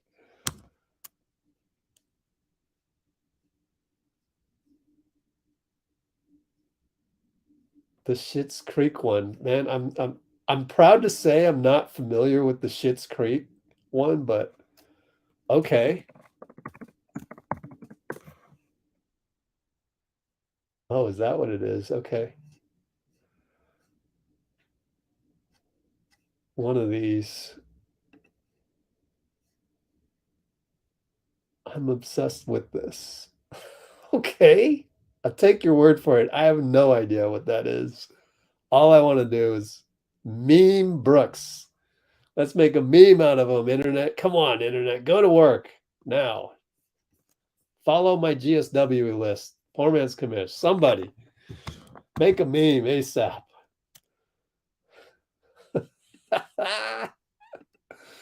Oh, gosh.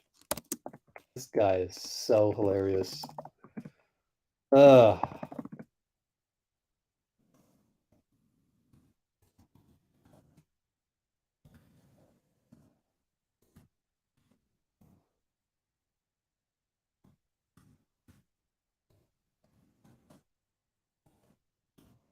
I got to save a couple of these, man. So that one's classic. Save. Copy link to this tweet. Go over here to Discord and save it in my Discord as part of my notes. Incredible. You can't even make this up. You can't script this stuff. If you were to say, make a movie about Dillon Brooks, you couldn't script this stuff. It's so hilarious. Let's get out of here. And he's the only reason why I'm still on. I don't even want, I want to go eat dinner. But this is too entertaining. What else you got for me, man? Friendly trash talk. I just hold a lot of real estate over there in San Francisco. Yeah. You don't hold real estate, bro. You're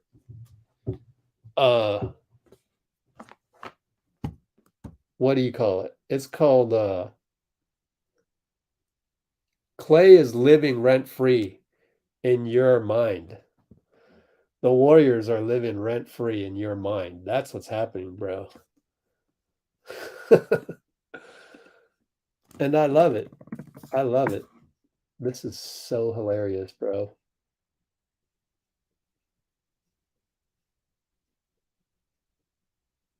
I hold a lot of real estate in San Francisco.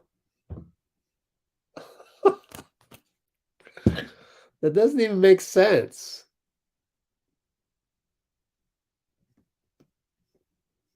Oh, that one was boring.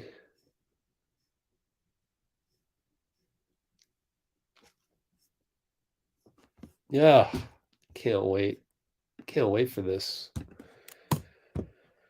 Believe it or not, I actually want to hear Dillon Brooks post game. Draymond, 5 minutes of Draymond, so there was an extra minute. Maybe not, because I got 4 minutes and 44 seconds. You guys want to hear Draymond again, just in case? I hope they put Steph up there. I don't know. Be a tragic loss if they didn't do that. I guess we got to stay until Steph gets uploaded, right? One quick way we can find out is SoundCloud.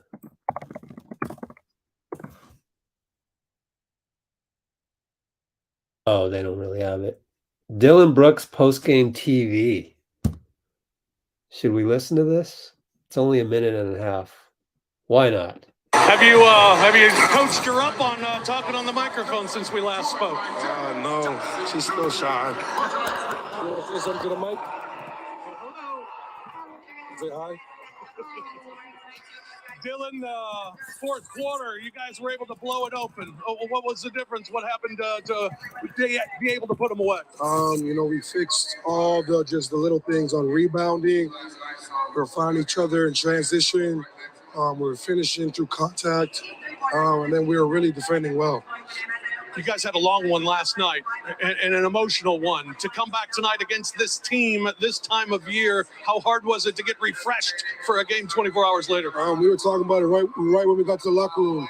We got to relock back in, for Golden State, another hard game, another intense energy game, and we came out and did that from the jump. Is this one of those teams that's easy to get up for and easy to get refreshed for?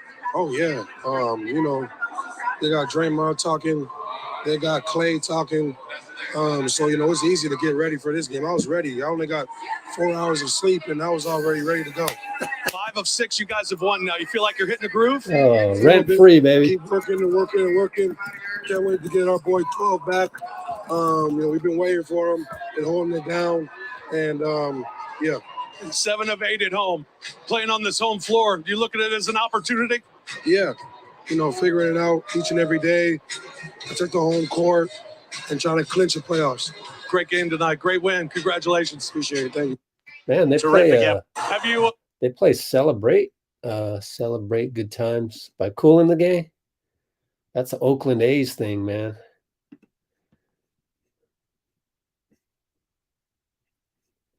Oh boy, how are you guys dealing with Dillon Brooks here?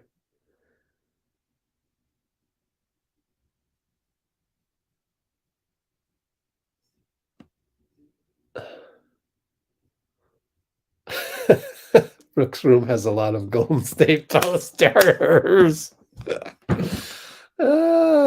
Hilarious.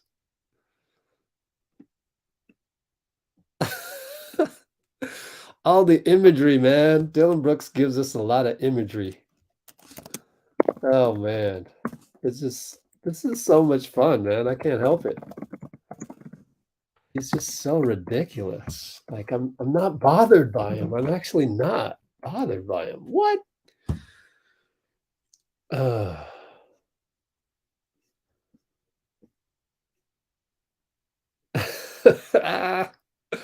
Wow. Bruce made Mr. Pereira laugh in real life. That's amazing.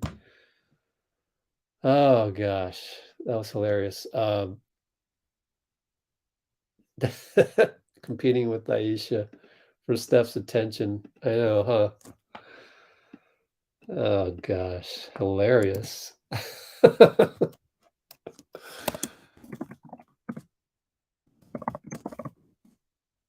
These are hilarious, man. I would, if I was running a true Warriors blog, I just put everything that I put on YouTube onto our website, because YouTube is really the crown jewel of Let's Go Warriors. But if I were writing for a newspaper, I would go with this lead. Dillon Brooks post game. Let's just cover that. That's the most entertaining part of the whole night. Who cares about the game at this point? But I can't resist, guys. I got to hear what he's had to say here. Can't resist. Let's turn it on. Our schemes and the trust that the coaches have in me. And then, the defensive player, I think of the year with, Jaren Jackson, man in the middle and the back, like, blocking shots, getting steals, getting hands on balls. It gives me the utmost confidence to, guard the basketball, the best I could be the lunatic on the floor, just running around. At least he admitted knowing that I got somebody there behind me that's going to block the shot, so I can feel like I did something great. Yeah. All right, that was boring. Contribute to the. It's okay.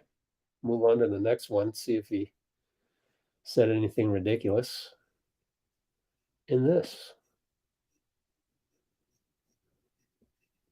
Oh, cameraman. It was unintentional. I was running full speed. I didn't mean to, hurt him in any way possible. I'm not that type of person. I'm going to give him a call tomorrow. You've proven that. How he is. GP2. But, it's a bad situation, and, whatever the NBA did is what they did. But, I'm not that type of person. I play the game hard. And yeah. Okay. So what's getting older? What's getting older? Dillon Brooks saying I'm that type of I'm not that type of person, or Klay's 4 rings. Oh gosh, man, you can't keep saying that, bro. I'm not that type of person. Broken wrist. I'm not that type of person. Whatever happened to the cameraman anyway? let's get rid of Schitt's Creek here. Sorry, Nicole, but anyway, Dillon Brooks, cameraman. What happened to the cameraman? They said he's still out, right? Shoving cameraman was injured and still undergoing medical evaluation 2 days later. Bro, I'm not that type of guy. Broken wrist. I'm not that type of guy. Medical evaluation still 2 days later. Oh gosh. Brooks with the I'm not that type of guy excuse again. Whew. Man.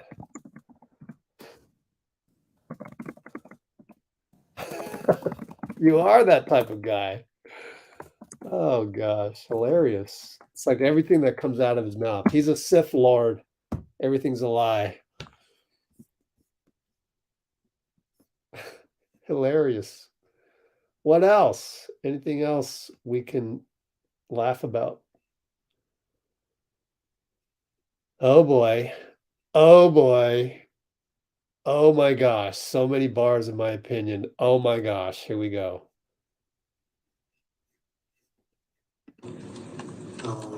Watching film,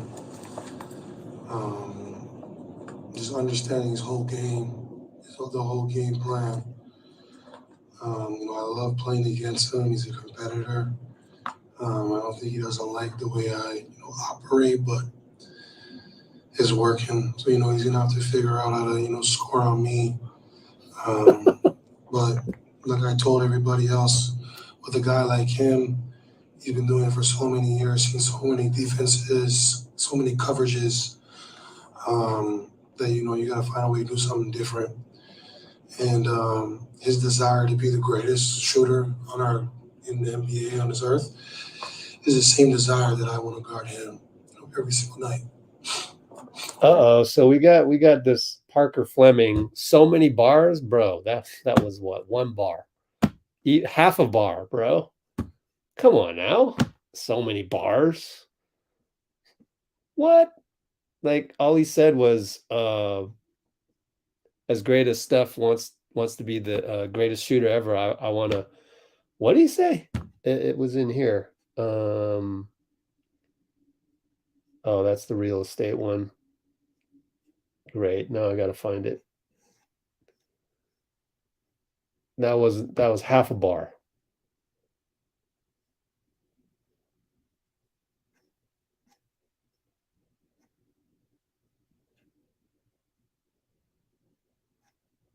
Anyway, it doesn't even deserve my research.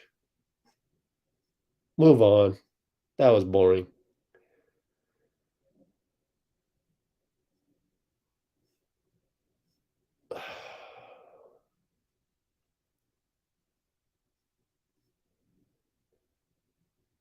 Yep. That was nothing. Yeah, I would agree. His voice is kind of creepy. Oh gosh. I know, huh? It's almost like he wants to be a warrior. All right. I think we're at the end of it. We're at the end of the line here, unless something miraculous shows up. Oh, how about Draymond? Did I download that? Let's see. No. All right, fine. Do we want to hear Draymond all over again?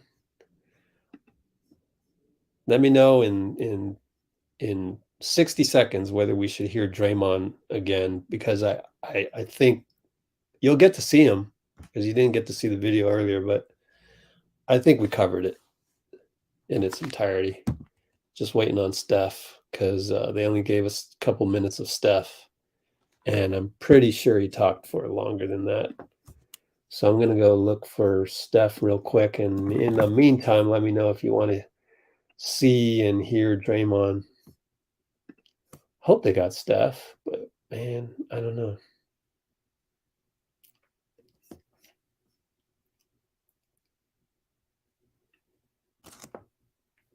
All right, we got one. Yeah, that's all it takes. Here we go. Whoops. Let me pull this up. Post game Draymond. We'll just run it from the top, and that'll give us some time to see if Steph shows up on the files.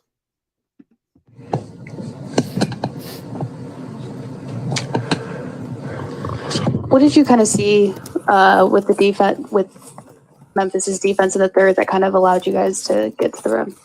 I mean, number one, I don't think we slowed the ball down. You got some pace into the game, was able to get out in transition, beat their size down the floor. And then we attacked to get some gaps, got into the foul line, and was able to cut the lead down, which got to keep it going. Dray, a defender like Dillon, in some ways, sort of mirrors yourself, right? So with that in mind, what does it take to play against, defenders, around the caliber? You say mirror me? In some ways. What ways? It's kind of like tenacity, talking, physicality. I don't really know how to answer the question. I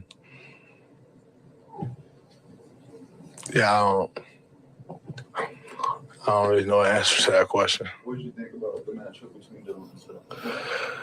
I thought he played hard. He played hard. Go ahead. Y'all got it within one possession of the fourth. What changed at that point that they were able to go on their run? I think we stopped making simple plays. We got back in the game just by making simple plays, and then, you don't make simple plays, make a couple mistakes, they hit a couple threes, extend the lead, and, you've been fighting an uphill battle all night, so it's hard to continue to come back. I think we did that 3 or 4 times. But you got to get over the hump, and you do that by making simple play after simple play after simple play, and we did. Down threes and attacking the rim and playing solid defense. There was at one point, I want to say it was in the third or fourth, when he kind of bobbled the ball and was able to pass it off, but you kind of pat him on the back and said, "You're fine," and just reassured him. Just what have you thought about his growth this season, and also just the mental toughness of being such a young guy in this league, and mistakes are bound to happen, but being able to stay locked in and not let that have a ripple effect? I think his growth has been great. I think he's right where you'd hope a guy would be, at this point in his career, continuing to grow and get better, understanding more, becoming more and more reliable. I think, that's all you can ask for. As far as confidence, you just got to stay the course. Everybody make mistakes. It's kind of a carryover. He bobbled the one on the fast break. Then you come down and you bobble a couple plays. Like who cares? Playing great, Everyone bobbles the ball. And so, I think emotionally, that's always a different hurdle to get over than, necessarily play on a court. It usually takes you a little longer to grow emotionally than it does from a skill perspective. And so, you expect him to keep growing there, and I know he will, but you also can appreciate the competitiveness. A guy wanting to do everything right. That's can't knock that, but at the same time, like I told him, you can't allow it to take you off your square either. Staying on the topic of Jonathan, I think there was a moment in the third quarter where he kind of fumbled the ball a little bit, came towards the sideline towards you, and kind of said, let's go. You immediately went in there, offensive rebound. He didn't hear nothing she just said, huh? Excuse me out. So yeah, it was a continuation from the fast break that he bobbled it and he lost it. And then you come down and you bobble it again and you can get a bit frustrated, So just got to stay the course because everyone bobbles the ball, and we all have those plays. But at the end of the day, just got to keep on pushing, especially when you're having a game like he was having a great game. They won 25 obviously tonight. Some of those were contested 3-point shots, and others they were kind of left open. What defensively could you guys have done differently? I think open three-pointers usually comes from breakdowns at the point of attack. Then you're helping kick out threes. I think a lot of their threes also come off of wasn't so much turnovers tonight as, you get bad shots, you get bad offensive possessions, and when you get bad offensive possessions against a team like that, it's the same as a turnover, and so I think you can help yourself out some there offensively by being better offensively.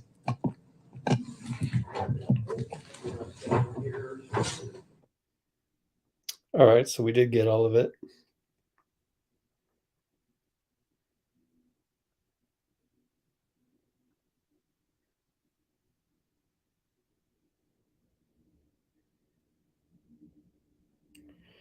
He said on Kuminga, you can't allow it to take you off your square.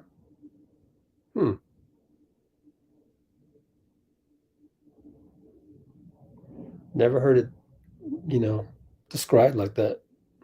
It's pretty interesting. Having a rough time trying to type on an iPhone. Oh, Stephen Curry just showed up. 4 minutes.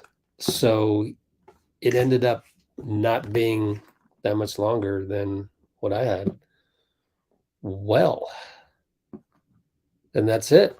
We'll watch Steph in a minute, but let me post the post game, and turns out that's all he talked for. Let me go ahead and download that. Get a nice clean version. Hopefully it'll upload quickly. And then we can take a look at it.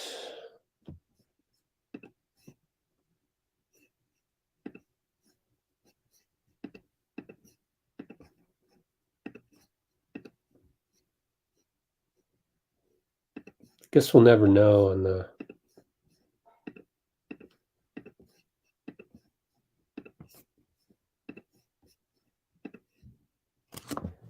that question about, was it JJ? Wait a minute. Remember Draymond? We couldn't hear the question. I tuned out at that time when I just replayed it just now, so no biggie. Not a lot of information lost on that one. 10-minute upload? Are you serious? Come on. Let's try my iPhone. For whatever reason, sometimes the iPhone uploads quicker. Makes no sense. Ah, it's not letting me airdrop. Oh, this whole thing is dead.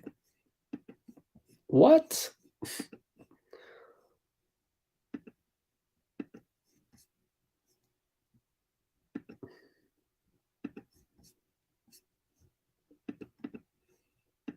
Apple products, never the same after Steve Jobs died.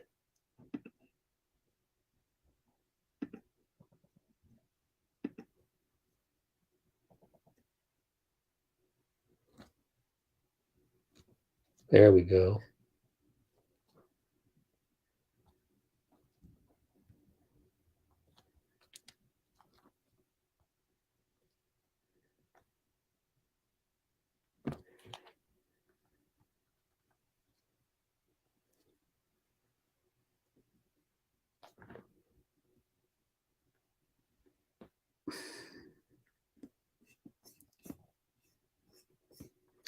Oh, it got uploaded faster than I thought? Oh, okay.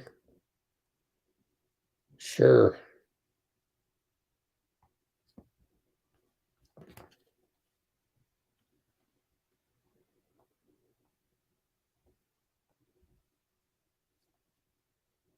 All right, I think we're ready for Steph. It's the same thing, though. There's nothing really different. I can't get out of these windows.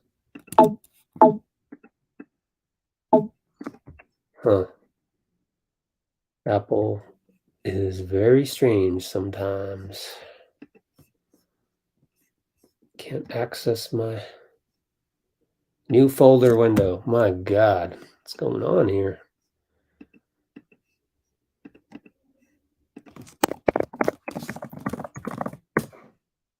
Double click.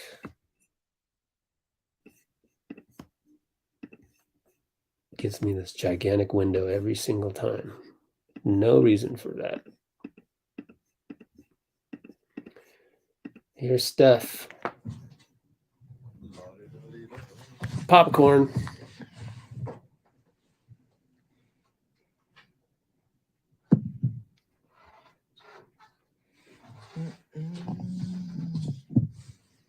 Steph, just general thoughts on your matchup with Dillon tonight. You said what? General thoughts on your matchup with Dillon tonight. We played the whole Memphis Grizzlies, not just him. That's my thoughts.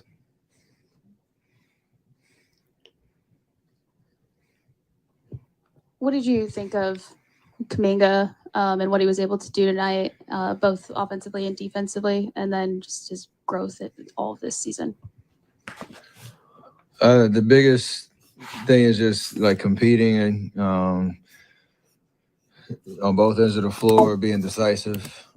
He was offensively, the way that they were defending us, he had good looks and there was no kind of second guessing shots he was taking, which is great because you got to make him pay for the way they kind of shade on the rest of the side of the court, and he has to be aggressive. So when he's out there, especially with certain lineups, he's going to get those shots. You have to be assertive and decisive, and he did that really well, especially early, and gave us a lot of life and energy. And then the rest of it on defense and just his energy is just competing. No matter who he's guarding, being within the structure of our defense, using his athleticism and trying to do it without fouling, which is even more growth for him. So to play as much as he did, he made an impact and it was good for us. This is the last back end of the back-to-backs for this season. Steve said he kind of felt like maybe the schedule caught up to you just with 3 games in 4 nights. How are you feeling, and what did you think about your performance tonight? I felt fine. I think that's never an excuse for anything in terms of how you play. When you suit up, you expect to play great. So, physically it was fun. Mentally felt like we locked in and missed some shots, which happens. And again, the way that they guard us, it's putting a lot of pressure. Dillon does that a lot, 94 feet, knowing he has, a lot of size behind him, and it's part of their game plan.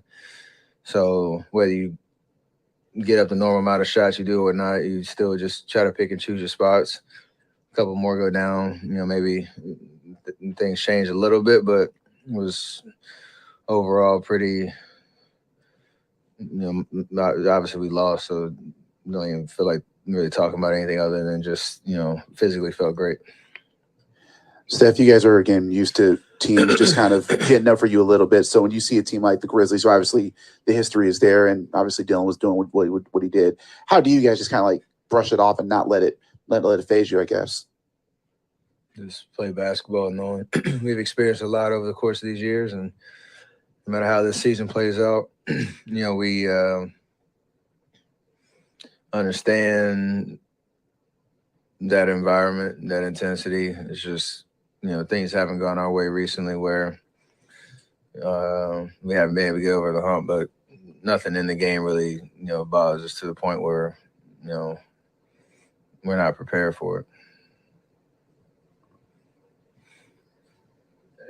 Thank you.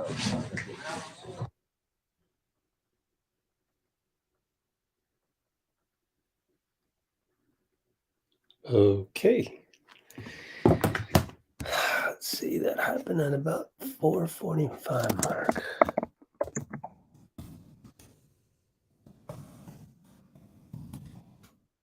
And that is all.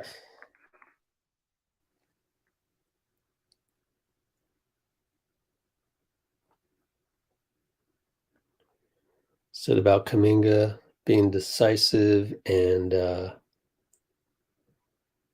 gave us a lot of life and energy.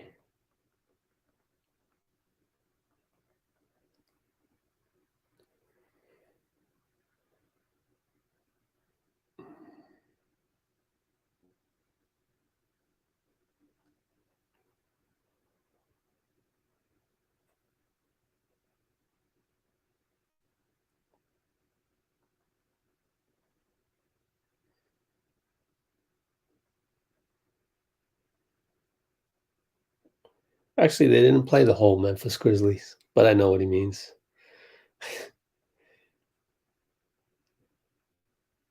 No Ja, obviously. Or Steven Adams and so on and so forth.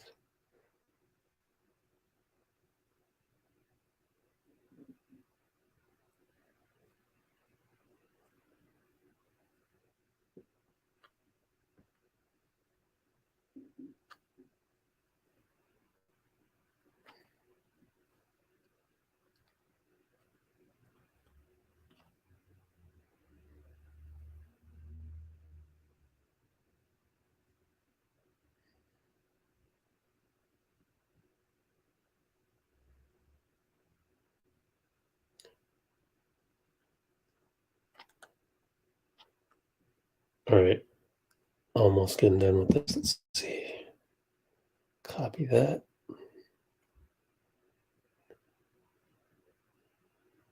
Although by now, you never know. That whole Dillon Brooks one might be on there. Let me see. I doubt it. They usually don't put players on there. They only do coaches.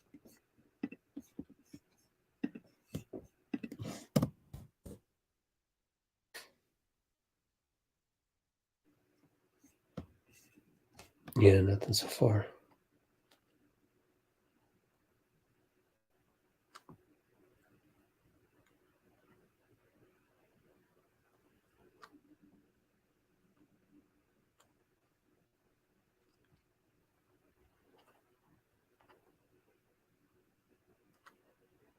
All right, so we're gonna wrap it up pretty soon, but I'm still finishing up the Steph Curry one.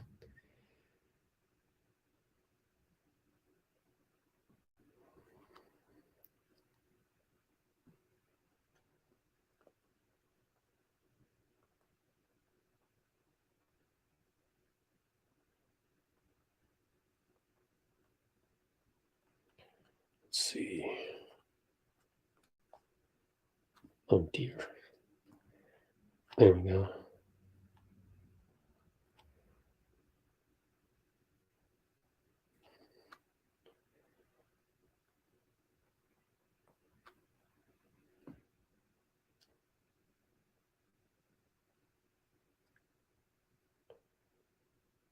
All right, gonna go live in 2 days.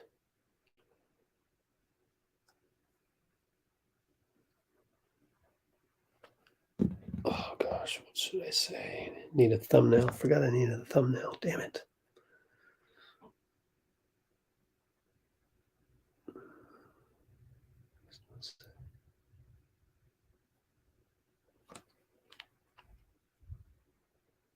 JK being decisive.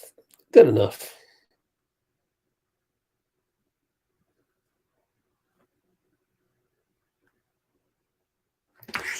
What do we got?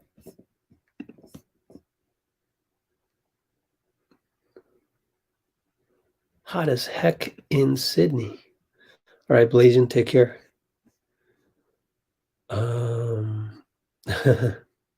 Get the titles of the books Klay reads. No, Klay counting the rings just like Kobe, huh?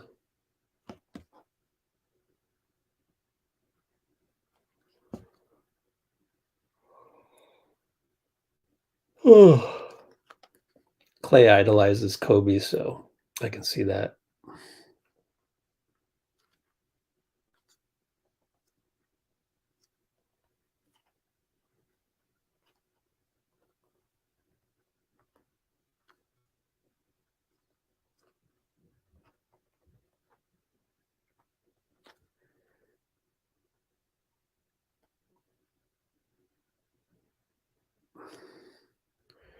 There we go.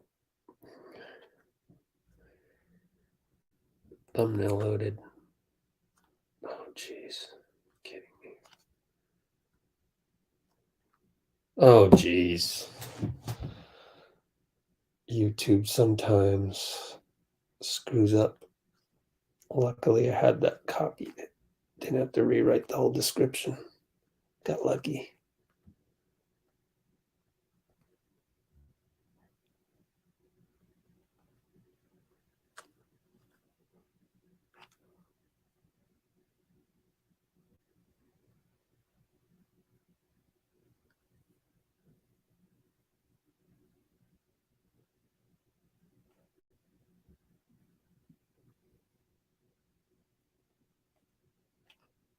Done.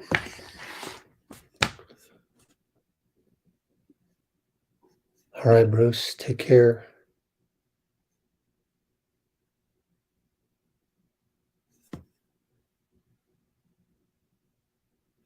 Letting go, yes.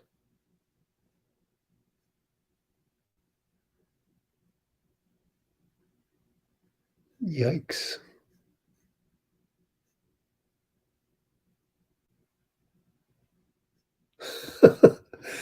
Inside, Blasian's crazy, crying his eyes out. Oh, boy.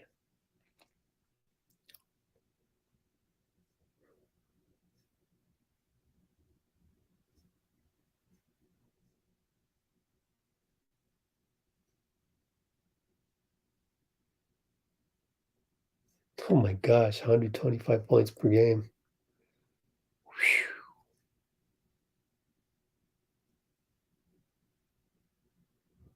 Huh. I'm glad I don't make any bets with Vegas and stuff. Just terrible at that. So I'd lose all my money.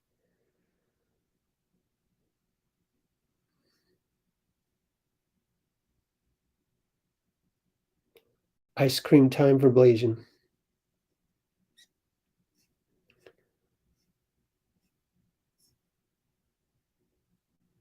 All right, I won't look up the clutch points thing. I don't want it to have some copyrighted video or anything, just in case. So we'll call it a night. So in next live stream is Monday, March 20th at 5 p.m. tip-off. I believe. Let me double check that. Yes. Which is in it's 10 p.m. now. 43 hours. Ooh. Wow. See you then. Just us 1, 2, 3. High five.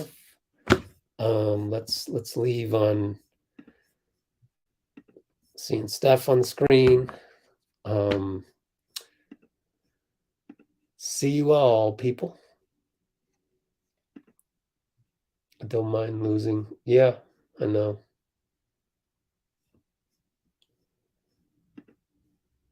Happy birthday, everybody.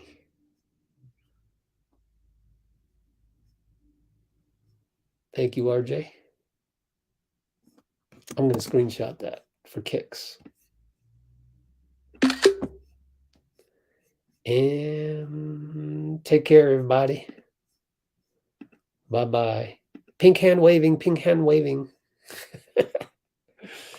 Just kidding. Appreciate it. I wish I could see it on StreamYard, but I can see it right here on YouTube. But I can't. They got to get those emojis right. All right. Take care. Bye-bye, guys.